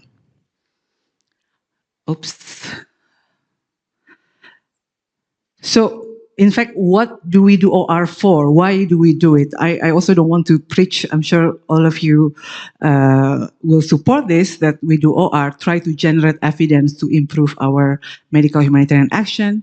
We also try to influence the policy and practice, and also whenever we try to let's say, translate evidence that is maybe not fitting to the low income or limited resource setting. We also use OR as a means to assess the feasibility, demonstrate the effectiveness, the new model of care probably, or on a specific setting and specific population. So the output from operational research activity can be used to advocate for policy change. And also more importantly, since we are collecting data from all the projects that we work, we also have to learn from this. We are improving each time to try to systematically document what we are seeing. And more importantly, we say that, yeah, sharing is almost like an ethical duty for MSF, that by doing the research, we also amplify the voices of the population that we serve, and the sharing knowledge is to try to document the story of the crisis and of the people. So, sorry for this. The point is that OR is one thing. We hear about the monitoring and evaluation, capitalization, and all these things. So OR is part of the MSF learning culture. It helps to adapt, evaluate, and improve our medical action in the setting that we work. How do we do it knowing that our staff are fully busy trying to deliver care and so on? Hence, there are actually institutional support to do this. As we mentioned, MSF Luxor is Luxembourg Operational Research and Epidemiology Unit. There is South Africa Medical Unit. A lot of you work with Epicentre, Manson Unit, and basically many medical departments will support in case you need a research idea or research facilitations. But actually one thing that we want to bring to these pediatric days is actually how then we choose the research we want to do amidst all these competing priorities. So basically we tried this year a new modality. How do we try to, and many of you who are here were participating in this.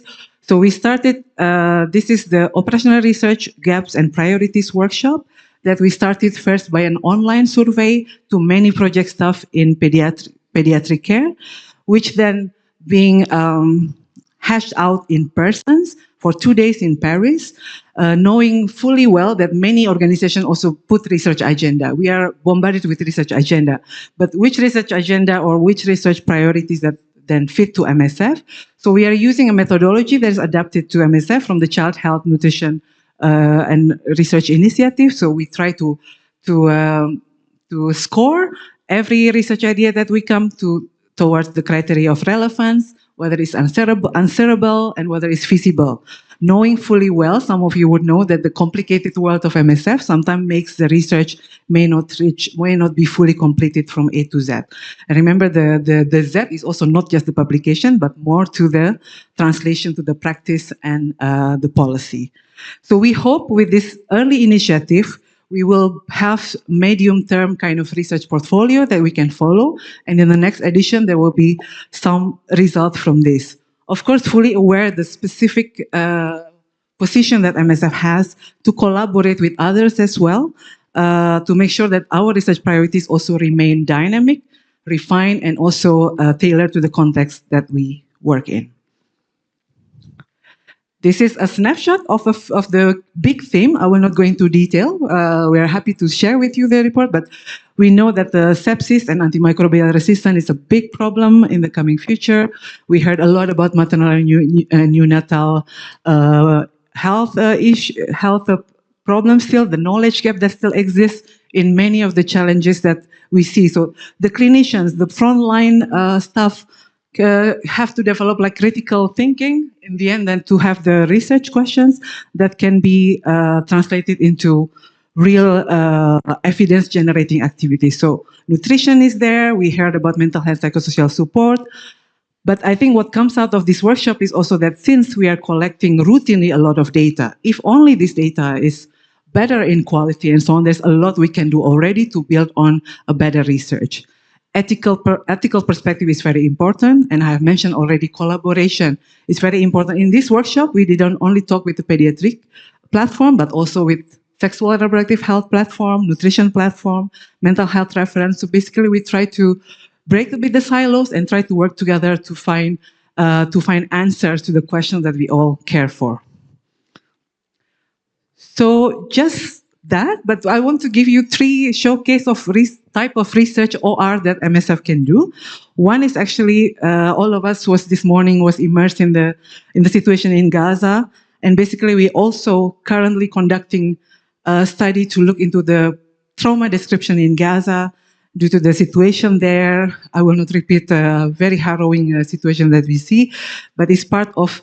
We are aware that there is a real evidence gap. There's maybe many testimony, but we also have to back it with a strong data to try to connect between this evolving weaponry and warfare, etc. It's part of our duty to be able in the future how we can support the fight for Palestine. This is still ongoing, so we aim to systematically describe the trauma cases in MSF OCB field hospital. From last year, August, until this year. And we will try to sift through the 4,000 trauma patients that we receive, of course, fully respecting the legal and ethical thing. And this is not easy, but basically we do try to go beyond, beyond what we normally do. If you're interested, come to our stand. But the second one that I wanted to showcase as well, because some of you who follow the last edition of Pediatric Days, you heard about GastroSam, which was a trial trying to answer, is it safe to rehydrate severely malnourished children who suffer from dehydration due to diarrhea? It's a very important critical questions that finally was answered collaborating between MSF. Many of you are here that is part of this important trial that took place in Kenya, Uganda, and 2 MSF sites in Maiduguri and Magaria in Niger.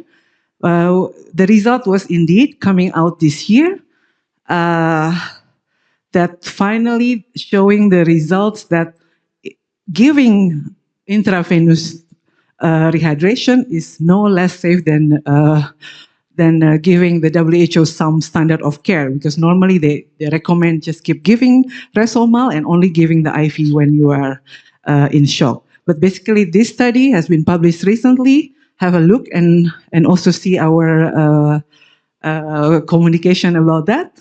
That basically with this study we show that there is similar adverse event. There's no heart failure or fluid overloaded, but it also shows that it's feasible to do such high quality trial in MSF setting, and also that a good monitoring care, a good nursing care is actually as important as well, because the mortality in this study was actually much lower than was expected. Last showcase that I want to see to the range of the OR that MSF does, also because in Maiduguri, in Nigeria now, so not just Maiduguri, but OCA, OCP, and OCB are participating in this, trying to link the microbiological data that we have with the clinical data. This is still ongoing, and we hope that can reveal beyond just showing that, hey, there is resistant bacteria, but also how we can improve the outcome eventually. So just 1 minute before I stop here, so do visit us in the booth downstairs for Luxor. I invite you as well to check out the science portal where all the publication of all MSF are there, open access, as our policy. And as well, another repository where you can look into ongoing studies, concept note, and protocol are the REMIT, which you have to make a login, but we will be happy to discuss with you further downstairs. Thank you very much.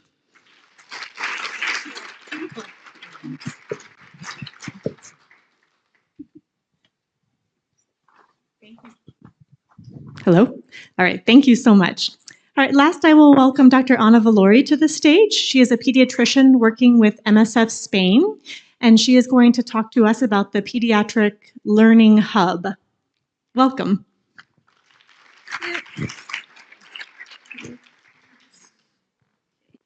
Hello.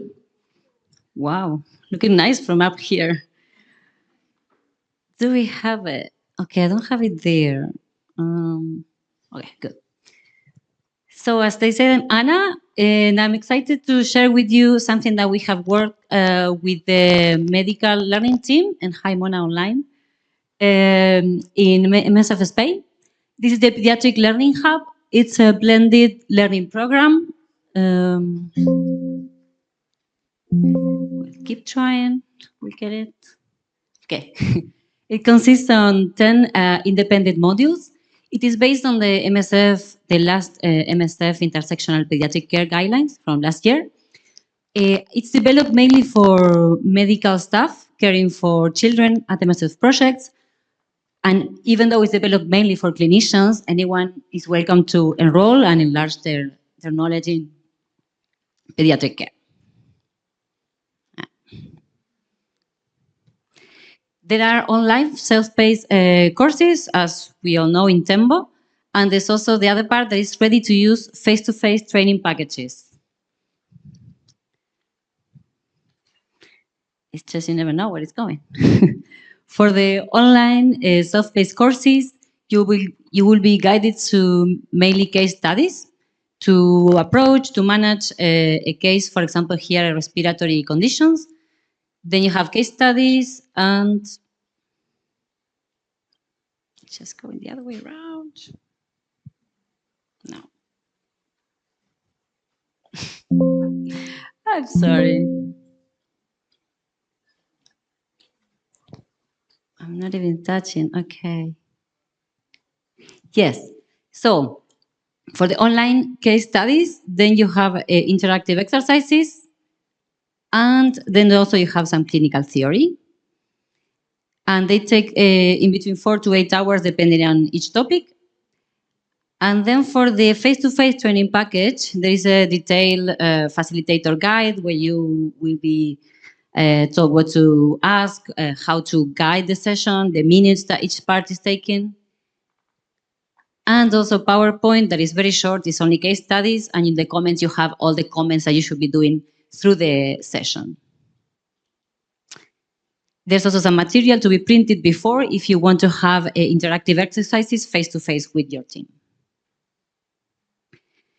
And then you also have the session plan, and that is the interesting part, that you can adapt the session plan to your needs, to the time that you have in your project. Each part of the session has their estimated time, and you can adapt it to your needs. This is how you will access this. It's in the Tembo site with your user, your personal or MSF account user. You will have both there, easy access, the online, but also the face-to-face. Oh, no, wait.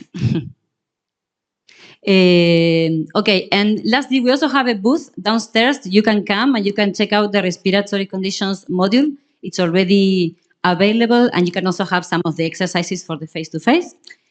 And for the last part, I will let you with a very short testimony from Dr. François Niada.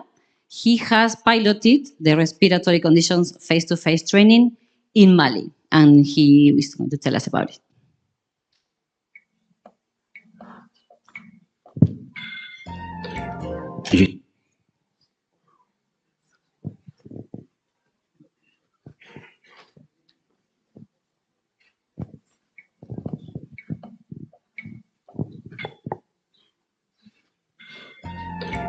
Je suis François Niada, pédiatre de formation sur le projet Tansongo dans la mission du Mali.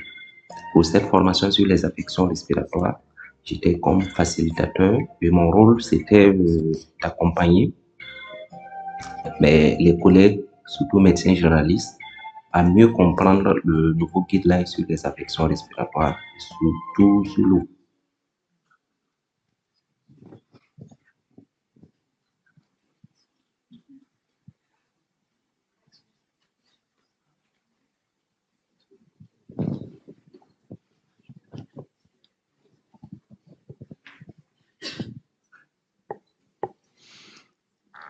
We try to get it back.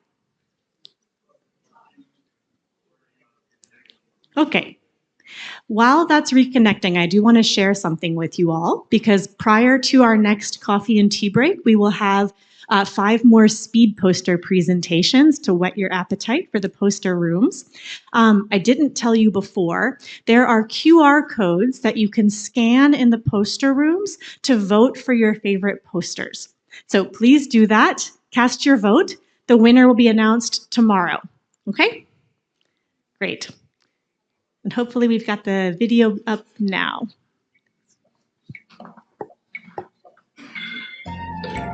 Je suis François Niada, pédiatre de formation sur le projet Tansongo dans la mission du Mali. Pour cette formation sur les affections respiratoires, j'étais comme facilitateur et mon rôle, c'était d'accompagner les collègues, surtout médecins journalistes, à mieux comprendre le nouveau guideline sur les affections respiratoires, surtout sur le volet diagnostic et prise en charge. Je pense que ça nous a permis quand même d'améliorer notre collaboration entre collègues et aussi ça a permis aux uns aux autres de discuter à bâton rompu sur des sujets qui sont importants comme les affections respiratoires et d'harmoniser un tout petit peu les points de vue et les prises en charge sur ces affections respiratoires. Et pour ce qui est du projet, je pense que ça va permettre d'améliorer les indicateurs et aussi certainement améliorer la qualité de prise en charge que nous offrons à nos and the kind of the care that is provided for the people that are concerned that is infected with these diseases. And also, there are the nurses that are going to be of help and they should be provided with a training for them and to enhance the way that they conduct the work and do the work, and also the kind of care that's been provided for the patients.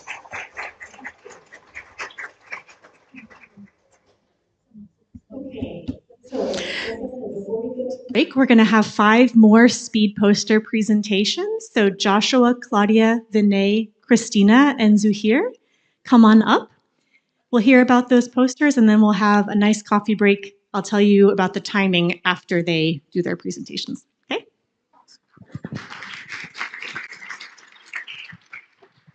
Hello, everyone. My name is Joshua Daughter. I'm a pediatric emergency physician at Boston Children's Hospital in the United States. Excited to tell you about our team's multi-country ecological study that was assessing pediatric mortality differences in secondary child health outcomes in countries defined by conflict and then countries with institutional and social fragility. These classifications are used by the World Bank, and so we just superimposed a lot of that criteria within this to define those countries.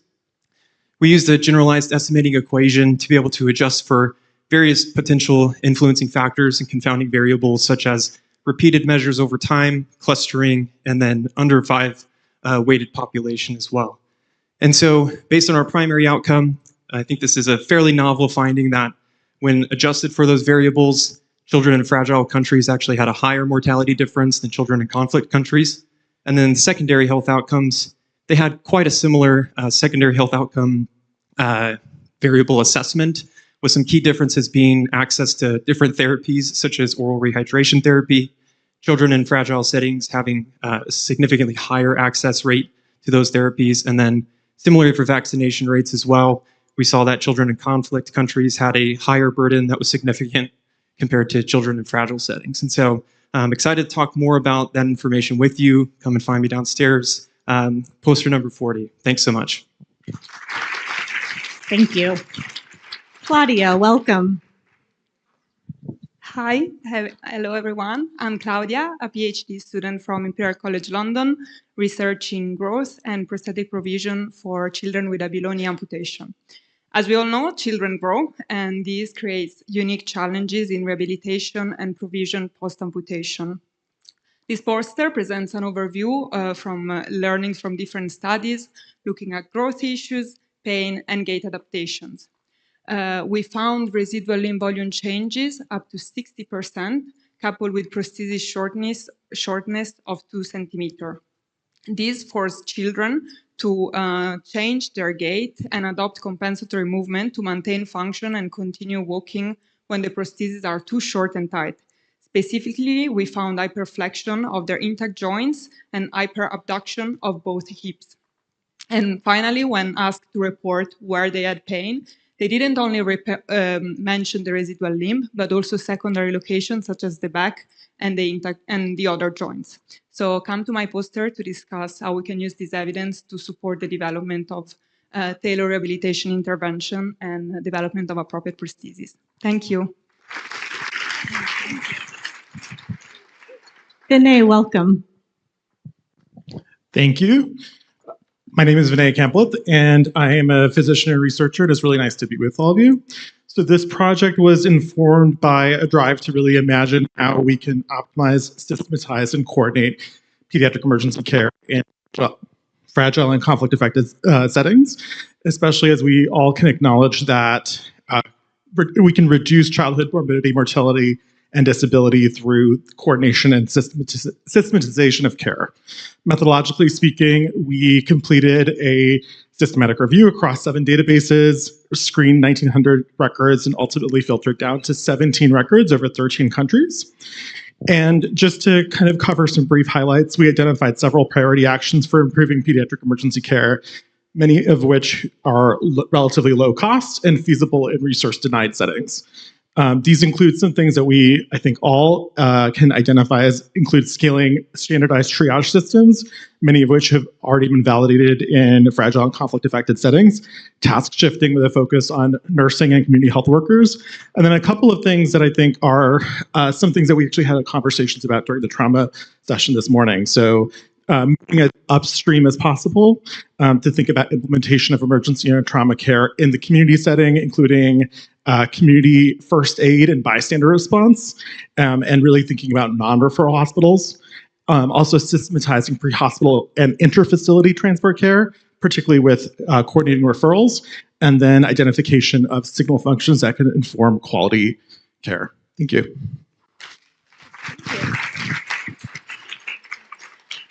Christina, welcome. Hello, everyone. My name is Dr. Christina Sabanich. I'm a general surgeon and plastic surgeon assistant. I am presenting a unique approach to optimizing neck contracture reconstruction in pediatric burn patients, which is a major challenge we face frequently in humanitarian settings.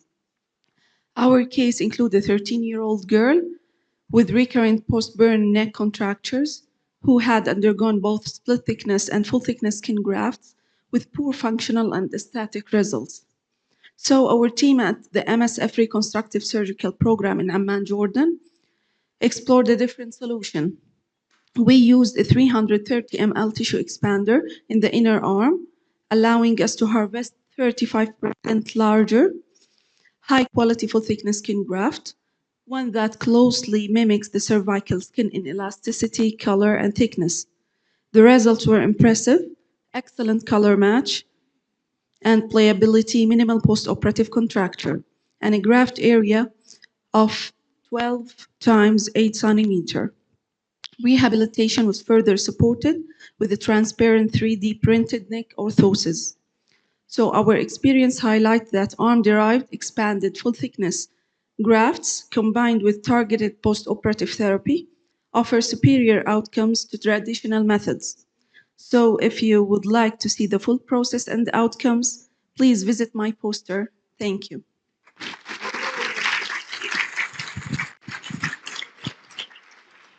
And last but not least, Suhaib. Assalamu alaikum. My name is Zohair Hijazi, physiotherapist from 3D department. Today, I'm presenting a case that demonstrates how simple low-cost intervention hydrocolloidal dressing can significantly improve post-pain ectropion in resource-limited setting. Our patient is a 17-year-old male with severe facial burn and left eye ectropion following a war-related blast injury. Despite 3 months of physiotherapy, pressure therapy, skin mobilization, and transparent facial orthosis, the Vancouver scar scale showed almost no improvement. So our team conducted a force direction analysis to understand how the scar was pulling the eyelid. Based on this, we applied hydrocolloidal dressing in a way that provide continuous sustained stretch in the opposite direction of the scar tension. This method is soft, comfortable, affordable, and easy for patients to maintain between sessions, making it ideal in low-resource environments. The patient was educated to keep the dressing on and retain every 3 days for replacement. After only 3 weeks, we observed a clear improvement in eyelid closure, supported by serial photographs, reduce tension, and improve elasticity. The intervention helped delay surgery, reduce the expected graft size, and enhance overall functional outcome. This case highlights how innovative thinking and simple material can create impactful rehabilitation strategies for pain patients, especially where resources are limited. Thank you. Don't forget the number 26.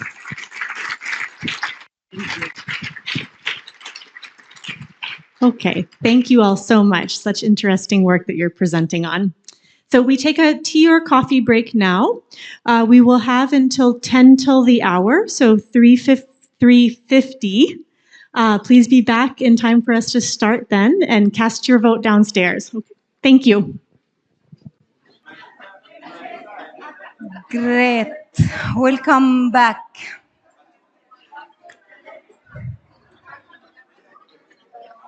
So, did you like the band?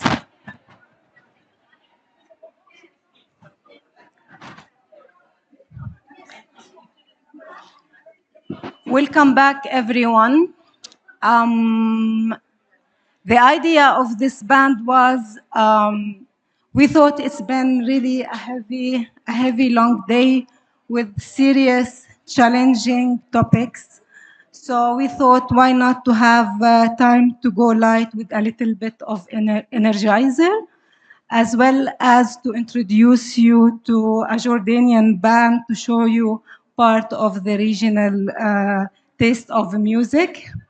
It's part of our culture and it's part of the folklore. F and L, it's difficult for me. Okay, so hope you enjoy it. Also, we thought it's a good opportunity to celebrate us all coming together, to celebrate our efforts, to celebrate our achievements. We know that our work is not easy. The places where we are working is really, really vulnerable. So just to light your day a little bit up and hope it works. So, beautiful people, we come to our last session for today. And a very sincere welcome to Dr. Nicola Morton, whose expertise and dedication to pediatric care continue to inspire our work. Dr. Nicola has joined MSF first as a field pediatrician in 2014. Then as intersectional she took an intersectional advisory role at multiple emergency and now she's the clinical lead for pediatric patient safety program at the Clinical Excellence Commission. So join me to welcome her. She will be chairing the session of today, which is the invisible wounds and the mental health related issue. So, welcome.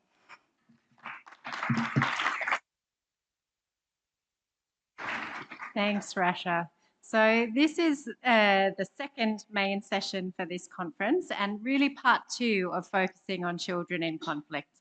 And I don't need to tell this audience what an important topic that is, but 1 in 5 children worldwide live in conflict. And so part two, this morning we learned about the acute care and how to manage trauma. This afternoon we're thinking about the invisible wounds and how we care for those. And to really, I guess, focus on the impacts on children as the most vulnerable, but also to focus on what we can do to make a difference. But as we start, we've seen a lot this morning, but I'd really like to put a human element to it with someone in the room. So I'll invite Mohammed Muhi to the stage. So Mohammed is here from Sudan, living in one of those horrific conflicts we've seen. So I'll invite him up and he's going to share with us who he is, where he's from, and what it's really like living in Sudan. Hello, good afternoon. It is a pleasure to be here. My name is Mohammed Muhyiddin. I work and reside in Sudan. I'm a medical doctor. As you know, a conflict began in the country between the government and paramilitia group on April 15 of April 2023. Over 100,000 individuals has been killed and more than 10,000 million has been displaced, including myself. It was a normal day when I received a call from a friend telling me a combat has started. We Sudanese believed it was a matter of hours or days, but now we are approaching the 30th year and conflict is still ongoing. During that time, I lost communication with my family for 2 months due to network issues. I was super worried about their safety, but also about their health. My mom, she's diabetic and insulin, and also hypertensive. And at that time, most of the hospitals were closed, shielded, or looted, and it was like dangerous to adventure outside for the drugs. Somehow, my mom survived, and it took again like 6 months for us to reunite, and again we separated. This story of me and my mom is one of many others, and children have borne disproportionate hardship in this conflict. This war has pushed them to face new environments. It has disrupted communities, include a lack of schooling, leading to an uncertain future with high probability of malnutrition and cholera. When asked to share with you about the mental health struggle of children I met, I realized there isn't just one story to tell. Sadly, almost every child is carrying a heavy psychological burden shaped by violence, displacement, and food insecurity. For most of them, mental health and social support should be central pillars for our treatment plan. Yet, the reality is that we are far from being able to provide the level of care they need, and this gap remains one of the most pressing challenges in our work. Our country continues to navigate to unknown paths. We have started to normalize famine, inflation, and insecurity. Yet we keep adapting, and we are work and pray for better. Thank you.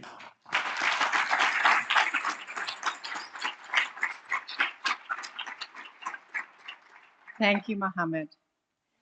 Now we'd like to share a video, technical hitches hopefully not happening, from Gaza. كان عمرها سنة و8 شهور. There we go. كانت في صف بمدرسة.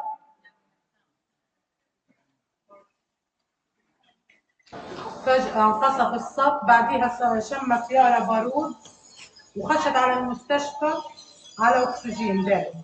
لما دخلتش المستشفى كانت طبيعية، بتمشي بتلعب بتعمل كل الحاجات كطفل طبيعي. هي بطلت تحب ولا طفل طبيعي بيمشي وبيلعب. أول ما تشوف الأطفال بتصير بدهاش يوم عندها، بتصير بتضربهم، بتخاف. أول إشي كانوا عندي أولاد أختي، يعني أولادنا الصغار الطبيعيين كانوا مثلا يقربوا على البربيش هذا دغري تصرخ يارا، ما بتحبهم، مش بتخاف إنهم يفكوا الأكسجين عنها. هي فكرة خوف. بنسمع ناس بتصوت بتلاقي انه خلص في دم، بس في قصف، في شهداء، ابنهم متاسف يقول لك شهداء، دم، قصف، ماتوا، اخذ مصطلحات مفترض يعني عمره ما يسمعش فيها، عمره ما يعرفهاش لسه. حاجات العاب مش متوفره خاصه عندنا اطفال، واذا موجود تلاقيها باسعار كثير غاليه. احنا اولادنا بدهم يلعبوا في الالعاب، الكوره، المكعبات، الاشياء التعليميه اللي بتساعدهم انهم ينتجوا عقل ومال، تلاقيهم يلعبوا لك في الردم والحجاره، بيلعبوا لك بينصبوا لك خيمه، بيقعدوا يعملوا عنجد، بيلعبوا في الرمل، بدل ما هم يعني انا لو انه حاجات انا مثلا نفسي يكون عندي بيت عشان احمي ابني من لعب الردم، الحجاره. الصعوبات اللي اثرت على عائلتنا التشريد، الترحال من مكان لمكان، طب مش قادر تحوام، بتروح على مكان تقدرش تحوام مكان ثاني بفلتوا اكثر، كل ما بتروح على مكان بفلتوا اكثر، كل ما بتروح على مكان بطلوا يسمعوا كلامك اكثر. ما بتقدرش تسيطر عليهم لانه مش بيت تحويهم، مكان فارغ، خيم. يعني صار زي اللي بدهمش يدرسوا، صار زي الجهل. بحسهم يعني احنا بناخذ عربي وحساب وعلوم، مش بأثر بطل بيعرفوا يقروا ويكتبوا. بحسهم حتى بتعرفوا القرايه، كان يعرفوا يقروا ويكتبوا، بحسهم صاروا فيش القرايه، يعني بطولوا لما بيقروا الكلمه، بحرفوها بطولوا يقروها، يقروا الكلام. اللي بحب يتحقق لاولاده في المستقبل، كل الناس بتحبه، كل الناس تتمناه، الراحه والامان والاستقرار والتعليم والصحه. البيت يا احوانا، ما هو هذا كله بده يجي من طريق كيف بده يجي الامان والراحه والاستقرار؟ مش بيت استقرار، هو البيت نسكر على حالنا عشان اعرف اربي اولادي زي ما بدي، على مزاج اربيهم، مش اربيهم تربيه شوارع، القصف فوق رؤوسهم يخافوا.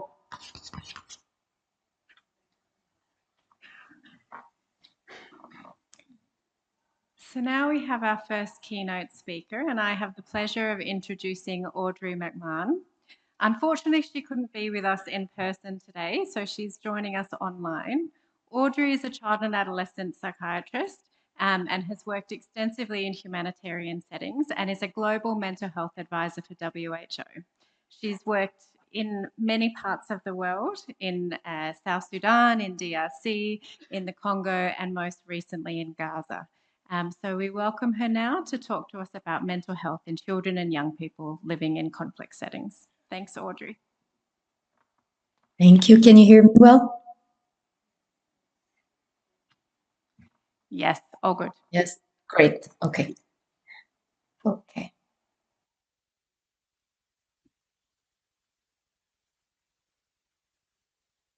Okay, so good afternoon, everyone. It's a pleasure to be able to be in person, so thank you for everyone who invited me to present today. So I titled my presentation, Growing Amidst War, Children and Youth, Mental Health in Armed Conflicts, and we will be discussing an overview of what it means to be a child, the massive impact that it has on children's mental health. So as it was mentioned just before, there's a disproportionate impact of war on children conflict because they're very vulnerable. However, I do want to mention that these children are also under harm. I find it very important to mention, as I'm just coming out of Gaza 2 weeks ago, after almost a year there, and definitely the mothers and the fathers, the men being under disproportionate attack as well, making their children even more at risk. And the founder of Save the Children said every war is a war against children, which I think is definitely true. So in 2024, UNICEF said this was one of the worst years in its history for children in conflict. There are now 1 in 5 children that is affected or living in war zones globally. And although children make for 30% of the global population, they make for 40% of the refugee population and almost half of the internationally displaced people. So showing how vulnerable they are. And there are more than 52 million children that are estimated to be out of school at the moment, knowing that school is one of the most protective factors in terms of development, in terms of routine and what children need.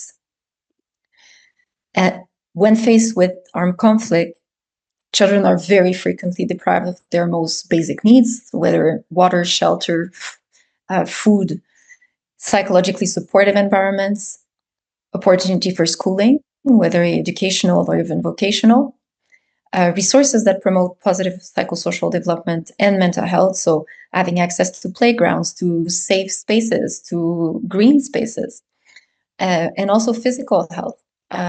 When in the war zones, the threat to the body is always present.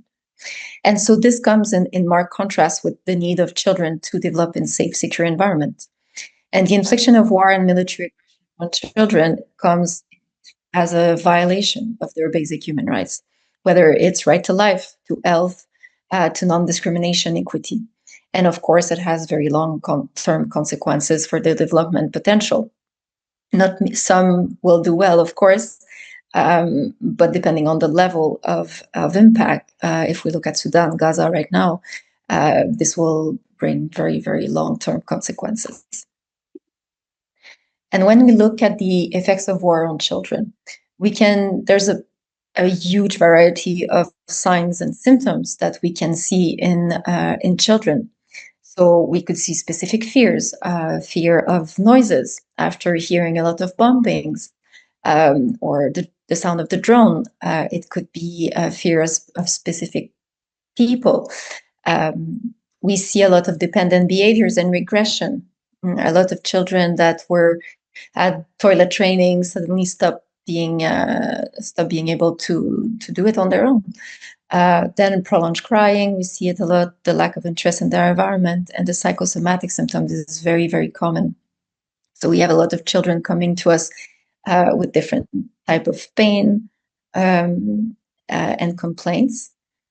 A lot of aggressive behaviors, so increasing, of course, when you're surrounded by violence. And this goes into the play as well, because children do repeat what they see, trying to make something out of it, trying to process what they are seeing, sometimes as a sign of trauma as well.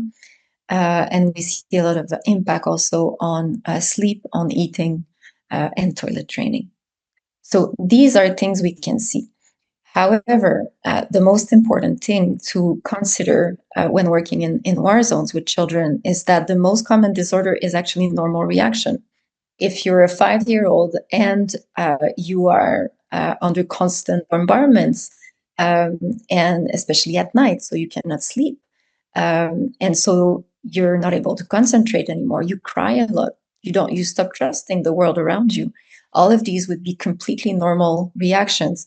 And so I really want to emphasize this, because sometimes we feel very helpless in front of the population we serve, but even more in front of children, because there's something in them that touches us even more. And we may be too quick at diagnosing, of looking for diagnosis. But the most important thing is to contextualize. Yes, some children will have acute stress reactions, will have panic disorders, anxiety, depression, PTSD. And PTSD, I really want to mention here that we can only talk about PTSD if the conflict has stopped. Too often we will talk about PTSD when it's ongoing, it's protracted. If we think of Gaza, of Sudan, of Yemen, of Colombia, you have ongoing conflicts over decades. And yes, you can have symptoms of PTSD, but the PTSD concept is a Western concept. It's a good one, but we need to think of it differently when we work in ongoing armed conflicts. And although prevalence surveys will show very high levels of depression, of PTSD, it is impossible when filling a survey or doing data collection to distinguish between normal stress reactions versus persistent clinical mental health disorders. So this is really our role as clinicians, whether you're a doctor, whether you're a social worker, HP, like it's really our role to know the difference and to contextualize, to remember what the children are facing every day. Because the risk is to individualize a suffering that is collective, and to also sometimes depoliticize a suffering that is created by political violence. So an example from Gaza, this was a survey made by War Child in June 2024, and it shows devastating results, saying that 96% of children felt that death was imminent. 92% of children did not accept reality. And the most scary is that 1 children over 2, so 49% of children wish to die because of the war. This is 1 children on 2. So if we look at these data, we're like, oh, wow, children in Gaza have a lot of anxiety, have a lot of depression. But if results are so high in the whole population, the issue is not with the children, but with the context that is pathological. It's not to say that we cannot offer support and care to these children. It's to say that we need to make sure we don't label children that are just having normal fear, normal sadness, normal grief when there's such like circles of grief that they are facing every day. The most protective factor, at least one of the most protective factor, is definitely relationships. And I really want to emphasize this because this is where often we do have some control. We don't always have control, of course, on the political conflict, but we have control on, or we can try to support the caregivers, whether they are the parents or extended family. And we know that the capacity to adapt and thrive in front of adversity really, really is supported by the presence of at least one supportive relationship. It does increase coping skills and it strengthens the ability to face adversity. And family and community acceptance makes a very big difference.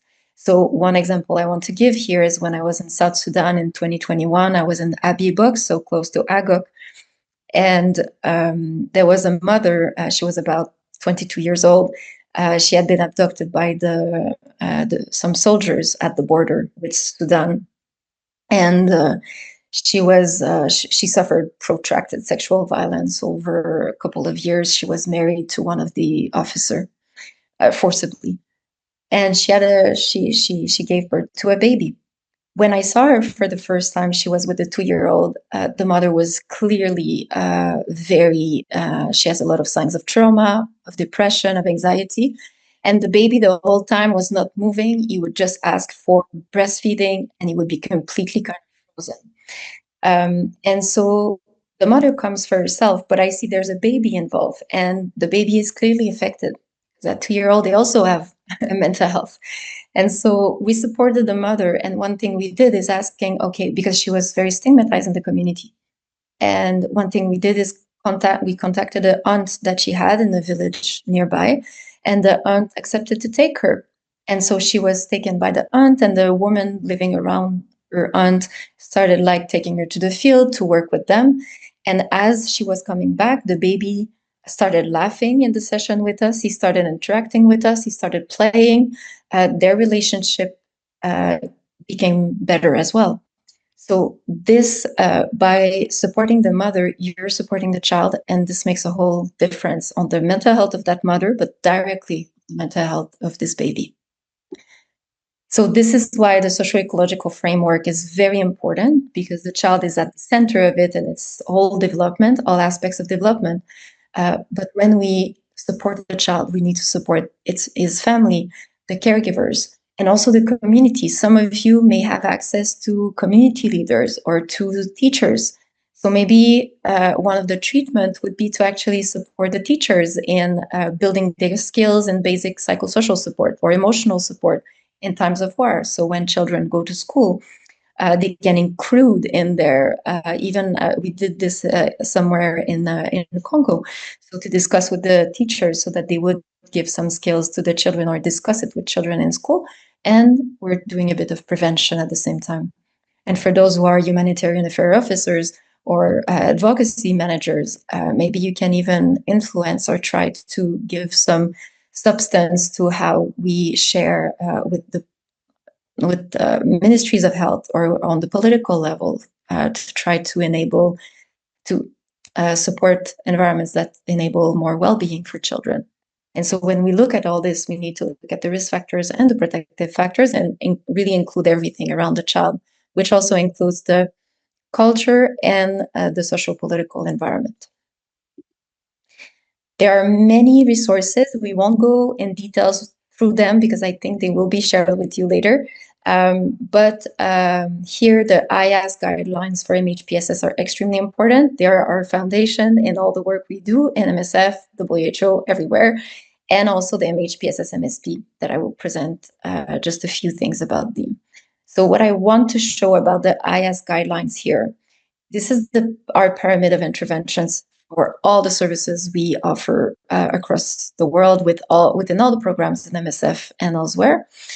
So the numbers are reversed, but the first layer is basic services and security. And this is where food, shelter, water, are part of mental health. This is how we how can we offer these services in a way that ensures dignity and protects human rights in the way that food is distributed, for example, and in a way that is socially appropriate. The second layer of services that we offer is community and family supports. So how do we support community grassroots organizations that are already working and supporting women or supporting men or children? And how do we support this so that we increase the well-being of children and their communities? And this is also where we can discuss child-friendly spaces for children to have safe spaces to be, even within war zones. And then we have the focused non-specialized support. This is where we can offer counseling, for example, or GP can also learn the basics of MHCAP and do some counseling with patients. And we will finally have the specialized services, psychologists, psychiatrists, and mental health team per se. So it's really important to have this level, this multi-level approach, because we're really tackling MHPSS mental health at all levels for children here. Because most children will need level 1 and 2, and they will never need level 3 and 4. And some children will need level 3 and 4, but the more we focus on level 1 and 2, the more we prevent.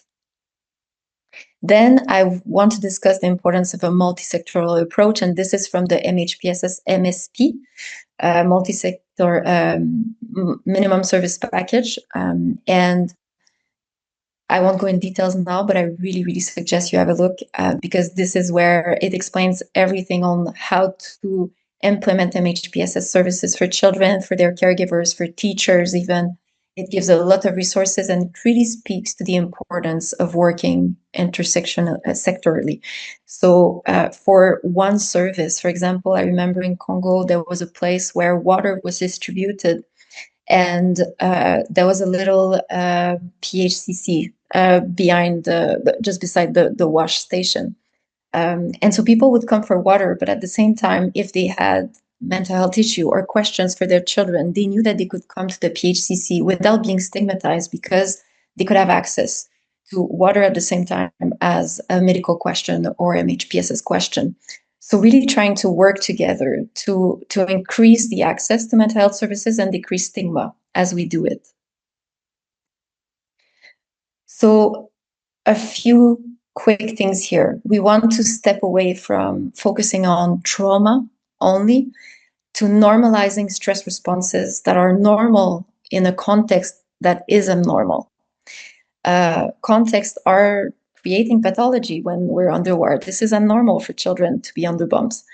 When we stop focusing on trauma and focusing also on how resilient and capable children and teenagers are, we see them as active agents of their own healing or their own life, which is very important. And instead of just referring all the time when we are faced with children with mental health issues, it's how can we empower caregivers and teachers and community leaders in supporting children?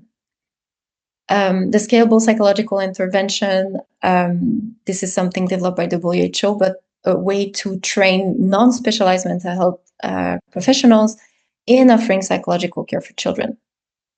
So this is something that can be very useful for teenagers. For example, we have the EASE program that you may, I think the resource might be shared with you as well.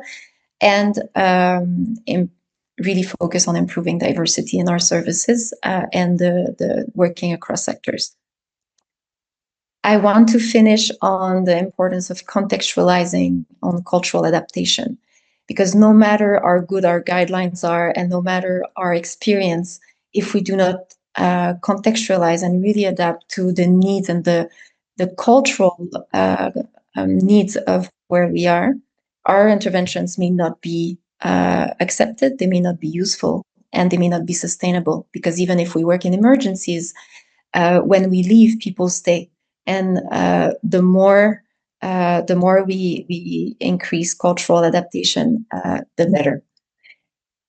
So I will finish on a little word on liberation psychology that was developed in South America and Latin America. during times of political repression. And it kind of turns away from the traditional Western psychology focus on the individual to really center collective experience, historical context, and social justice. So it contextualizes trauma, situates it within systems of oppression. It also asks us as clinicians to look at our own positionality and where we are from. How do we play into the system of oppression? If we want to really support children that are living under war and under oppression, we need to include this in our understanding and in the way we intervene, so that we regain them a sense of power and give them the power to have their own narrative and to tell us their story. So as a conclusion, James Baldwin was a Black American writer who said, "I never have been in despair about the world. I've been enraged by it. I don't think I've been in despair. I can't afford despair. I cannot tell my nephew, my nieces. You cannot tell children there's no hope." So thank you for this. And I'll see you later in the panel discussion.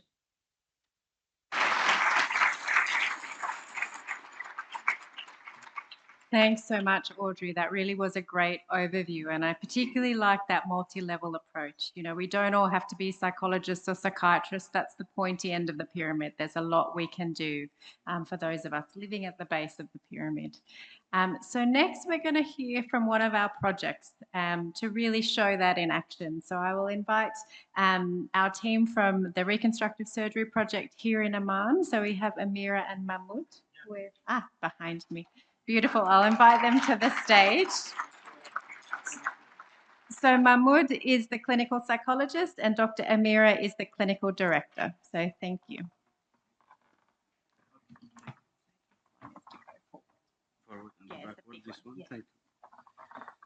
So good evening, everyone. It's my pleasure to be here with all of you. And I am Mahmoud. I am a clinical psychologist from our project. And will be with me our clinical director, Dr. Amira, inshallah.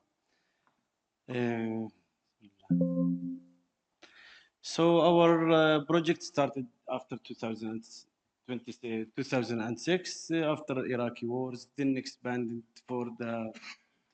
with the Iraqis, then for the Yemenis, Syrians, and Palestinians, Somalis, and Sudanese also.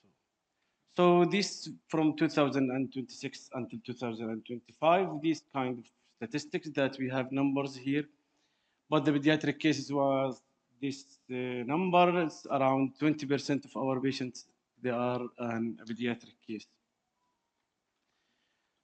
So we are me as a mental health and the mental health team in the RSH, we are providing a psychological support for our patients and their caretaker also.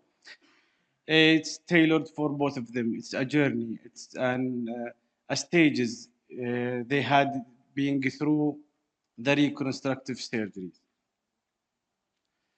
So the psychosocial dimensions of pediatrics, especially for the pain, there is an overlapping in the contraindications between the pain and psychological conditions also always affecting for each other the perception and the expressing of pain. It's also we face it as a patient, the patient faces during the journey of treatment. So here we have a quote from one of our patients. His name is Ahmad, Yemeni male. He's 16 years old, by the way, who were receiving treatment at our hospital since he was 6-year-old. This quotation from him, he shared that my childhood memories are full of pain, operations, and hospitals. Imagine how this kind of journeys affecting on his psychologically. So these kind of indications related to the pain and how the pain and the psychological conditions affecting each other. As we saw here, the anxiety, it's more common with the patients who are suffering from the pain, the depression and behavioral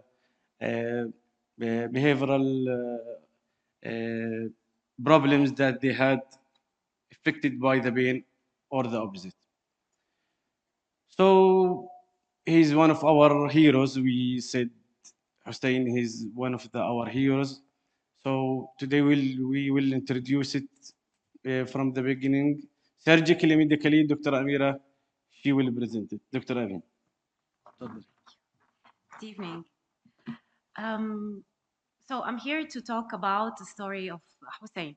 Hussein is one of our patients who are here coming to Amman to our project. He's one of the pediatric cases. So many cases they have the same history. He's 12 years old from Yemen, exposed to 4 gunshots, posterior aspect of his leg, when he was 7 years old, resulting in a big wound on the posterior aspect of his leg and fractures.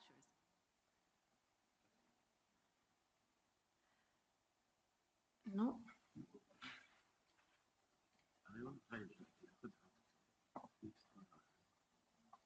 Okay. That's it. So Hussein, he had many surgeries back in Yemen, and he was referred to our hospital in 2022. He had multiple admissions, 3 admissions from 2022 to 2025. Hussein, he presented to us with big bone gaps and soft tissue defect, walking difficulties, pain, anxiety, malnutrition, isolation, self-esteem, negative body image, and poor coping skills. When he was admitted to our hospital in 2022, we had many surgeries, and we treated him for infection because he also had severe he had infection, bone infection, osteomyelitis. At one point, he had a skin rash, and we thought that it's related to the antibiotic. But then when we took skin biopsy, it turned out to be Langerhans disease. On top of all the injuries that he have and the fracture, the infection, also it turned out to have Langerhans disease. So the father, he was a big obstacle because the father, he couldn't believe that this skin rash was related to the disease, but it's related to surgery, antibiotic. After many surgeries he had, then in 2025, we decided the prognosis was not very good. The bone quality was not good. Also, the tissue was not very good. So we decided to do above knee amputation. So in 2025, Hussein came for above knee amputation. When he came, we had difficulties with the father. The father, he couldn't sign the consent. He asked me a session with him, with other orthopedic surgeon. Like we had first opinion, second opinion, third opinion with orthopedic advisor. We sit with him. He's not accepting, and he was saying, he told us, like, can we do this surgery when he's 18 years old so he can sign on himself, because he couldn't take the responsibility for the amputation. Although the boy, he agreed about the amputation. And he's like, my only thing is, like, I don't want the amputation to be above knee, but if it's possible to do it below knee. So then with the surgeons, again, we met and we discussed and we said, yes, we can do it below knee. Then with the father, it was very difficult. So then we had to ask from the mental health support. So he had many sessions with the mental health team, specifically with Mahmoud, actually. After a few sessions, the father, he signed a consent and he was okay with that. Hussein, after the surgery, he had some pain, physiotherapy for prosthesis, also for pain, and with mental health, he had a bit of pain management. After that, Hussein, I will leave it with Mahmoud because he left with the prosthesis and left like walking. He gained weight. He started to interact with other children in the hospital. It was very difficult because Hussein, he had like maybe between 11 to 13 surgeries since the time of the injury, 2021. So he was exposed to many surgeries, a lot of pain, a lot of stigma, a lot of like self-image, negative image about himself, like he was not interacting with other children when he was in the hospital. Yeah. Then I'll leave it for Mahmoud to talk more about the psychological psychotherapy. Thank you, Dr. Amira. So, for us from psychological point of view, it's an interested the emotions, the feelings, the father, the caretaker itself that he had, the mother even she was in Yemen, so we trying to contacted her remotely. So it's very hard for the parents to taking these discussion these kind of decisions. So we move on after that. So, but I want to just to mention that, as Dr. Amira mentioned, that the psychological preparation, the psychological service for the both, for the child and for the caretaker, starting from the beginning. About the pain, it was consistent with Hussein since the cause of injury, since the injury was happened. So our approach as a pain, it's a multidisciplinary coordination between the teams, the medical, the pain team, nursing, nutrition, the physiotherapy. They had a big part to help our patients with pain. Our objective, the preparation between pre and after the amputation was done, enhance understanding and prepare the child and the family emotionally and psychologically, even also mentally. So these kind of interventions, it's an pre and post for the caretaker and for the patient itself. So I just wanted to highlight for these kind of interventions and a psychological intervention, it's a peer modeling. It's a peer modeling that the child and the caretaker and peer under supervision of peer counseling, introducing the child for a child who had been like these kind of surgeries, and also the father discussing the obstacles, what they're gonna to do, what's the expected, so and provide them with the realistic reassurance. So I just quickly here through the support groups for Hussein, we saw here these drawings by Hussein. In the beginning of the journey, it's the right one. It's when he's before the surgery, express the emotions. We reach here, there is a many, but I picked this one, Hussein, after the amputation. Maybe I just wanted to take, no, another one.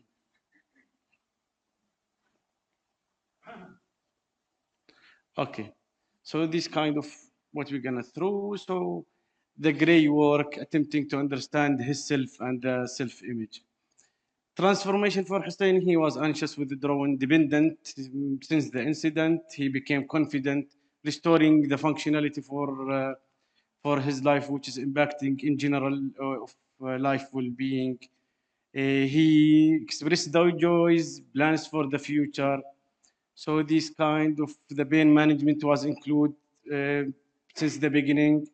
It includes the psychological and social learning. The caretaker, it's a big part, the caretakers in the child management. So this is our hero Hussein. So healing goes beyond medicine. It's about restoring hope, dignity, and childhood for all of the patients who had been. Our hero Hussein, he's a story of trauma transferred into resilience. Thank you, everyone.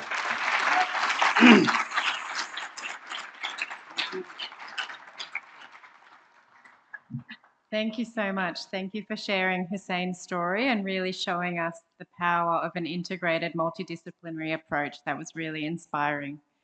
And now we have another video to share another project that's doing a great integrated approach for mental health. What we are looking in our little children, especially, there are symptoms related to depression because they lost everything. They lost their parents, they lost their siblings, they lost their house, What we are looking in our little children, especially, there are symptoms related to depression because they lost everything. They lost their parents, they lost their siblings, they lost their house, their toys, everything that makes their daily life normal. What we see is the symptoms of anxiety, stress reaction, acute stress reaction, and many times this desire to die instead of living this horror that are living in this moment.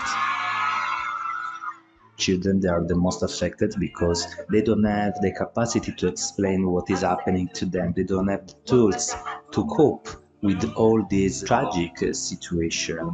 من اهم التحديات اللي احنا بنشوفها في منطقه رفح. One of the most important actually challenges in Rafah, especially for children, that currently they live in shelters under attacks, and also there is no safe spaces, there's no school, there's no education, there is no playground for them. There's of healing that should be done as soon as possible, as soon as we have the ceasefire, because without ceasefires it will be difficult to go over this situation. فاحنا في الانشطه اللي احنا بنستخدمها بنحاول نوفر هاي المساحه. The activities that we do, we try to provide these safe spaces for the children in a very safe way. Of the trauma, the pain, how to manage some emotions that are coming and they are not easy to deal with.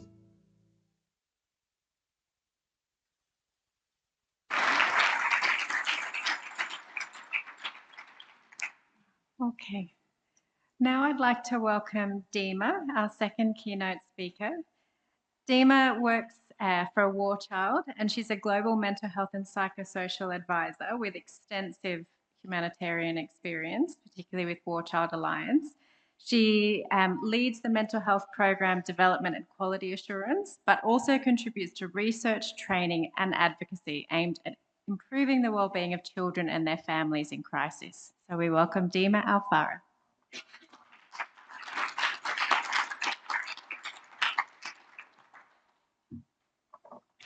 Thank you, everybody. Good evening. My name is Dima Al-Farah. I work as a global MHPSS advisor with War Child Alliance. And today I'm going to introduce two evidence-based interventions as part of the care system. The first intervention is called Be There, and it is focusing on the caregiver's well-being. And the second one is Team Up, which focuses on children. To start with, Be There sits under the second layer, as my colleague Audrey explained, which sits under the family and community support level. To explain why Be There, why to choose Be There. During war and in refugees communities, caregivers are confronted with different kind of difficulties during their daily life, such as losing their beloved and loss of income, their homes and positions. So caregivers will benefit from a safe, supportive place where they can share their worries and challenges and get the support they want and learn helpful techniques for lowering their stress and relax their bodies and minds. Studies showed that after implementing Be There, the caregivers' distress was reduced by 20%, and their harsh parenting was reduced by 10%, and as a result, the child's well-being have increased by 7%.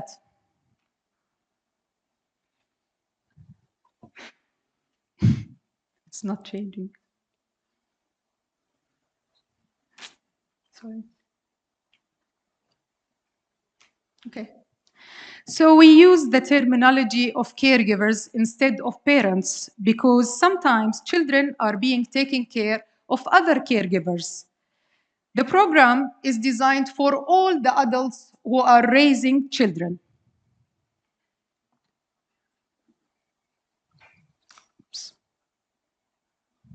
Oops. So, the goals of this program is to help caregivers feel supported, valued, and respected, learn ways how to lower their distress and stress level, and learn how to manage and reduce anger and frustration, and develop a new skills for raising their kids in difficult circumstances, and learn how to avoid taking stress out of people we care about. So in summary, it helped them to be the kind of people they want to be. What is Be There and what is not Be There?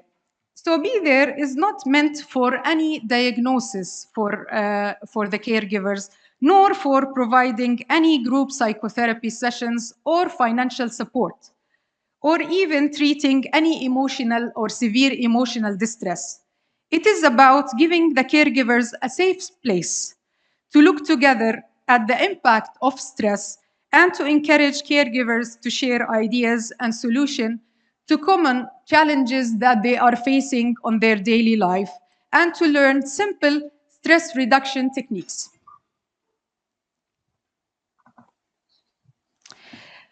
So about the implementation of Be There sessions, usually it is a 9 sessions program where it takes place in a group settings for 10 to 12 caregivers in each session, and it could be delivered in a separate group or in a mixed group, depending on the context that we are implementing our intervention at. The timing of the session is about 2 hours, and it is delivered once a week, which means 9 weeks in total.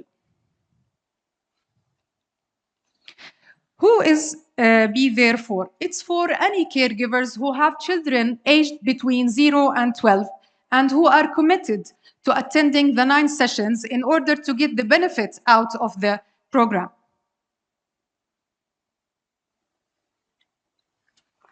So the structure of the session is that we start by an energizer, followed by a review for a home practice that we usually give at the end of the session, and then the main topic is introduced and an additional exercise is being given, followed by a relaxation exercise and assignment for next session. So the program structure is divided into 9 sessions, as I said. So the first 4 sessions focuses on caregivers' well-being, which gives them the space to practice anger management techniques and breathing and relaxation techniques. And the next 5 to 8 sessions is focusing on parenting in the adversity, which includes the brain structure of the children. So we educate the caregivers about the brain structure of the children and the impact of stress on their children's well-being, and the power of stories and storytelling. And the 9th session is about recapping the whole program. There are factors that contribute to the implementation of the Be There intervention. First of all, which is important, as my colleague Audrey raised, it is important to consider the contextualization and the adaptation of the program before implementing it specifically in a new area, followed by a practice cycle in order to ensure that all of these adaptations and contextualization are being taken place into the manual. And after that comes the training of facilitators for 6 days, followed by a practice cycle with the facilitators in order to ensure that they are capturing the whole concept of the content of the manual. The most important thing for War Child is the quality. We measure our quality by 3 indicators, which is the fidelity, competency, and attendance. And before implementing this program, we need to ensure that a referral pathway is there within the implementation, and there are a clear referral pathway in the organization.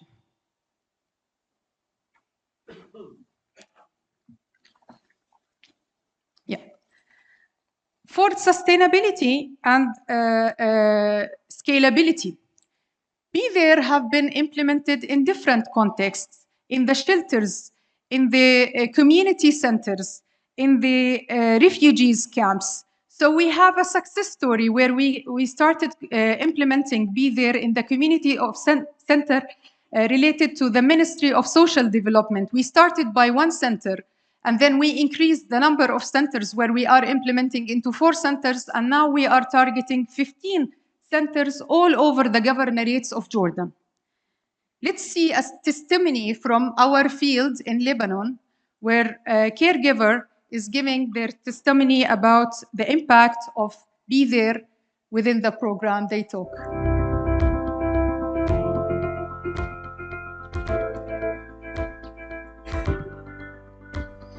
برنامج السي اس اي من اول جلسه حسيت تقريبا عم يتغيروا النسوان، اجوا لعنا كثير بيتوتروا، كثير بيعصبوا، كثير بيضربوا اولادهم. هلا صرنا بالجلسه الخامسه، فهيدا الشيء غير منهم كثير، صاروا اهدى وصار عندهم طريقه للتواصل مع اولادهم من خلال التمارين الاسترخاء اللي هن عم بيتاثروا فيه وعم يسمعوها. كنت اعصب عليهم، كنت اضربهم. هلا ما صار هالشيء هذا، بعد هاي الجلسات ما صار عندي هالتعصيب هذا. صرت أريح نفسي وأريح بيتي وأريح أولادي، صرت أخذ وأعطي مع أولادي، صرت أشتغل بالبيت براحتي، يعني تغير عندي شيء كثير. نفسيتنا ارتاحت، تغير جونا بالبيت يعني غير المشكلة، كانت على طول مشاكلنا بالبيت متكونة، بس هلا الحمد لله مرتاحين.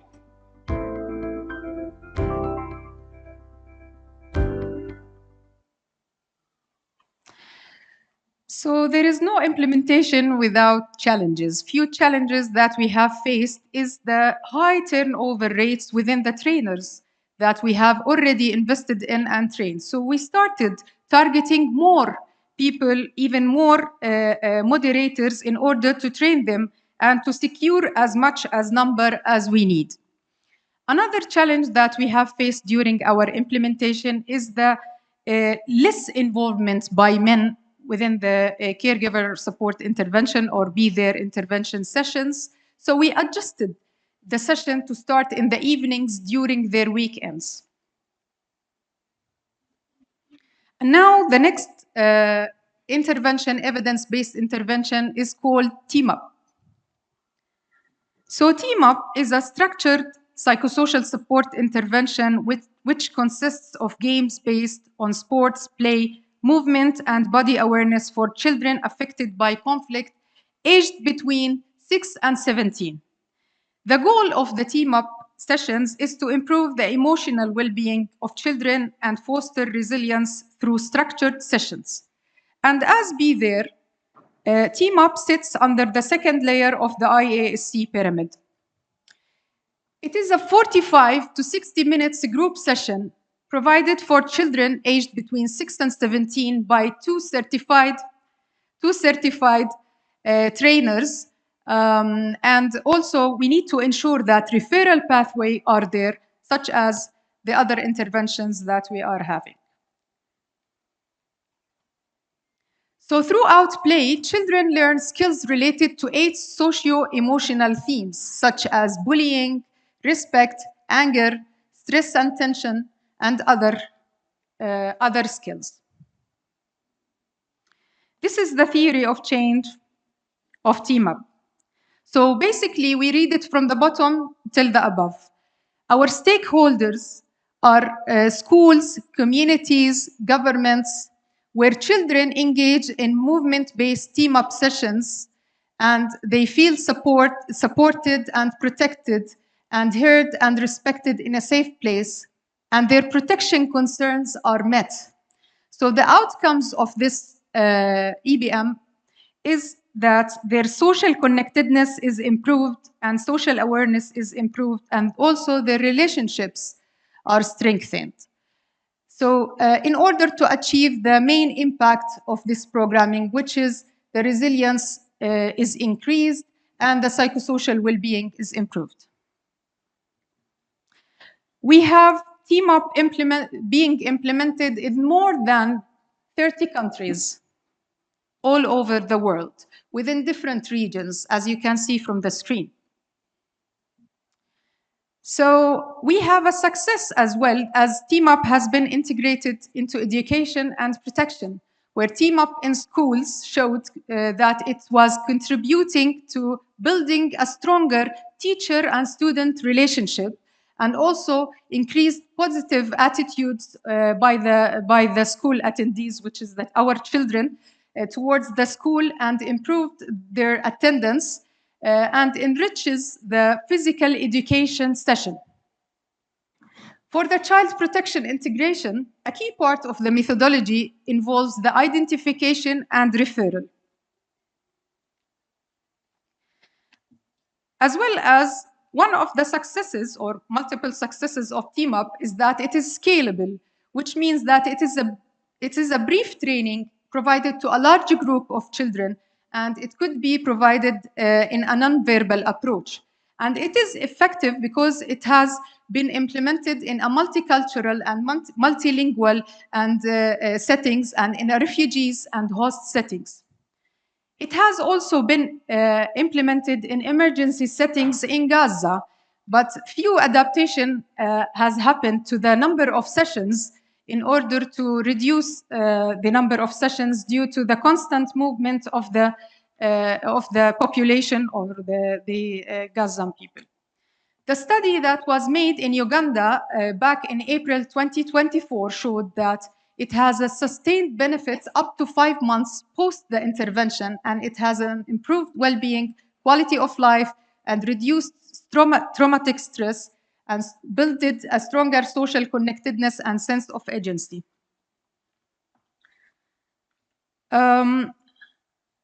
So the best practice, if you want to talk about the best practice, is to better integrate it slowly in the classroom settings throughout the psychologists of the school, social workers, and because one of the challenges that was faced is the double role of the teachers, which is hard because it's also conflicts a little bit with the Team Up values that there is nothing right or wrong. So it needs more investment in mentoring in that sense.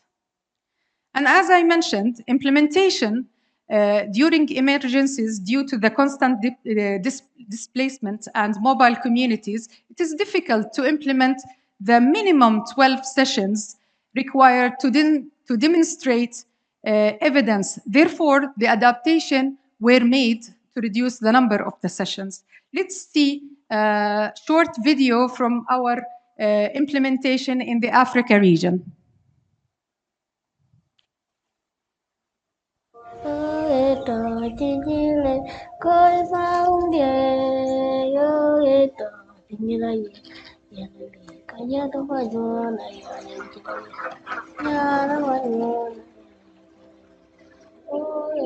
Ano ya tahu hal kali ujung dia. Mana aja jaga nanti dia beta kayaknya.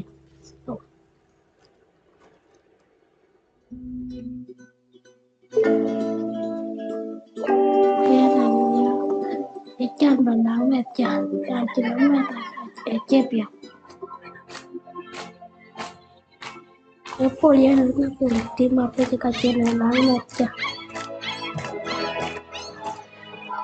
Akhirnya quay một rồi cả. Represi saya mencari kio. Piano menuju jalan pun. Ibu kaca pun ke bicara. Bicara kaca pun ke baju.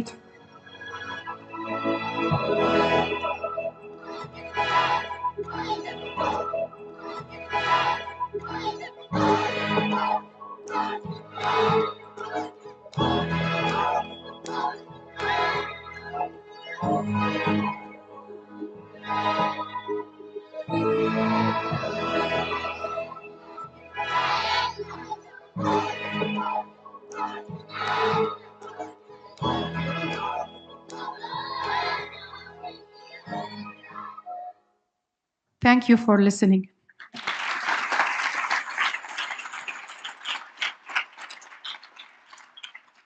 Thanks so much, Dima, and particularly for sharing those two programs. So practical, but so impactful. It was really great to see.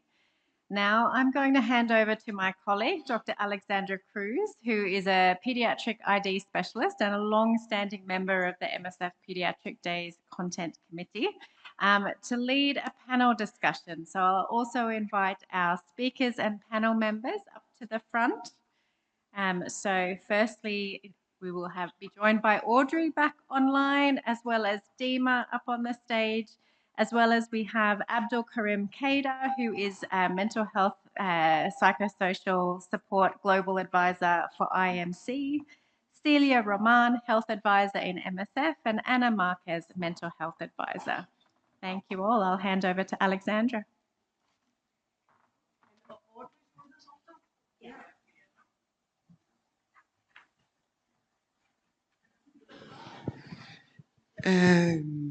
Yeah.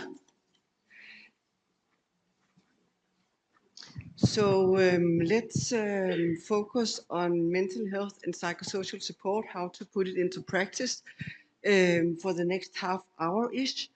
We would have liked to invite the audience online also, but unfortunately we have some technical hiccups, so you'll have to settle with us in the room. But for the participants in the room, if you have any questions, comments, reflections, ideas, something you want to change. So thankfully, we've been able to, with Audrey's cooperation, overcome the technical issues. So people will see a QR code. You can submit your questions as well, and we will monitor. Both in the room and online? Wow. I mean, Ed, you did it for us. First, you organized an orchestra to get people to get into the last section, and now you overcome this technical barrier also. So great. But anyway, if you have any questions or comments or reflections, do share it with us. But I'll start. And Audrey's here, yeah, in the top. Yeah, maybe I'll just have a look here. So Audrey, you explained us that children are particularly vulnerable, but also have the capacity of immense resilience. And you shared an example with a mother in South Sudan, where both her and her child improved after introducing the aunt and building a relationship. Can you share with us other examples of how we can try to nourish or support that resilience? Yes, I think one thing I want to mention is that about a month or two ago, I sat with about 40, 50 children. They were between 4 and 14 years old. And they were sharing with me the impact that the ongoing assault on Gaza is having on them. And they were saying how it changed their whole life. And I asked them, what do you still have hope, or what gives you hope, and what do you need? If we were to ask you, like to offer you services, what would you need? And I was going there being very genuinely interested in what they had to say, because even if we come with the idea is really to see them as full active agents. And the answers I got from the first one was from a 14-year-old who told me, you're asking us about hope, but how can we even talk about hope? And he said, all the children that you have in front of you here, I've seen people being killed in front of them. I've seen, I'm sorry, this is hard, but this is children's words. He said, I've seen people being dismembered. I've seen blood. We are starving. We are hungry. How can we have hope? And then the 6-year-old responded to this. He said, 6-year-old said, you know, I'm 6-year-old. I spend my day going to fetch water and try to go to the tequila to get food to my family. It's unfair. It's unfair. I'm just a child. And that's the exact words he used. This was translated to me directly when I was sitting with them. And then I said, so what would you need? And they said, we just want to live normally. We want water. We want to be able to play. And I said, do you still play? And they said, play, not often, no. So I give this example. It's heartbreaking. It's heartbreaking, but it's simple. What they are telling us is they need a safe place to be children. They need a place where they can play, when they can be sure that their family is also safe, where we take care of their parents, where they have food, where they have water. And those that I was sitting with, some of them had access to school and some didn't. And there was a clear difference. And the school was not a full-time school. It was a few hours per week school.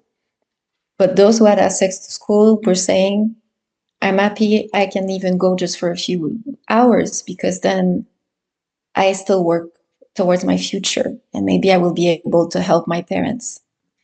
Because even during war, going to fetch water or going to these few hours of school, it gives the children a little mission. It gives them a purpose. It gives them a sense of there's something I can do. And we need to focus on what's possible and focus on how can we provide those spaces where they can still be children, even with amidst like the biggest horror.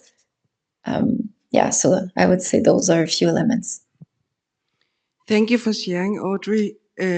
So for you, Dima, you also shared two examples, Be There and Team Up, on how to support families. Now you also talked about, and Audrey too, about the multisectoral approach and the multi-layered levels of care, and also having in mind context and culture. So having all that in mind, do you have other strategies you can propose for our clinicians in the field who might not have safety, not even safety, and not specialized healthcare staff? What to do, or what can we do? Yeah, thank you for your question. It's very important to highlight the importance of the integration of mental health within different sectors and within different thematic areas, such as the health, where the frontline workers are trained on PFA provision and for how to provide supportive communication. It's not necessarily to provide like therapeutic MHPSS intervention, rather than like providing like a supportive communication. A PFA, as we have seen during out the sessions today, one of the doctors was saying, I was not able to do that. I was just putting a number on the children's arms and then classifying them. So that raises the importance of the integration of MHPSS within the frontline workers' work. The second thing is to integrate the MHPSS within the protection sector. Like, for example, giving the opportunity for the protection officers to provide a structured MHPSS or PSS activities, such as team-up activities, or training them training them on how to do the safe identification and referral where needed. Also, it's important to integrate the MHPSS within the educational sector, which includes, as we have seen from the example that I was giving, like integrating, for example, team up or other PSS activities within the school settings or the educational settings. Another thing I would like to highlight is to invest in building the capabilities of the local actors, or investing in the existing structures that we have already. Another point that I would like to highlight is to build on the capacity, or to build the capabilities of the caregivers, considering that they are the main supporters for their children, and they can be a protective factor for reducing the toxic stress that their children are facing. Thank you. Thank you. And there's a question from the chat. So the first question is what ways we should explore to increase access to pediatric mental health care in our context, and if there are also programs already being implemented, and do we need trainings for those? Yeah, I'm looking at you, Anna, and then Abdel after, maybe also you, Celia. Hello, everyone. Anna Marques, mental health advisor. So how do we increase access to children? This will cover one of our questions, but I'll say ahead. I think one of the issues that we have to start with is to have assessments with children, needs assessments with children. We tend to be afraid because it's more sensitive, because there are ethical issues, because it's more difficult, because we have to use more symbolic ways of addressing children than we are used to with adults. But this is absolutely essential if we want to understand what are the needs of children and how to properly address children. So I would say that this is one of the main issues. Then the second issue of how to improve access is exactly on community engagement. We also have a very focused community engagement on adults. We are doing more and more with children, but it's still very much focused on adults. So how do we engage with children on our daily basis when we do outreach, when we go to our communities? I think this is a second and very important issue. Third issue is community care. Looking and working with children has to be outside of our hospitals and facilities. We have to go more closer to a community to be able to do it better. The other idea, we had many colleagues saying today, contextualization. No? How are we addressing children in this specific place? It's not the same to work with a child in South Sudan or in Mexico or in Gaza. And lately, I would say that our programming has also to shift. We are still very much focused on specialized care, on individual care, and we have to be simple. Also very much, I think we are always very worried with resources in terms of budget and human resources. Let's go simple. Let's play with children, and let's really open access to play in our facilities and in our programming to be able to do more. And that's in 3 or 4 points, I would say. Actually, last week, our new medical director asked me what would be the 2 main points for access for children. And I told her, integrate with pediatric care, mainstream with pediatric care, and do more psychosocial activities with children. So these 2, which are not budget heavy and are not complex.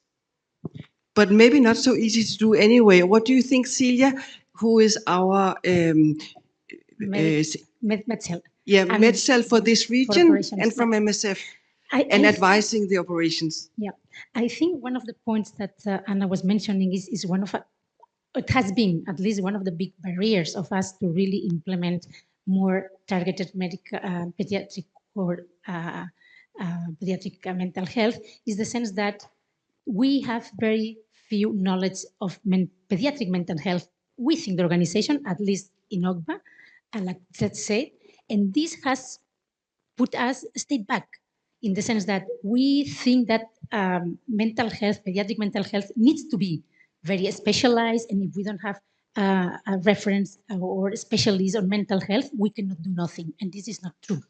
I think there is many other things that we tend to forget that is beneficial for the kids that we can do on mental health, and we don't do it because we always tend to think, no, but we don't have the expertise, we don't have the mental health pediatric specialist to implement this or this activity. So I think this is one of the main.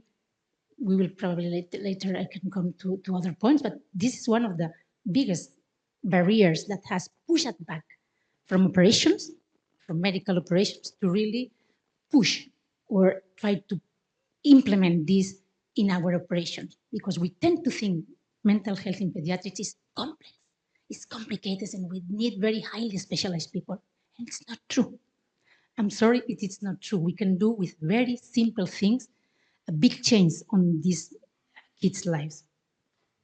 Thank you. And then Abdel, you also had a comment, and Abdel is a specialist in this area, and you're working for the International Medical Corps. Yeah? Yeah.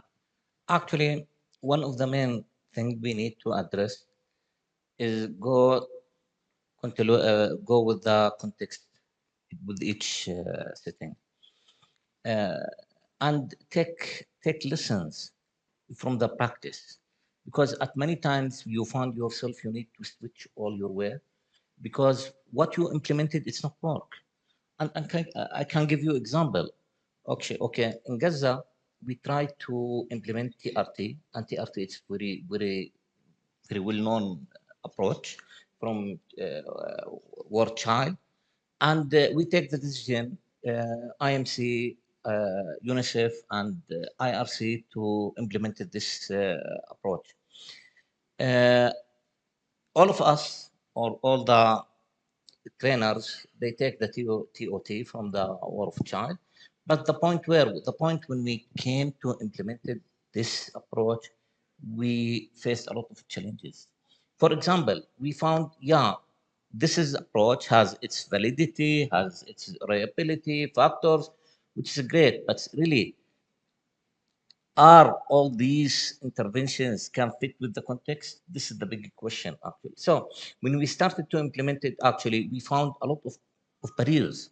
I can give you example. When we have the children, and there is limitation for access for food, limitation for access for the basic needs for the children.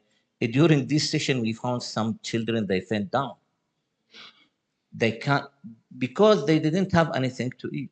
So we return back, okay, we can provide these basic things during our TRT group teaching recovery techniques.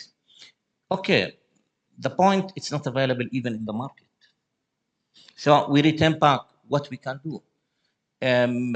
So a lot of discussion happened at that time. We try the point not only with the children themselves and not only with the with the situation there. The point with the service provider themselves, okay, they have also challenges. All of them, they traumatized. So that you ask traumatized person to heal other traumatized children. This is one of the big challenges. Also, we found that. So we found even the service provider, they reach to the point that can't be continued because it's overwhelmed for them. So recovery in this context and time and setting is not possible because the trauma is ongoing, the traumatization. But is there still something you can do? Yeah, exactly. So what you mentioned is totally right. So I can describe the situation there with 3 words. It's complex, ongoing, at the same time prolonged. Complex because it's not one trauma, it's multiple trauma. Ongoing because even if it's one trauma, but it's still ongoing and for very long time. We're talking about around 2 years. And this is the main challenges we found there, how we can intervene with this situation. So the decision, we need to provide something better than they didn't provide anything. This is what the question. So we decided to go with TRT. But even from that, we reached to the decision to stop. Now what we suggest, we need to create something fit with the context itself. So I guess Audrey worked with us in something related to that. So really, we need to create something related to that. Believe me, after I got from there, immediately I participated with the 6th ministerial MHVSS summit in Doha. Immediately I raised that because WHO there, I asked them, hey guys, we need something for ongoing trauma because what we learned something different. Yeah, so recovery was not possible, but maybe something more simple is possible. You said, Celia and Anna, that there's always something that you can do or we can do with simpler means, like safe spaces or play, even if it's not therapeutic play tool like we heard about. Can you elaborate? Yeah. So I would say that first and foremost, I think we have to mainstream mental health in our protocols for pediatric care and for medical care in general. It's not the same to speak with a child and to treat a child and is to treat an adult. So mainstreaming means communication, training on communication for our staff, informed care training from our staff. It means having corners with toys, child-friendly spaces. It means having really an environment that fosters well-being for children. The second point is exactly to have play in our wards, no, and then in our facilities and outside of our facilities. And we haven't touched something that I think it's fundamental to speak with, and Audrey spoke about that, which is caregivers. No, any child is living in a family system, whatever this family system is now. And family systems, for example, in Gaza or Sudan are changing a lot. So supporting caregivers, giving proper information, doing psychoeducation, doing support groups, training of parents. We have, for example, big package of parenting skills, PSS group programs for parenting skills. So all of this is absolutely essential. And then keeping the specialized care referrals, or for us in MSF, that it's something that we usually have and it's our flagship, and I would keep it because it's something that many organizations are not doing and it's fundamental. But I'd say that foremost, we should mainstream mental health into pediatric care, and we should really work on psychosocial interventions, especially play, simple play. Thank you. And do you want to add, do you have a comment? No. And Audrey, maybe we forget you because you're up there, but if you have a comment, then raise your hand or tell us. Yeah. Yeah, no, just to add on what Anna was saying, play is the language of children, like no matter the culture. And so even in the midst of like the worst part of the conflict, I mean, the past 2 years, and I would say, you know, since 2007, there's been 6 wars on Gaza. So there's nothing new, but this one is different. And even in the midst of it, like in August and full at the peak of starvation, children were still asking to play. Because this is through play that they learn, this is through play that they can process. And when it's ongoing and very acute, whether we think of Gaza, of Sudan, or elsewhere,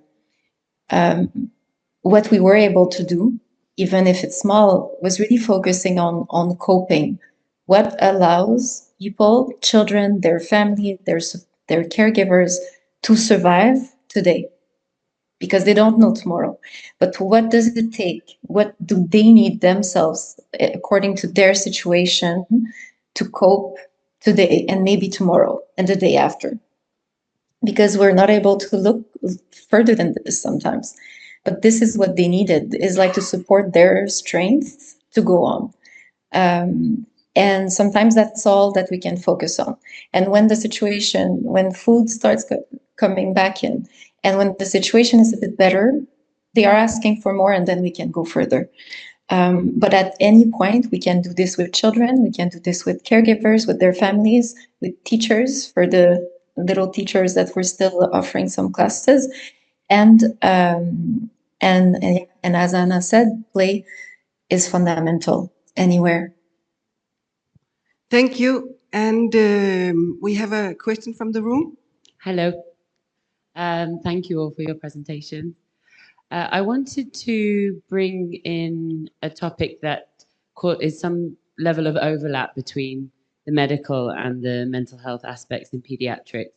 It might give answers that repeat a lot of what has been said, but children with developmental disorders are extremely vulnerable in conflict setting, in any setting, and require holistic approaches, multi-layered, involving family systems, but also often end up in the complicated space between over-medication in specialized care or over-medicalization as well. And given that we have a range of people in the room and a range of people on the panel, I just wondered what your visions are for the future as it comes to young people with developmental disorders in these settings.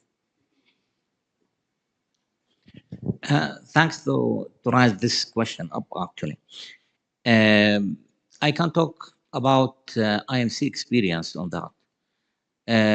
When you're talking about children with disabilities, actually, this is targeted. It's not easy. It's available at each community. IMC actually with DAHO donor started to create an inclusion program. Okay, this inclusion program has speech therapy with one of these specialists in speech therapy, beside the MHPSS intervention. Beside all of them, they are integrated in PHC or PHC. We called it family center. Actually, part of it the PHC. Why we do that? We do that to try to include all the component that in one place. So any family can to reduce the stigmatization, can reach to this center, and immediately the child can go to the MHGAP doctor at the same time. Can the family have some psychoeducation beside another protection services, beside the speech therapy, where the intervention, all of them focus on this child. It's not always working, especially with these type of children, but this is, I can say this is the beginning. Okay, this is the beginning, and this target of a group, it needs to be considered more and more. So your question was related to mental health or overall care? Yeah. Do you want to add? Yeah. I mean, there. Hello, Zara. I'm probably not going to give you the answer that you'd like, but I think you already know my answer. We are confronted with tons of challenges and tons of needs in our settings. And unfortunately, we have to prioritize. And I think our priority now is to integrate properly children in our programming. We are not yet at the moment of speaking about children with mental impairment in our programming. That's for me the Everest of what we will maybe one day doing. I think at some point we might find the need to have kind of a minimum package, a minimum intervention for kids with mental impairment. But I don't think we are yet there now. And I can tell you that operations would tell me very clearly, this is still not our priority. I'm very happy if we start having way more children in our cohorts. This for me would be a huge win. So that win of having mental disabilities in our cohorts, I think we are still a bit far away. Maybe one day. Nothing else to add. And I think, and again, it will go in the direction of prioritization, that probably later I will speak on, that operations priorities. We are not there yet, unfortunately.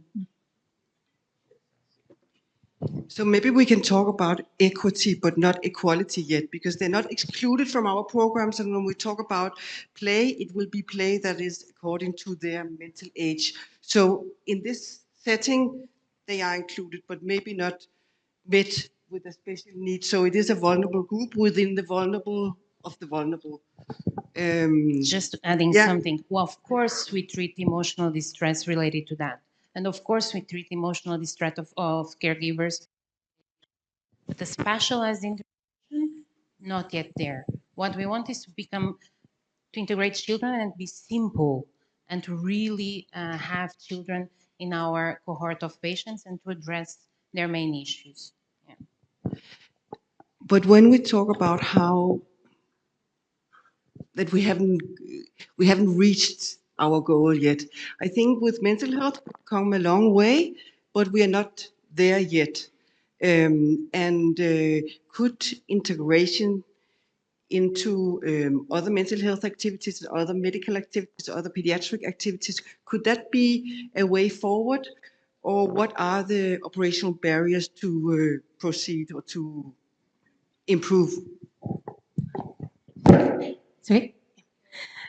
I think one of the operational barriers that, the one that I already mentioned before, that I think it has been pushing us back for many, many years, the fact that we really didn't have pediatric mental health specialists. So it was a barrier for us, because we were a bit afraid for more the specialized, because we had also the idea that mental health is just related to very specialized medical activities.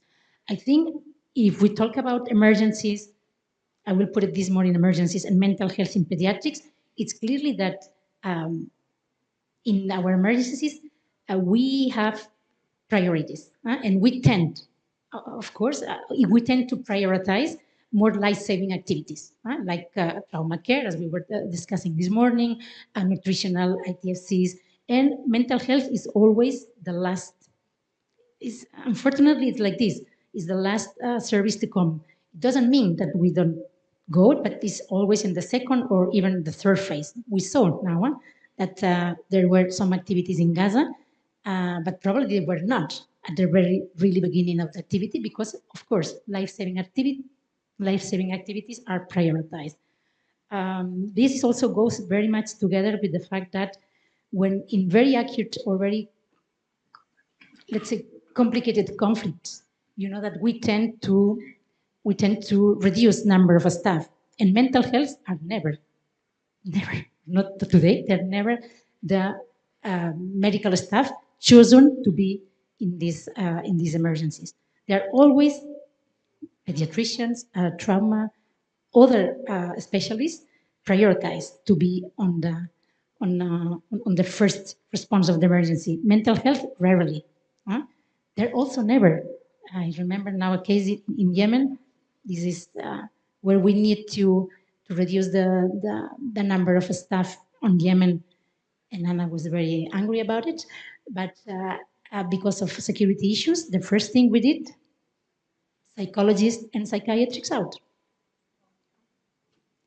So this is a reality, whether we like it or not. They're not yet, I think it's a way to go there, not yet considered first liners staff, medical staff, to be in the first responders on emergency.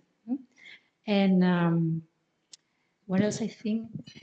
Yeah, I think another big barrier it will be, or it has been so far, the fact that the lack of specialized human resources in mental health psychologists or counselors that we find in the missions where we work.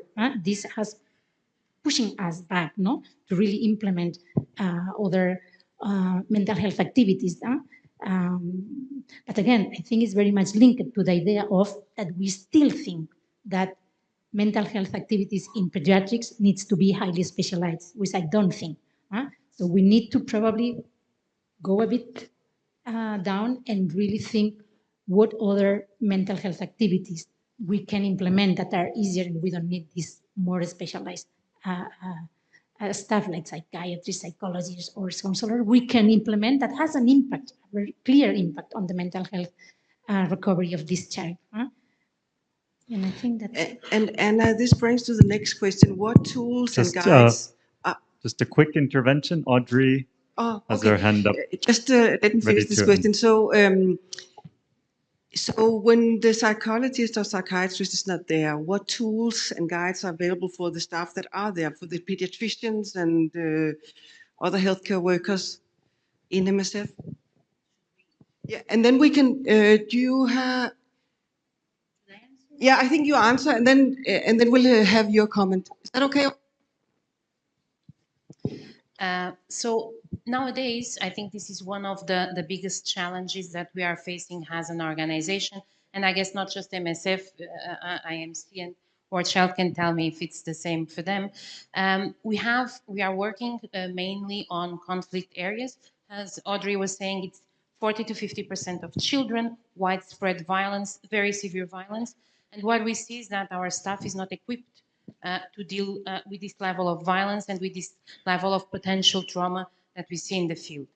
There are many guidance nowadays. They are more general on the YASC committee on mental health in emergencies. They are the minimum service package that Audrey was speaking, very nice, multisectoral on the integration of mental health. They are not specific for children, but they have special considerations for children.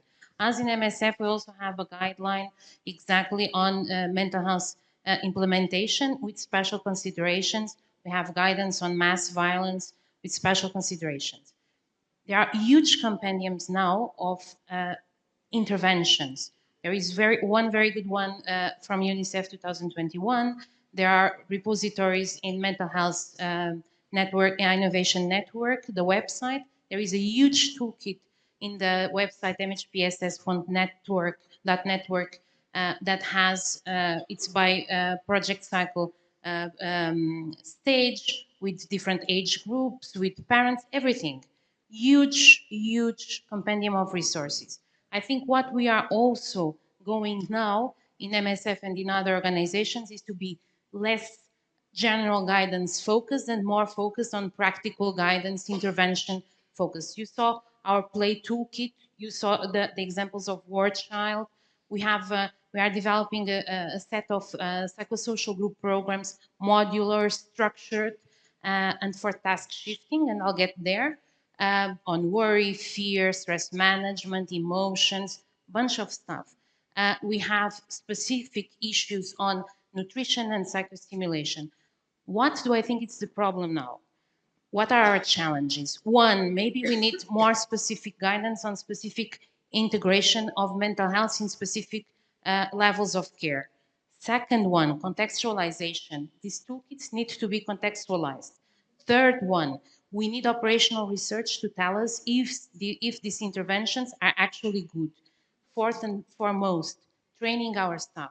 There is not enough training packages for our staff, and there is no training packages on job training, which is fundamental. So a lot of resources, but this roadmap on getting closer to the field and making it operationalized and actionable is essential. Okay. And Audrey? Yes, so my comment kind of encompasses all of this. I think that in the same way that MHPSS a couple of years ago even was not really integrated yet, it took time compared to other sectors. I think child mental health is still coming behind. There's I think a misunderstanding even within the humanitarian sector of what MHPSS is. We tend to think that, as I think Anna mentioned, we think of specialized services. But this is, when we looked at the pyramid, this is the fourth and the smallest part of the pyramid. So we have all these other layers, and mental health is transversal. It is to be implemented everywhere. It's not like a thing in itself. It can be really implemented and integrated everywhere. So I think the first thing is to educate ourselves, the humanitarian field itself even better, and to build the capacities of everyone involved from HQ to field workers on what MHPSS is and how can we integrate it for children. Because no, it's not that complicated. We think it's complicated when we don't know enough how to, I think, and this is a global issue, I believe. The other thing is, and Anna mentioned it, the biggest question I get all the time, and including in Gaza, people they are super well educated in Gaza. They had a lot of theory on children mental health, but they were like, we never learned how to. So the practical part is hugely important.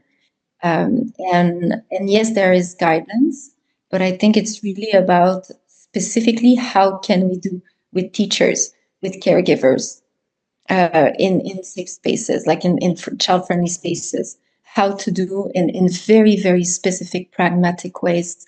And one thing that I do want to mention, because I don't know if it's been shared yet, but when it comes to, I think everybody knows MHGAP by now. So MHGAP is to increase access for mental health, for professionals that are not specialized in mental health. But we have the same now for scalable psychological interventions for teenagers. So it's called EASE. So we can train psychologists, we can train nurses, we can train even GPs in EASE in some settings, but anybody who could give that service. And there is one that is being developed right now by UNICEF that will be called Bloom. So it's the child version of that EASE intervention. And lastly, for pediatricians, for GPs, nurses, everyone in the front line, Take the Children as a really good psychological first aid training for children to address with children. So this is something that everybody can do and should be eventually able to do. So yeah, just a few thoughts. And lastly, we think of mental health as not a life-saving intervention, and it is. And we have a lot of background on this. It is a life-saving intervention, and beyond suicide, we know that if we take care of mental health, we increase productivity, and we increase motivation and meaning in what people can achieve. So mental health is life-saving. It's just a matter of how do we integrate it everywhere in everything that we do. Thank you. So Audrey, I don't know if you almost started on the last question, which is to wrap up this session or this part, this roundtable conversation. So if each of you in short should share your thoughts and take-home messages for the audience online and in the room. Let's start with you, Audrey. Is there anything else you want to add? I think I would say to simplify. Yeah. Okay, for those of you who didn't take note to all the references that Audrey made, we will make sure to share them in the link on the Pediatric Days link afterwards. Yeah? And for the wrap up for you? Yeah, actually, the message or the key message from my side, mental health or children mental health, let me say that, it's not the responsibility for psychologists or psychiatrists. Actually, it's the responsibility of all, and each one here can provide something, even if it's very small. So this is the point. So if you face any challenges in the future, so it started from the first basic point with these children or with this child, and believe me, you can achieve something. So before you think about referring this case, before you think about, yeah, in some cases the referral it's important, but at many times, even with the pediatric doctors, they can do something very simple, and the basic communication skills actually it's very important in this in this manner. So this is the key message is each one can make something and can make something different. So simplification, and each of us can and should do something. And for you, Dima? My final message is that there is no health without mental health. And that raises the importance of the integration of mental health cross-sectorally, and also investing in the local capacities and on with the caregivers. So more investment with the caregivers and with the local capacities and the local communities. Thank you.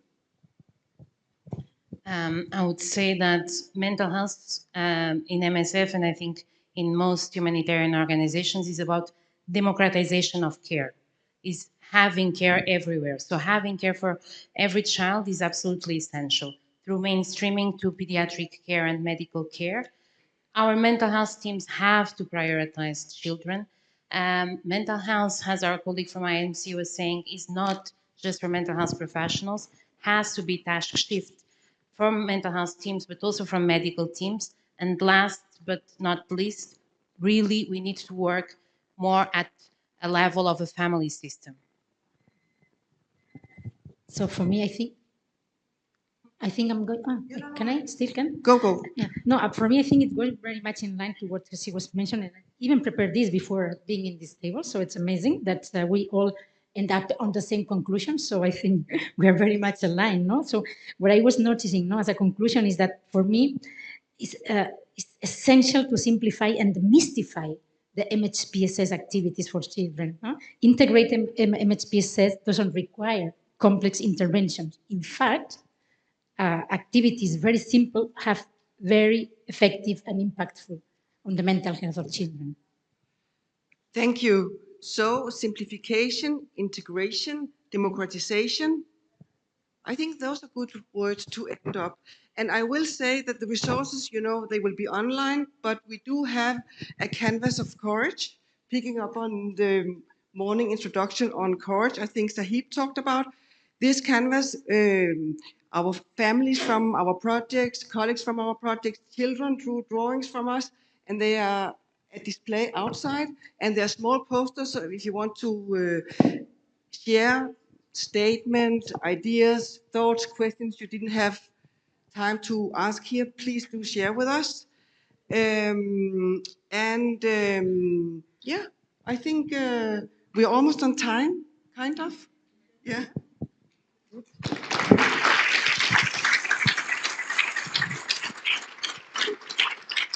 And thank you to all of you. I think you were introduced in a more random way than usual. Sorry for that. Thank you, Alexandra, and thank you to our speakers and panelists.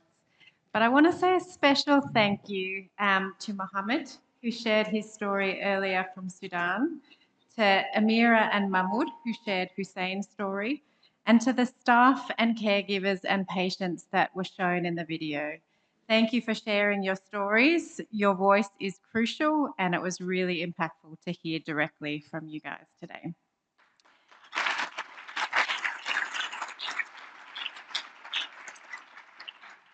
So I hope you're leaving this session feeling empowered, that even if you're not a psychologist, psychiatrist, there's things that we can do, and to really harness the resilience of our patients and our caregivers. So thank you all for joining this session, and thanks again to our amazing panelists.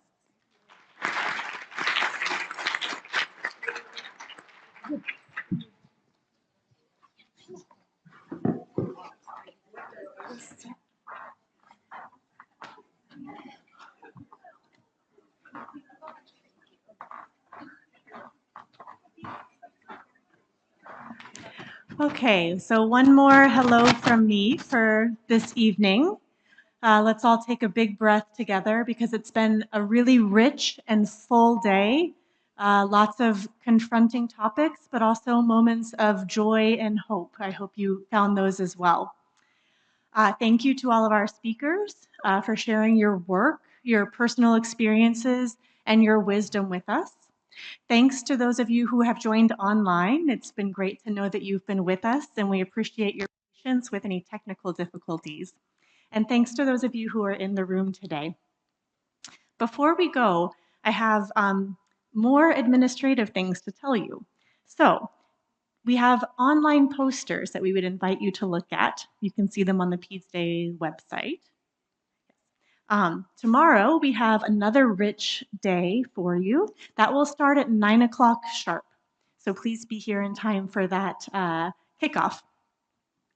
For those of you who are speaking tomorrow or sharing a poster, when it's nearly your time to present or to talk, you can come and join us up here at this table where your MCs will be. Before we depart for today, we'd like to offer you again the video that we played earlier about medical education in Gaza. And we will play the entire thing for you this time. It is too important to not be able to see in its entirety. Thanks. Do you want me to say that now? Okay, I have one more thing to say. After the video, we'd like to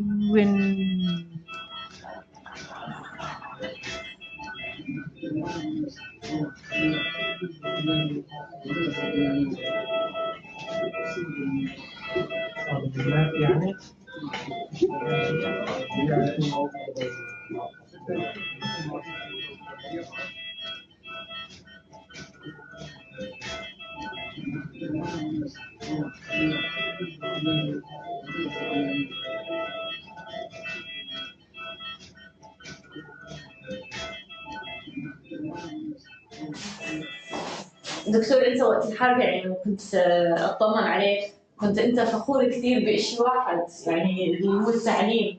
شو اصلا خطر على بالك تكمل تعليم اثناء الحرب؟ يعني هو الفكره اجت انه احنا قبل الحرب كنا متعودين انه يكون عندنا اجتماع صباحي نتفق على البلان تاع الشغل تاع المرضى والعلاج، في محاضرات بشكل دوري لتحسين جودة العمل، والأطباء الجدد تدربوا. فلما طولت الحرب احنا كنا في بداية الحرب يعني ما كنا نقدر نعمل الأمور هذه، فكنا اوكي يعني في حرب وكذا، بس لما الأمور طولت لقينا لا إنه الأمر بدأ يتأثر في جودة العمل. ففكرنا إن نرجع في نظام تعليم ثاني أو هو إندو تريننج، يعني إنه ما نوقفه رغم وكله ينعكس بالإيجاب على الطبيب الجديد وعلى المريض طبعا.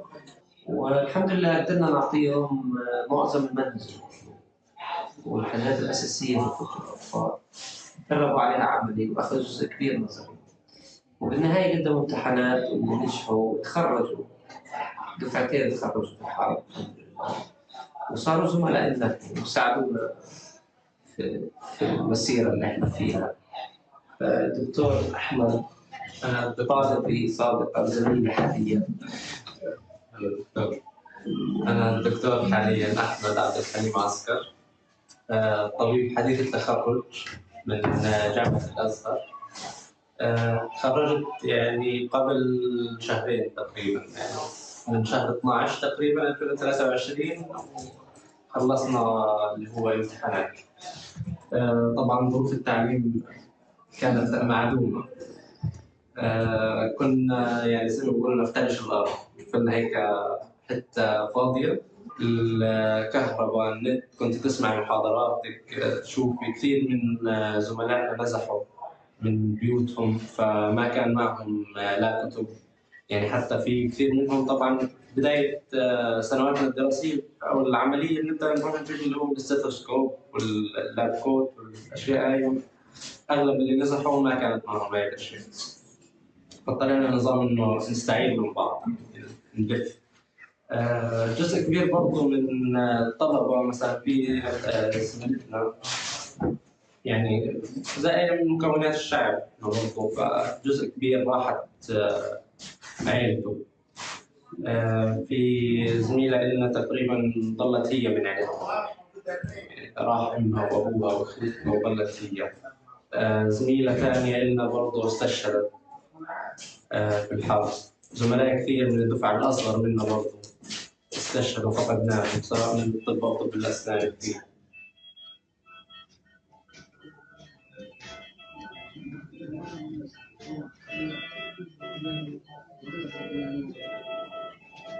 أنا طبيبة ميسون حجازي، ليفل 2 في طب الأطفال. بدأت طب الأطفال في 2022 مستشفى نصر الرنتيس للأطفال. أول ما بدأت اللي هي في الأقسام، بعد هيك بدينا في الحضانة. صارت اللي هي الحرب اللي هي 7 أكتوبر، كنت أروح على الدوام، يعني مش يوم كنا نروح يعني على الدوامات. آخر يوم كان المفروض إني أروح على الدوام وإحنا رايحين بالسيارة، كان في واحد جايين مصاب وبحكي لنا تراجعوا لأنه الدبابة هناك. فأنا وقتها بديت أعيط وإنه حكيت لهم بدي أرجع، أنا مش قادرة أداوم. فترجعت للبيت، اتحاصرت المستشفى بنفس اليوم. طلعوا كل اللي هي الأطباء وظلوا المرضى في المكان، وحتى انه يعني اخر لما رجعنا على المستشفى وهي مدمره كانت اللي هي جثث متعفنه اللي هي الحالات ما انتقلوش، يعني كانوا هم اطفال خدش وعلى الميكانيكال فنتليتر وتوفوا.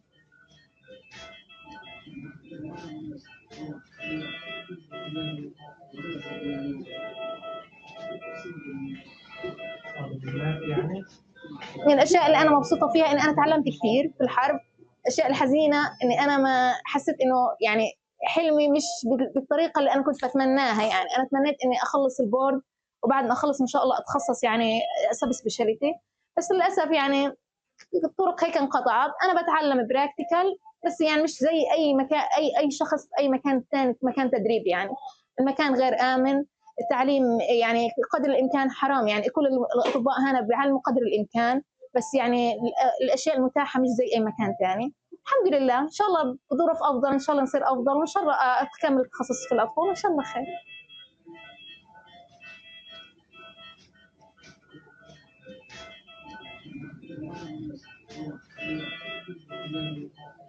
أحلى حاجة كانت في الحرب بالنسبة لي إن أنا الحمد لله اجتزت الامتحان النهائي العملي وأصريت إني أدخل الامتحان. بالرغم من صعوبة يعني الدراسة، ما كان في يعني برضه وازن للدراسة من جهة، ومن جهة ثانية إنه كنا يعني كان في ضغط عمل، يعني كنا شغالين أكثر من مكان، فما في كان وقت للأمانة إنه الواحد يدرس. فالحمد لله لملمت حالي وقدرت أتغلب على هاي الظروف، والحمد لله اجتزت بفضل رب العالمين الامتحان النهائي العملي اللي هي البورد الفلسطيني، وحصلنا على شهادة البورد الفلسطيني. هذا أكبر إنجاز الحمد لله تم تحقيقه في هذه الحرب. My thinking was, if the student could make it to the hospital for education, so we can do the education for them. It's our obligation to teach them. It's our obligation to give them the maximum training, to give them the hope in the war, the hope in their future, because those are our future doctors. They are our future colleagues. those doctors who were graduated are now currently working with me as a colleagues, and I am proud of it because they are doing a great job. They are helping the health system here in Gaza now. They are working in the emergency rooms, they are working in pediatrics and medical departments. They are the front line of caring patients who are coming injured or wounded to the emergency rooms. اللي وصلنا له حاجة يعني فوق الخيال أنا بعتبرها، لأنه أول حاجة كانت إصفاء المريض ولا حاجة، وتدمرت أكثر من مرة، الجيش قصفوه أكثر من مرة، فإني من مكان رماد يعتبر مكان رماد فجأة تلاقي عناية، تلاقي مكان هيك كبير في اللي هي في حضانة، في عناية بتستقبل، هي العناية الوحيدة حتى الآن في الشمال، فهذا بعتبره أنا إنجاز كبير يعني، وأنا مبسوطة جدا إني أنا جزء من هذا الإنجاز، يعني أنا بتعلم وإن شاء الله يعني بأنجز إن شاء الله خير.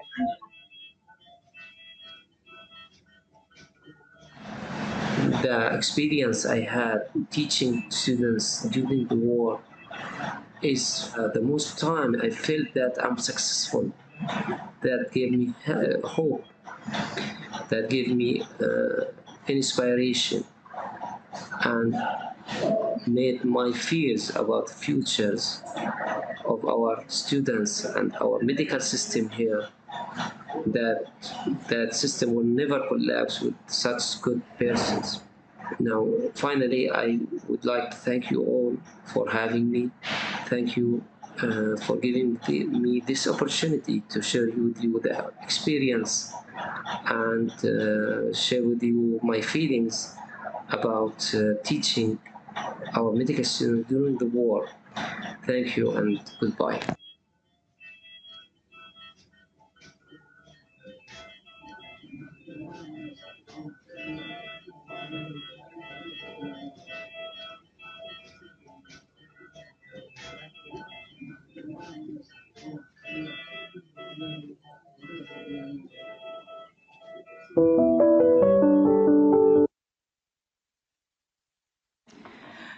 Thank you. So we now invite you to join us for a reception on the ground floor. Please come for socializing and networking so we can continue the conversation. Thank you.